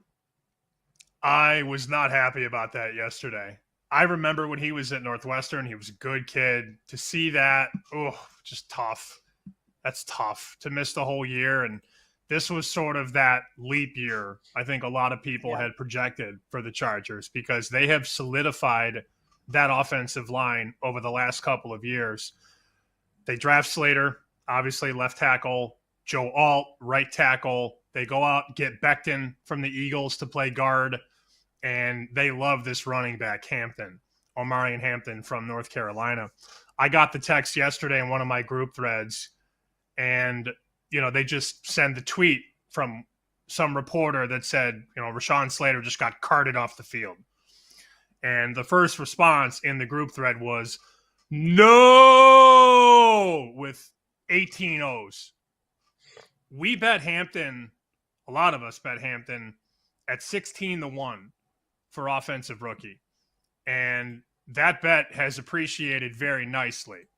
I see 7-1 on Hampton at one place. So it's been hit. And of course, that bet was made before Najee Harris decided to blow up fireworks in his eyes.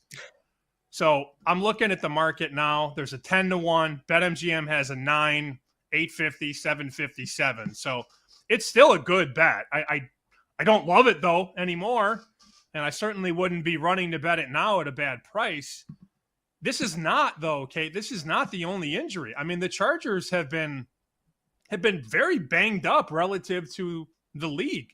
So not only is Slater out for the year, McConkey hasn't practiced since the end of July. Najee Harris, he can't even open his eyes. And Becton isn't practicing now. So you're going to have to completely reshuffle the line. You're probably going to have to move Joe Alt from right tackle to left tackle. Not that he can't handle it, but they were training him to be an NFL right tackle. Now, he was a collegiate left tackle, but the goal was Slater at the left side and then Alt on the right side. And now that's all changed. And if Becton can't get on the field, now you're down 2 linemen, playing one of them out of position. McConkey, according to Daniel Popper, McConkey's leg has been wrapped the last week of camp. Okay. So your left tackle, your star left tackle is out. One of your best receivers has his leg wrapped. Your number one back coming into camp blew fireworks off in his face. And now Becton's hurt. I just like everything that could go wrong seems to be going wrong there. And as somebody holding a Hampton ticket, I'm pretty torn up about it. Not going to lie. I mean, I still think the Hampton ticket could be okay because this passing game, despite having Justin Herbert, is going to be pretty poor again, especially if Ladd McConkey doesn't get on the field till midway through the season. I mean, Justin Herbert, I think we can all agree, he has an arm. He has a ton of potential. I don't think we've seen the best of Justin Herbert because of how poor his receiving core has been. And I don't think it's a whole lot better this season. And so they're going to have to lean on the run game. Najee Harris out. That doesn't sound ideal. The problem is with the offensive line, of course. Like, that is now the big issue because prior to Slater going out, that offensive line looked pretty good. I'm worried about this team.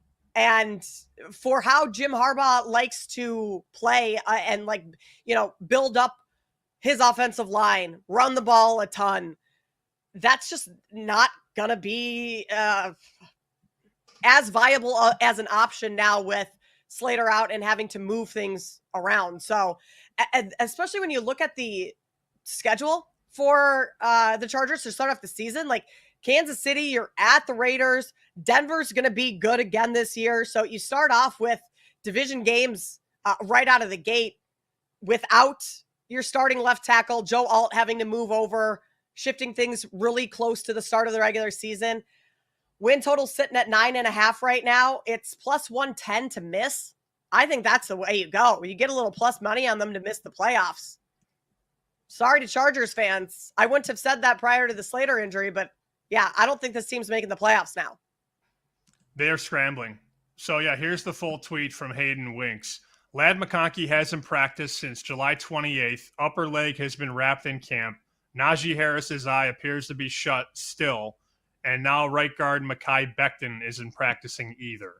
That's from last night at 11:40 p.m. So just a tough situation there. And it has me honestly thinking, like, I know that you're looking to short Chargers, and I totally get it. I'm coming at it from a standpoint where I can just bet more Chiefs to win the division. You know, I was already playing a little at minus 110, and I understand the Chiefs, to the spread at least, were very meh last year. And, you know, the old saying, good teams win, great teams cover. Well, the Chiefs were not a great cover team last year. They underachieved to the market, but then they get in the playoffs and they do their thing. And it's not to say they weren't good last year, because the Chiefs were 15-2, but they weren't good again. And the number matters more on this show than most shows. So there's been this wave of people that have been looking to bet either the Chargers or the Broncos all offseason. And that's why the Chiefs were only minus 110. So we bet a little minus 110. And now you look up, MGM's got minus 118. Other books have minus 125. So there's been an adjustment with this news and this series of injuries for the Bolts. People are noticing, and books are going, well, maybe we should make the Chiefs more expensive. There's a bet, though, that you can make right now. MGM lets you do this. You can do the exacta, the 1-2. So you can do Chiefs to finish first and Broncos to finish second. That's plus 350 right now. Talk me out of that one. Like, I haven't even bet it. I'm just, right? So if you are a believer like Kate that the Chargers are going to be up against it, it's very possible that they finish in third. You know, if the Broncos roster continues to develop, they have a very good roster. Yeah. I'm not sure what Bo Nix is yet. We'll find out over the next year or two. But a Chiefs-Broncos 1-2 finish, anything north of 3-1, I would play. I mean, the trenches for Denver are going to be good. And so Bo Nix doesn't have to be unbelievable in order for this team the Broncos to have success. I don't think they're beating the Chiefs in this division. I think you're spot on with Chiefs win the division. Broncos finish second based on now all of the injuries and news coming out of Chargers camp. Had we not had so many issues with LA over the last couple of days, it kind of would have been a toss-up for number 2 for me at Denver or Chargers. But now it's kind of a 2-team race in this division, and I don't think you can necessarily bet against Kansas City. It's not every year you get the Chiefs minus 118 to win this division.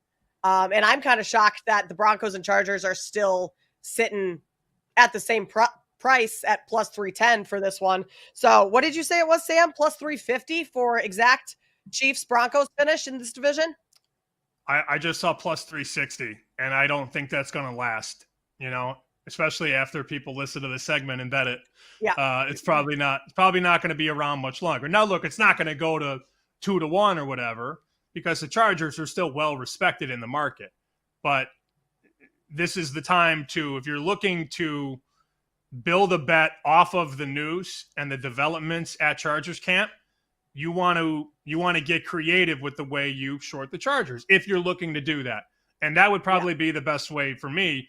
You take the two teams that are better than them, ideally, and rack them 1-2. You could even go, if you wanted to, you could go Broncos Chiefs, or you could go Chiefs Broncos, or both.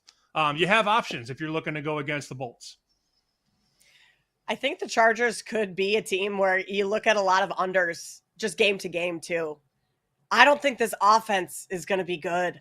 That receiving core, why have they not made more moves to address the receiving core? I know they drafted Trey Harris, but bringing Keenan Allen back, Sam, that's not getting it done. And you have such a talented quarterback. If he had actual weapons, that offense could be really good. I know, but that's Harbaugh. Build the line, run the frickin' ball, open up the play action. That's what they do. And now things have gotten a lot more difficult without your all-pro left tackle. Also, I don't think I realized how bad Najee Harris's firework incident was. If he can't open his eye, they downplayed that initially when that news broke, because it was like, no problem, he'll be out a week or two. Can't open your eye? It's been over a month since the 4th of July. I want to say that poor man, but I don't know. Might be self-inflicted wound there for Najee Harris. All right, coming up next, we talk with Alyssa Charleston-Smith, the Fox 13 Seattle. We'll get her thoughts on the Seahawks. What can we expect from them this season? That is next here on Bet Sweats with Sammy P and Kate Constable.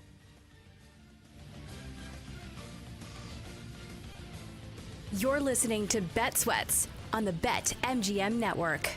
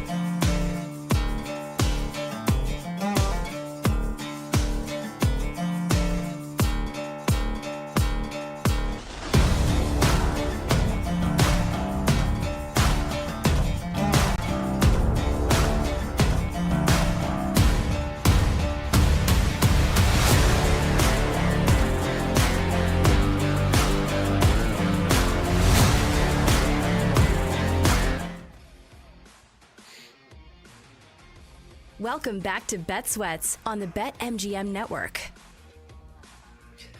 Final hour here on Bet Sweats. We're going to talk a little Seattle Seahawks, little Major League Baseball, and then wrap things up with lightning bets about 40 minutes from now or so. And then, Sam, you are free for the next week. Vacay. How's it feel? Can you last Vegas. one more hour? I might just let you and Alyssa do the last hour. I might just just take off and we can handle just hydrate myself for the next 5 days in Vegas. Oh, I'm so old. Yeah. I'm not looking forward to this. Start drinking water now. Start drinking the water now. All right. So Alyssa and I will carry this segment here. We'll bring her in. Alyssa Charleston Smith of Fox 13 Seattle. Obviously covers the Seahawks, the Mariners as an anchor reporter there. Alyssa, thanks for jumping on with us this morning. Before we dive into like the nitty gritty of the Seahawks, Marshawn Lynch on the sidelines yesterday, shooting photos as a photographer. I mean, I love all these athletes coming out of the woodworks. We have Randy Johnson, we have Ken Griffey Jr., and now Marshawn Lynch. Did you know that he was dabbling in photography? Absolutely not. Do we ever know what Marshawn Lynch is ever doing? I mean, he surprises everybody all the time. Like when he decided to become one of the Seattle Kraken owners, and he's just on the ice all the time. He's like riding the Zamboni. He shows up in the most random places, the most random situations. And I even talked to George Holani, the guy who ran into him during that touchdown run. I thought Marshawn was just trying to like slow him down with the forearm. Turns out he was protecting his own camera. He was like just trying to like shield his camera. Gives a really stiff-armed him on that. Literally stiff-armed him. It was so funny. We had no idea that Marshawn Lynch was going to be on the sideline. We didn't find out until it was on Twitter. And then you see him everywhere he goes because he's wearing this bright blue or like seafoam sweatsuit. So classic Marshawn Lynch. But it is kind of interesting. All these like Seattle superstars are getting into photography. And I don't know. I think the kid might need to teach him a few tips because clearly he's a rookie. He was like looking around like, and he was part of the broadcast too. He was like FaceTiming the guys on the local broadcast during the broadcast. So count everything in when it's Marshawn Lynch. I'll never forget that video of him on the golf cart whipping the wheel Yes. around. I mean, it's one of my favorite videos of all time. We had you on the show last year. I remember before the Monday night game against the Lions, and you were like, nobody's going to get stops in this game. And that was a 42-29 final. It was a great game for offense. I think the total was 46 or something. And I mean, the Lions got 42 by themselves. And we did see Seattle oftentimes last year find their way into these back and forth affairs. Sorry, I'm skeptical about that happening this year. You give Darnold all the money. You bring in Cooper Kupp. I understand it. I see what they're trying to do. I just don't know that it's going to work. I have plenty of concerns about the quarterback, the O-line, the receiver room. What's the vibe there? What are people around Seattle saying about the offense? Well, I know it's preseason and these games matter zero. I mean, literally, you couldn't care about them less, especially if you're in the media and you've covered them multiple times. But we did see the offensive line starters, some of them, all but I think the center and also the left tackle. So everybody else on the starting line, O-line, played last night, including Gray Zabel, their first-round draft pick, who if there's any excitement around where the Seahawks are headed, the fact that they drafted an offensive lineman in the first round, that's exactly what Seahawks fans wanted. And they went and got what they believed was, top 2 offensive linemen in the draft. He looked fantastic last night as a rookie against Las Vegas's starters. And I know Las Vegas is, year 1 under a new head coach, Pete Carroll, but he held his own for about 10 snaps. The rest of the offensive line looked good. Overall, I think they're getting way better coaching with Clint Kubiak and John Benton offensive line wise. And I know that sounds boring, but that's the stuff that we've had to look into because the offensive line has been such an enigma and such a frustration for 5, 6, 7, 8 years. There's a lot of encouragement after last night and throughout the end of the last week or so. The offense seems to have caught up with the defense. I'm with you on Sam Darnold has a lot to prove. Like we were talking at the break, he doesn't have Justin Jefferson. He doesn't have the same Kevin O'Connell, like that mindset, the genius offensive head coach, the offensive line. But I think in Seattle, you've got to be pleasantly optimistic because people were just so on Geno. Some people really liked him. I don't know if anyone really loved him because you kind of knew his ceiling, especially when you get midwinter outdoor games. He just kind of made some wild decisions. So I think Sam is a guy that's going to benefit from a coach that's going to run the ball a lot more than Ryan Grubb, the offensive coordinator last year, coming out of college, coming out of Washington. And I think there's like a fair amount of positivity. I know everyone's excited to have Cooper Kupp back here in Seattle because he's a Yakima native from Washington. And JSN really did step into that wide receiver one role last year toward the end of it. And you've got this rookie, Torrey Horton, had a fantastic game last night. A lot of people thought he fell to the 5th round because of his injury, his knee, season-ending knee injury.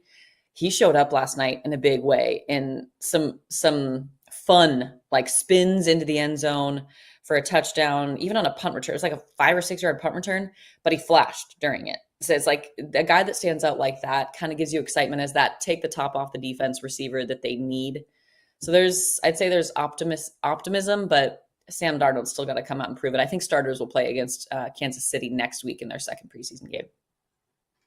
Okay, so some question marks on the offense, maybe some optimism, but still that's kind of the big question going into this season with Sam Darnold. The defense is going to be good again this year. And year 2, Mike Macdonald, who is a defensive-minded head coach, what are your expectations? Like, in order for them to take another step forward, what needs to happen? A lot of people think that they still kind of need like an A1 or like a top tier pass rusher to add to the mix because right now Uchenna Nwosu, who has been a game changer for them when he's healthy, is out right now. And there's like a lot of people, there's not much positivity around the fact that he's going to start week 1 against the 49ers. So they've got a good mix of guys coming back. They've got Leonard Williams, Big Cat, who had that crazy interception touchdown against the Jets last year. He was like the fastest defensive lineman in 20, 30 years, what he reached on the field. He is the star of the defense for sure. And then DeMarcus Lawrence, it's another guy that you're kind of relying on in his 10th or 11th year, coming off with a long career with the Dallas Cowboys to be an impact guy. Along that defensive line, it really was their strength last year, along with their secondary, but they kind of need one more potential pass rusher. Micah Parsons has been on everybody's wish list the last 3-4 weeks, but the Seahawks have legit cap space. I think they've got over $30 million right now. So is that a move that they are interested in? Is that something they look into? I'm sure every team is, but that's what's kind of holding them back right now, I think, from being a top 5 or a top 3 defense, because last year they finished top 10 in DVOA in Mike Macdonald's first year. So they've got some dudes. They've got this Nick Emenwari guy, another guy who flashed a little bit last night, the 2nd round pick, who really fell to the 2nd round because I think Vegas even wanted him early. The Seahawks had to trade up to go get him at number 35 in the 2nd round. He's a safety, 6'3". He can do everything. So he's kind of like that. Could he be a Devin Witherspoon, a cornerback that stepped in as a rookie and made an immediate impact? He's somebody that people are definitely looking at. But overall, I'd say the run defense has to continue what it started at the end of last year. And maybe one of these like other pass rushers, Derek Hall is the name, that maybe one of those guys steps up in the early term. But if not, they might go get somebody before the trade deadline. I think in some weird way, their injuries last year in the secondary, because they had droves of them, and they often hit multiple at a time, including in that Lions game that we talked about. But those other guys were able to step up and get better. And then this offseason, they draft Emenwari, like you said. They had a couple other guys. Their secondary depth, honestly, might be the best in the division. And that's something that Macdonald is very, very good at, kind of moving guys all over the backfield on defense. I think that was sort of, in some weird way, you don't want guys to get hurt ever, but the injuries allowed for progression and growth for maybe guys that wouldn't have got it in other years. So that, to me, that's their strength. I could be wrong, but I think their secondary is their best part of the defense. Yeah, people are kind of what we're waiting to see is Reek Woolen be a little bit more consistent, especially at corner. He's a guy that's been, he's dealt with injury. He's one of those guys that's missed some games from injury, but he had a fantastic rookie season, catching the same kind of like excitement as Sauce Gardner, for defensive rookie of the year in 2022. Had, I think, 6 interceptions to lead the league. but then he totally fell off the next year. Last year, he was kind of coming back and kind of interesting. And then Julian Love, fresh off a contract last year. Can he kind of put that same output? But you're right, to the creativity of Mike Macdonald and what he's done with safeties like Kyle Hamilton in the past with the Ravens, that is the most exciting. If you can generate maybe a few more turnovers than they did last year, they weren't a huge, heavy turnover team in the secondary last year, but I think that's something we saw last night from a backup, Nehemiah Pritchett. They had kind of like a disguised zone read. They totally tricked Aiden O'Connell, the Vegas backup quarterback, into an interception. So do we see more of that this year? Maybe. And if they do, then I'm totally with you. That secondary could be scary.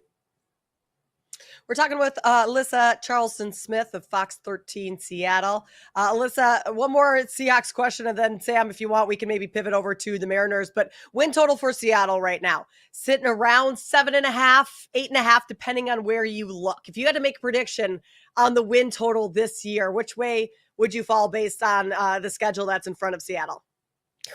Such a good question. It's so hard. It's so hard to like not look at the last week of training camp because that's the most recent. And Sam Darnold, the offense, shoot, it looked great. Like it's getting better, but it's still so unproven. I do think they're going to be over 7.5 wins. That's what they gave them last year in Mike McDonald's first year, and they got 10. That defense is good enough, I think, again, to get you 9. But I don't know enough with Clint Kubiak and Sam Darnold together. They were kind of together in San Francisco the year before Sam Darnold was in Minnesota, right? So he knows the offense, but it's the receiver group that doesn't scream confidence to me, because I'm talking about a rookie that's exciting right now, Torrey Horton, potentially jumping and upseating Marquez Valdez-Scantling, who was supposed to be your third receiver, right? So that doesn't necessarily bode well for the offseason moves in general at wide receiver. You lose DK, you lose Tyler Lockett. I'm going to go over, but I'm going to say probably about 9 or maybe 10. But if Sam Darnold is good and he's clicking and the offense is a little bit above league average, this defense is good enough to get you 10, 11. And I think top of the NFC West. I think with LA Rams and Matt Stafford's injuries, the back right now, that's kind of a worry. The NFC West is competitive, but everyone's picking Seahawks like 3rd or 4th, and that's too low for what I know about this team. I don't want to lead the witness. I hate doing that, but let's shape it this way. The Mariners will make a run if what? If history doesn't continually repeat itself like it has 24 out of the last 25 years. It's so hard to get too excited about that team. Right now, this lineup looks so crazy good. I would say honestly, because it's worked out in the past, if Julio continues to hit at the level he's hitting right now and the production that he's getting, the lower strikeouts, a fair amount of home runs, but good contact, that changes the whole mood of the city, the whole mood of the team. He really does impact that in that way. But now that they've got Josh Naylor and Geno Suarez, it's not quite as simple. Josh Naylor left the game early yesterday. I'm sure, I don't know if you guys already saw that, Sam and Kate, but the shoulder stiffness, Josh Naylor left the game after he's hit 2 home runs for the Mariners. He's got 10 stolen bases, which is wild because his body type doesn't scream a guy that's stealing second and stealing third as often. But I think it's hard to just put it on Julio, but this team, man, that lineup is scary, especially now that JP Crawford is back out of his slump. Cal Raleigh is still the one that's like, he's hit 150 in July and August combined. So that's the big dumper. That's the guy that you relied on to hit a bunch of home runs, knock in a bunch of runs. He's kind of cooled off a little bit. The pressure is off him, but you've got Randy Arozarena hitting well. You've got JP Crawford, like I mentioned. You've got Geno Suarez, who this city loves. I mean, the city was so pumped for him to come back. And Josh Naylor, that first and third base, those were the biggest holes in this lineup. The big, like, bring the rest of the team average down. Like, literally guys that could still be called, like, DFA'd at any moment the entire season before they got Josh Naylor and Geno Suarez. So I'm going to say Julio. I know it's maybe the easy answer, but that's what got them there in 2022 because he just became Hulk and took over. Yeah. That would be my answer for now. Well, so we appreciate you taking the time to join us. Thanks for talking a little Seahawks and Mariners with us. Best of luck this season, and we'll talk to you again down the road. Yep, sounds good. Thanks, guys. That's Alyssa Charleston-Smith of Fox 13 Seattle. Coming up on the other side, we'll talk to Tommy Lorenzo, get his thoughts on Major League Baseball and maybe some NFL questions as well, as we have a couple more preseason games going on this weekend. Bet Sweats coming up. More on the other side. You're listening to the BetMGM Network.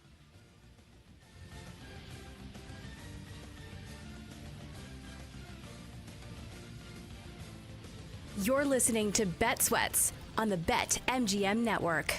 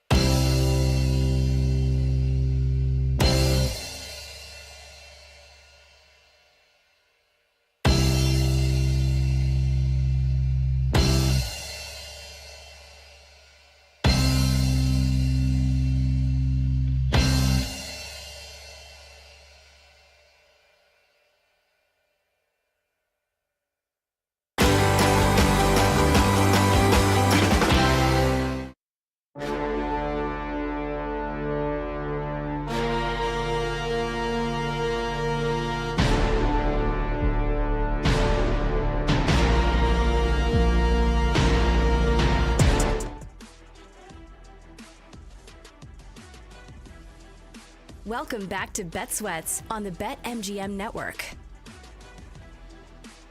Kate Constable, Sam Panayatovich here with you on Bet Sweats. About 20 minutes from now, we wrap things up with our lightning bets. And I have no idea where Sam is going today with his lightning bets. So interested to see what he comes up with, what's on his card this afternoon.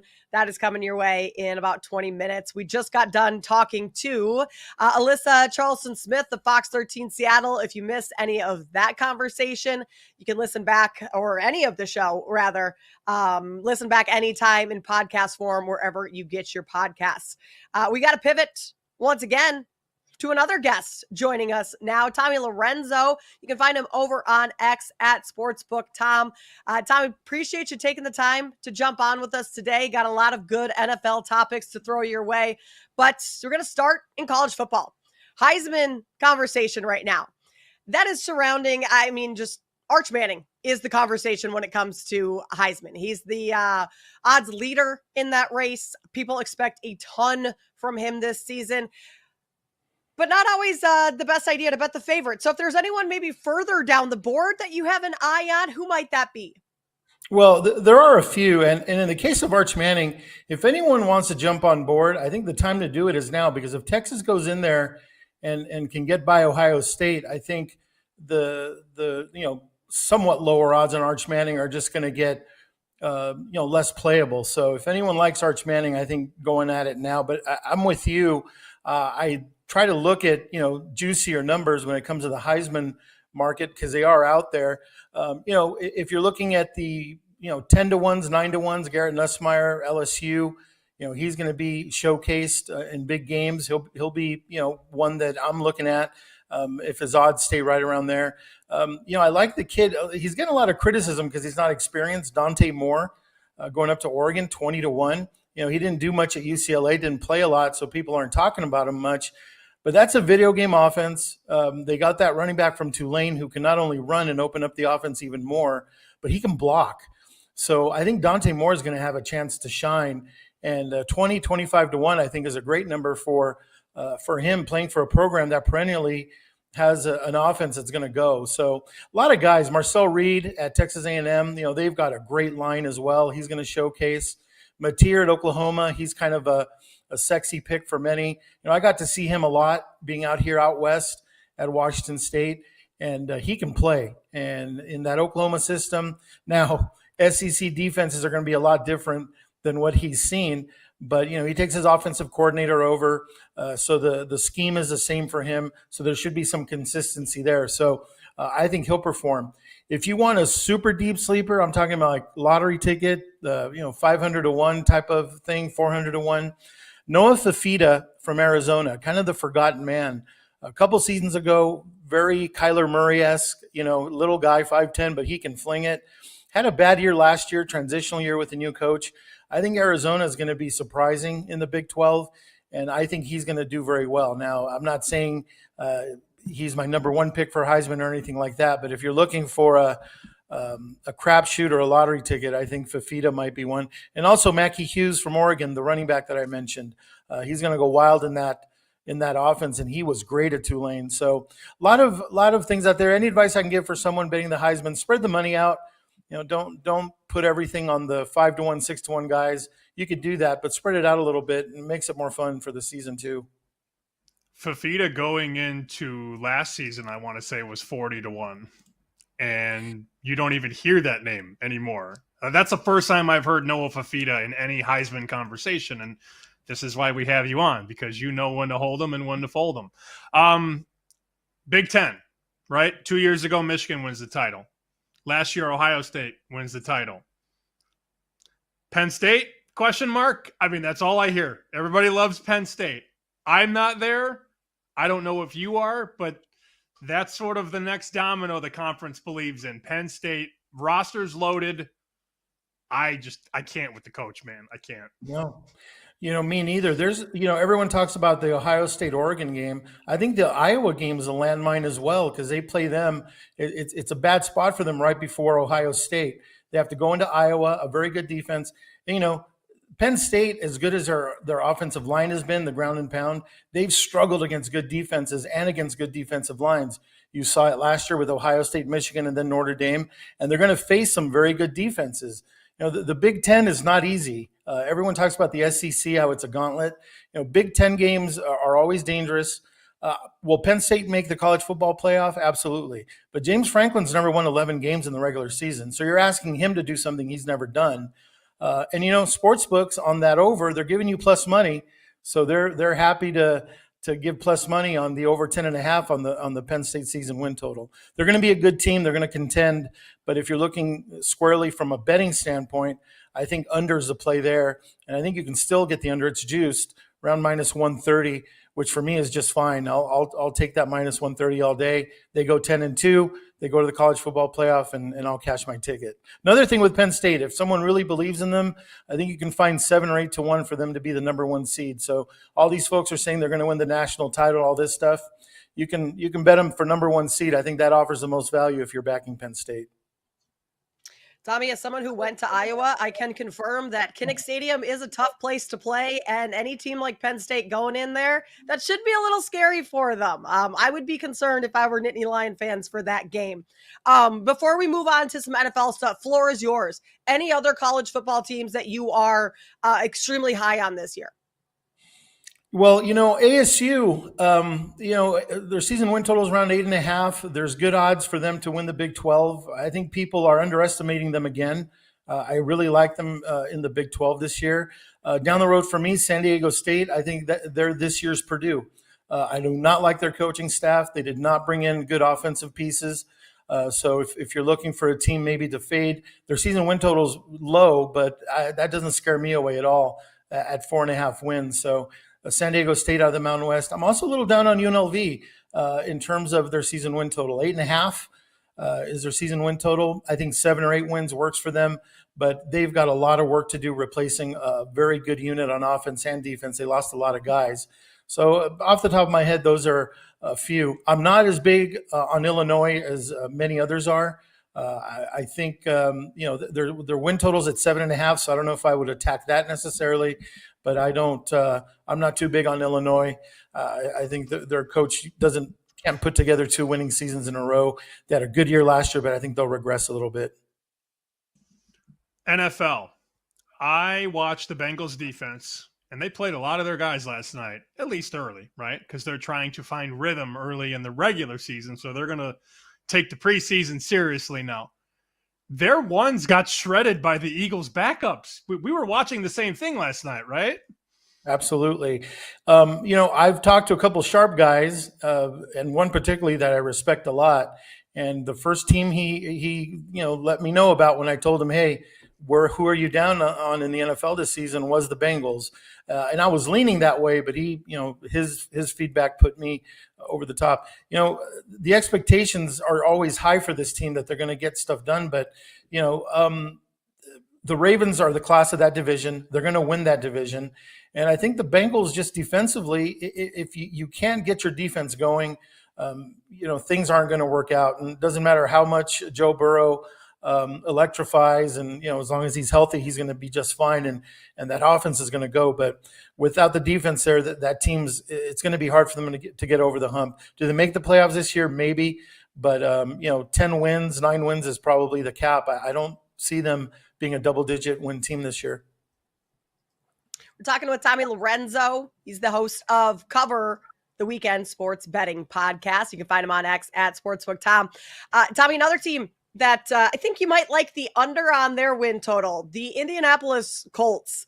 A lot of question marks going into the season for them with quarterback, and maybe some answered yesterday with Anthony Richardson already getting injured. I know it's just a dislocated pinky, but that quarterback situation can't be giving too many people confidence going into the year. What's your take on the Colts? Well, as a New York Giants fan, I got my fill of Daniel Jones over the last several seasons. So when I hear people saying that, that system's going to work for him, he's going to do better there, I just don't see it. I've not been hot on the Colts at all. Their numbers right around, I think it's 7.5. I'll happily take the under on that. Defensively, they have added some pieces, but they're, again, without a quarterback, Anthony Richardson, if he's competing with Daniel Jones for the starting spot, because that's kind of what the word out of camp was, Richardson is coming back from an injury, I think that's an issue. Now, if the Colts are saying, no, Richardson's our guy, he's our number one, let's go, then that gives me a little more confidence. But especially for, after seeing last night the injury, that quarterback room isn't very deep. But, you never know what can happen if they go down to the third or fourth guy. But when they start doing that, it's not good news. So, yeah, I'm not too hot on the Colts this year. I like under their win total and no on the playoffs, but that's probably at a minus number. Long shots and unders, Kate. Are you paying attention? Tommy's just dropping Yes, unders I and am. long shots. That's what he Yes, does. I am. So the Bears, as a Chicago kid, I have watched them go over the win total one time in the last 12 years. And every year, the optimism is eternal. Rookie head coach, I don't know what you have at quarterback yet. Nobody does. They did address the line, which I liked, but that could be a mess. It could. To ignore the possibility of that being a mess is insane because the Bears always find ways to slip on the banana peel. When I throw 8.5 at you, what's the initial reaction? It's been under for the last couple of years. I don't see that changing. Now, do they win more than the 5 games? They won 5 games last year, if I'm not mistaken. Yeah, I think they can clear that. But, being out here on the West Coast, again, I got to see a lot of Caleb Williams in his days at USC. But he's not the type of quarterback that, in my opinion, is going to respond year after year of changing schemes. He went from SC scheme. He went to Chicago last year with a new scheme, and now he's got the O coordinator from the Lions coming over, and Ben Johnson, a brand new scheme. And Ben Johnson's scheme worked great for Jared Goff because it's more precision passing, pocket passing, things of that nature with the Lions. Caleb Williams is not necessarily that type of quarterback, but it could work. Maybe Caleb Williams, his accuracy, everything improves under that system. Then he uses his, dynamic style of quarterback play, to push the envelope a little bit and get his yards. I think Caleb Williams will pass for a lot of yards. If you're looking over on his props for passing, maybe that. But overall with the Bears, they're probably a year away. I want to see Caleb Williams in the system. Preseason or camp, he's looked pretty good. Making Pat Mahomes type of sidearm passes and things like that. But just with the new system, I have my doubts. You're basically saying this team is going to be a borderline playoff team by betting the over, and I just can't get there with the Bears this year. In about 2 minutes, Tommy, the Lions, another team in that division, like stacked roster, right? Had a ton of success last year, but they lose coordinators. They lose a lot of position coaches. How do you factor that type of stuff into your handicapping of this team this year? For me, if you got the players, if you got the horses, I think you're going to be fine. And I think that's what the Lions are about this year. Aiden Hutchinson, you hope he stays healthy because, he's a key thing for that defense there. He'll be back. I have no issue with the Lions this year. That division is very tough. The 2 top teams in that division are, in my opinion, are Super Bowl contenders. And the Vikings, I have some questions about too because of J.J. McCarthy. He's got big odds to lead the league in interceptions, by the way. I don't want to digress to the Vikings, but that's another one I like it right around 15, 16 to 1. But as far as the Lions, I don't think they're going to miss a beat. I think they're going to make the playoffs. The season win total is a little rich. They got to get to 11 wins there. I think they get there. Wouldn't be my biggest play of the season, but the horses are still there. Dan Campbell has proved that he can motivate these guys, and having Aiden Hutchinson back on the defensive side will do nothing but good things on that side of the ball. So I'm good with the Lions this year. I think they'll do very well and challenge in that division. Yeah, I mean, they won a ton of games, even with a severely banged up defensive line last year. So getting those guys back will certainly help. Tommy, we appreciate you taking the time to join us today. Enjoy hanging out with Sam next week in Vegas. My pleasure. Sam's always a great time. Looking forward to it. Thanks, Tommy. All right. Thanks, See you soon. Tommy. Thanks for having me on. Thank you. Tommy Lorenzo. He was at my birthday last year. Oh man, he was like, why do you have this many friends in Vegas? I'm like, I don't know, man. It just happens. I don't know how it happens. It just does. He came over to one of the casinos and yeah, we had a good time. That guy is plugged in, Kate. When he gives you an under, you take notes. I was taking notes through that, and I'm going to go back through, and I might be placing some bets this afternoon because, yes, very, very smart. He knows a thing or two about what he's doing here in the sports betting space. Do you do your birthday in Vegas every year, Sam, or was that like a milestone birthday? No, I'm not a birthday guy. I just happened to be there because it was March Madness. So it was the Friday of March Madness, and boys made a lot of money and maybe didn't go to bed That's that not night. a bad It was one of those or bad time to celebrate your birthday. March Madness, Vegas. I Not know. too shabby. All right, we are wrapping things up on the other side. We'll give you our lightning bets for today and then get Sam out of here so he can enjoy a nice week in Vegas. Ooh, woof, a week in Vegas, Sam. Sounds miserable. But we will wrap things up when we come back. This is Bet Sweats on the BetMGM Network.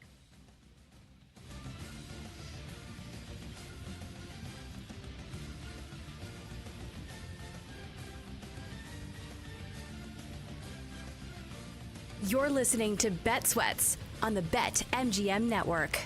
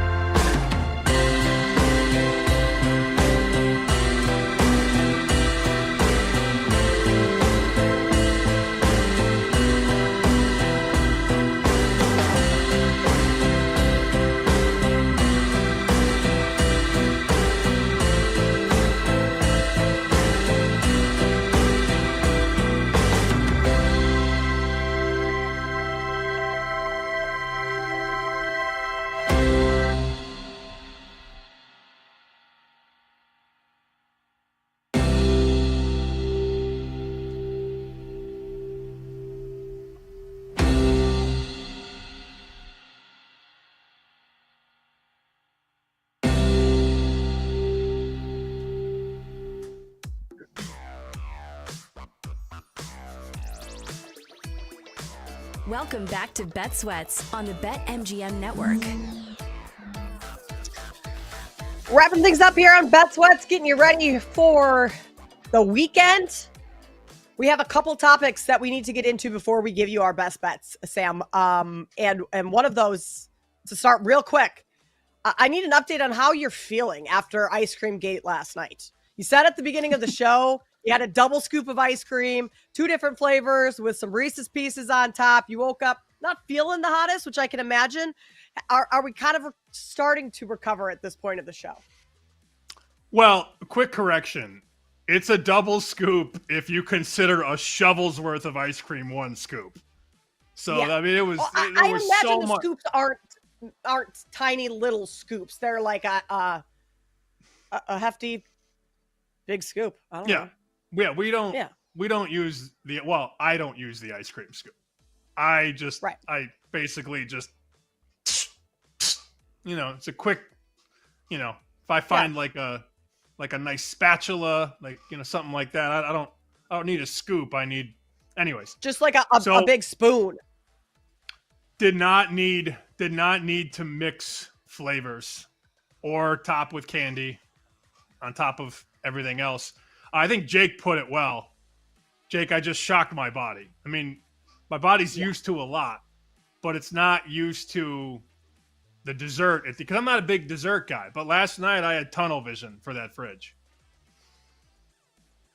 Your body was also probably you said you were in the car for 45 minutes? Like your body was probably like, all right, it's over, start to shut down, and then just bam. Yeah. Basically, the whole passenger beater ride home, like I'm sitting in the passenger seat the whole way, just dreaming about what I'm going to make in the kitchen. And I should have taken a picture, but I just didn't care at that point. I just needed it, and I needed it now. I like that you act like it's the 2 separate flavors that really did you over the edge. Like, I think either way, the volume of ice cream it sounds like you ate was probably enough to like make you feel kind of sick. Yes. And I've been so good. I know, look, like some people like to share their fitness journeys on the internet. I don't. I just do what I do. I've been very good for about 2 months. Last night was a step back. But it is what it is. You need those nights sometimes. Maybe not those nights, but you need to shake it up sometimes. It's going to refocus you. It's going to refocus you. Okay, the other topic that we need to discuss before we get out of here today, Jennifer Lopez. You have some thoughts on her, Sam, the marriages, the engagements, all of that good stuff. Give us the lowdown on what's going on in the news right now with J-Lo. So I saw this story the other day, and I thought this was perfect because Kate will be here Friday. I don't feel like Joe and I could have this conversation. So after 4 divorces and 6 engagements, Jennifer Lopez accordingly is going to work on herself from now on, and she will not be getting married again. I don't believe that. I just don't. Yeah. So she's 56 right now. If we were going to put a market on will she get engaged again? I know she said married, but let's just call it engaged. What are the chances she has another engagement ring on at least one more time in her life? The yes is the favorite, but is it minus 130? Is it minus 150? Is it minus 200? Like, what's a fair price on the yes for J-Lo to get engaged one more time? I was going to go, my initial thought was around minus 160. Like, I know she says she's not, but you've had 6 engagements already. Why? What makes me think that's going to stop? So I think it happens again. You said she's 52, 56? 56. So she's got at least 30 more years, you would think. Yeah. Yeah. No, she's getting engaged at least one more time. I would certainly have that around minus 160. I wouldn't even put it past her to get married. Like, I mean, people say this all the time. I'm going to work on myself. Never going to do this again. Me. Nah, not with J-Lo. 10 total engagements and divorces. Yeah, she's not stopping anytime soon. There's no way she doesn't get engaged again. And she has this habit where she goes back to an old flame. Yeah. So, It's 2036. Her and Ben are lonely. He sends the "you up" text. Pow, they're engaged. Like that's very possible. No, am I very wrong? possible. I mean, of course it is. Because they've been engaged or married twice?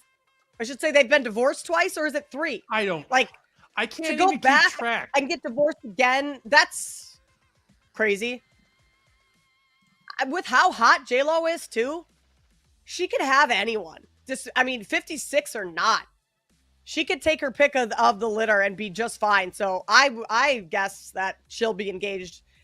I'll say at least one more time at -160. Okay. The problem is that might not get paid out for a while, Kate. So you're not going to see that true. money. That's true. So that's the issue. I sent it to Jake yesterday, and he's like, "Oh, yes, is the huge favorite, right, Jake?" Yeah. Jake put -180 as his odds. Yeah, I think I put -180. I might hit the ladders on this. I might go over 1.5, over 2.5. I might sprinkle a little bit across the board. Yeah, it's too bad. BetMGM gives us a lot of options, a lot of things we can bet, including, by the way, that Broncos and Chiefs bet that we talked about. So the AFC West market straight forecast, Chiefs Broncos at MGM is down to +280. It was not +280 when the show started. Wink, wink. So thank you, BetMGM, for giving us all these markets. I don't believe, though, we're going to get a BetMGM Jennifer Lopez engagement market. I don't think that's going to happen. I think if that pops at all, that'll likely be the in the offshores, not BetMGM. I don't think they're going to dabble in a little J-Lo engagement action. That's probably fair to say. There will be a ring, though. There would definitely be one more ring. There has to be. Give her a couple years. Give her a decade to work on herself. She's still going to look pretty young at 66.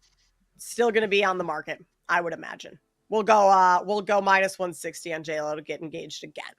All right, Sam, we got to wrap things up with, I guess that was the start of our lightning bets, but we got to wrap things up with our actual lightning bets. What do you have for today? I'm going to find out with Toronto tonight. Best number I can get now is +122. Consensus number that we can get is +120. So that's Kershaw and Scherzer meeting for the first time since 2008. Dodgers are at home. I'm fading Kershaw and backing the bats with Toronto. +120 on the Blue Jays. And then I don't love that +280, but there's still a +340 in the market on Chiefs to finish first, Broncos to finish second. Kate and I had discussed Rashawn Slater going down. McConkey's been banged up. Becton isn't practicing. And Najee Harris blew his eyes up with fireworks. Things are just falling apart for the Bolts. So I think that's a good time right now to strike Chiefs, Broncos, and that's +340. Other books are coming down, though, coming a little bit lower. So you might want to get on that before it's too late. Yeah, I love that bet. I think that's a great price for two teams that, based on what happened with the Chargers this past week, are ahead of the two bottom teams in that division for sure. All right, the Diamond. I'm going to lay a little bit juicier number than what you're getting with some plus money, Sam. I'm going to go Brewers on the money line, -145 over the Mets today. Brewers have been phenomenal lately. A lot of momentum coming into this one. I'm going to continue to ride that and fade this Mets team that has struggled quite a bit late. I know Senga is going for New York today, but I still think this Brewers team is just too hot right now to bet against. So I'll go -145 on the Brewers. And then I'm going to go over to the WNBA. Not going to bet on any specific color for any specific item. I'm going to go Seattle Storm on the money line for a little plus money against the Las Vegas Aces tonight. This Aces team, I don't think they deserve to be favored even at home. They've been so bad this year.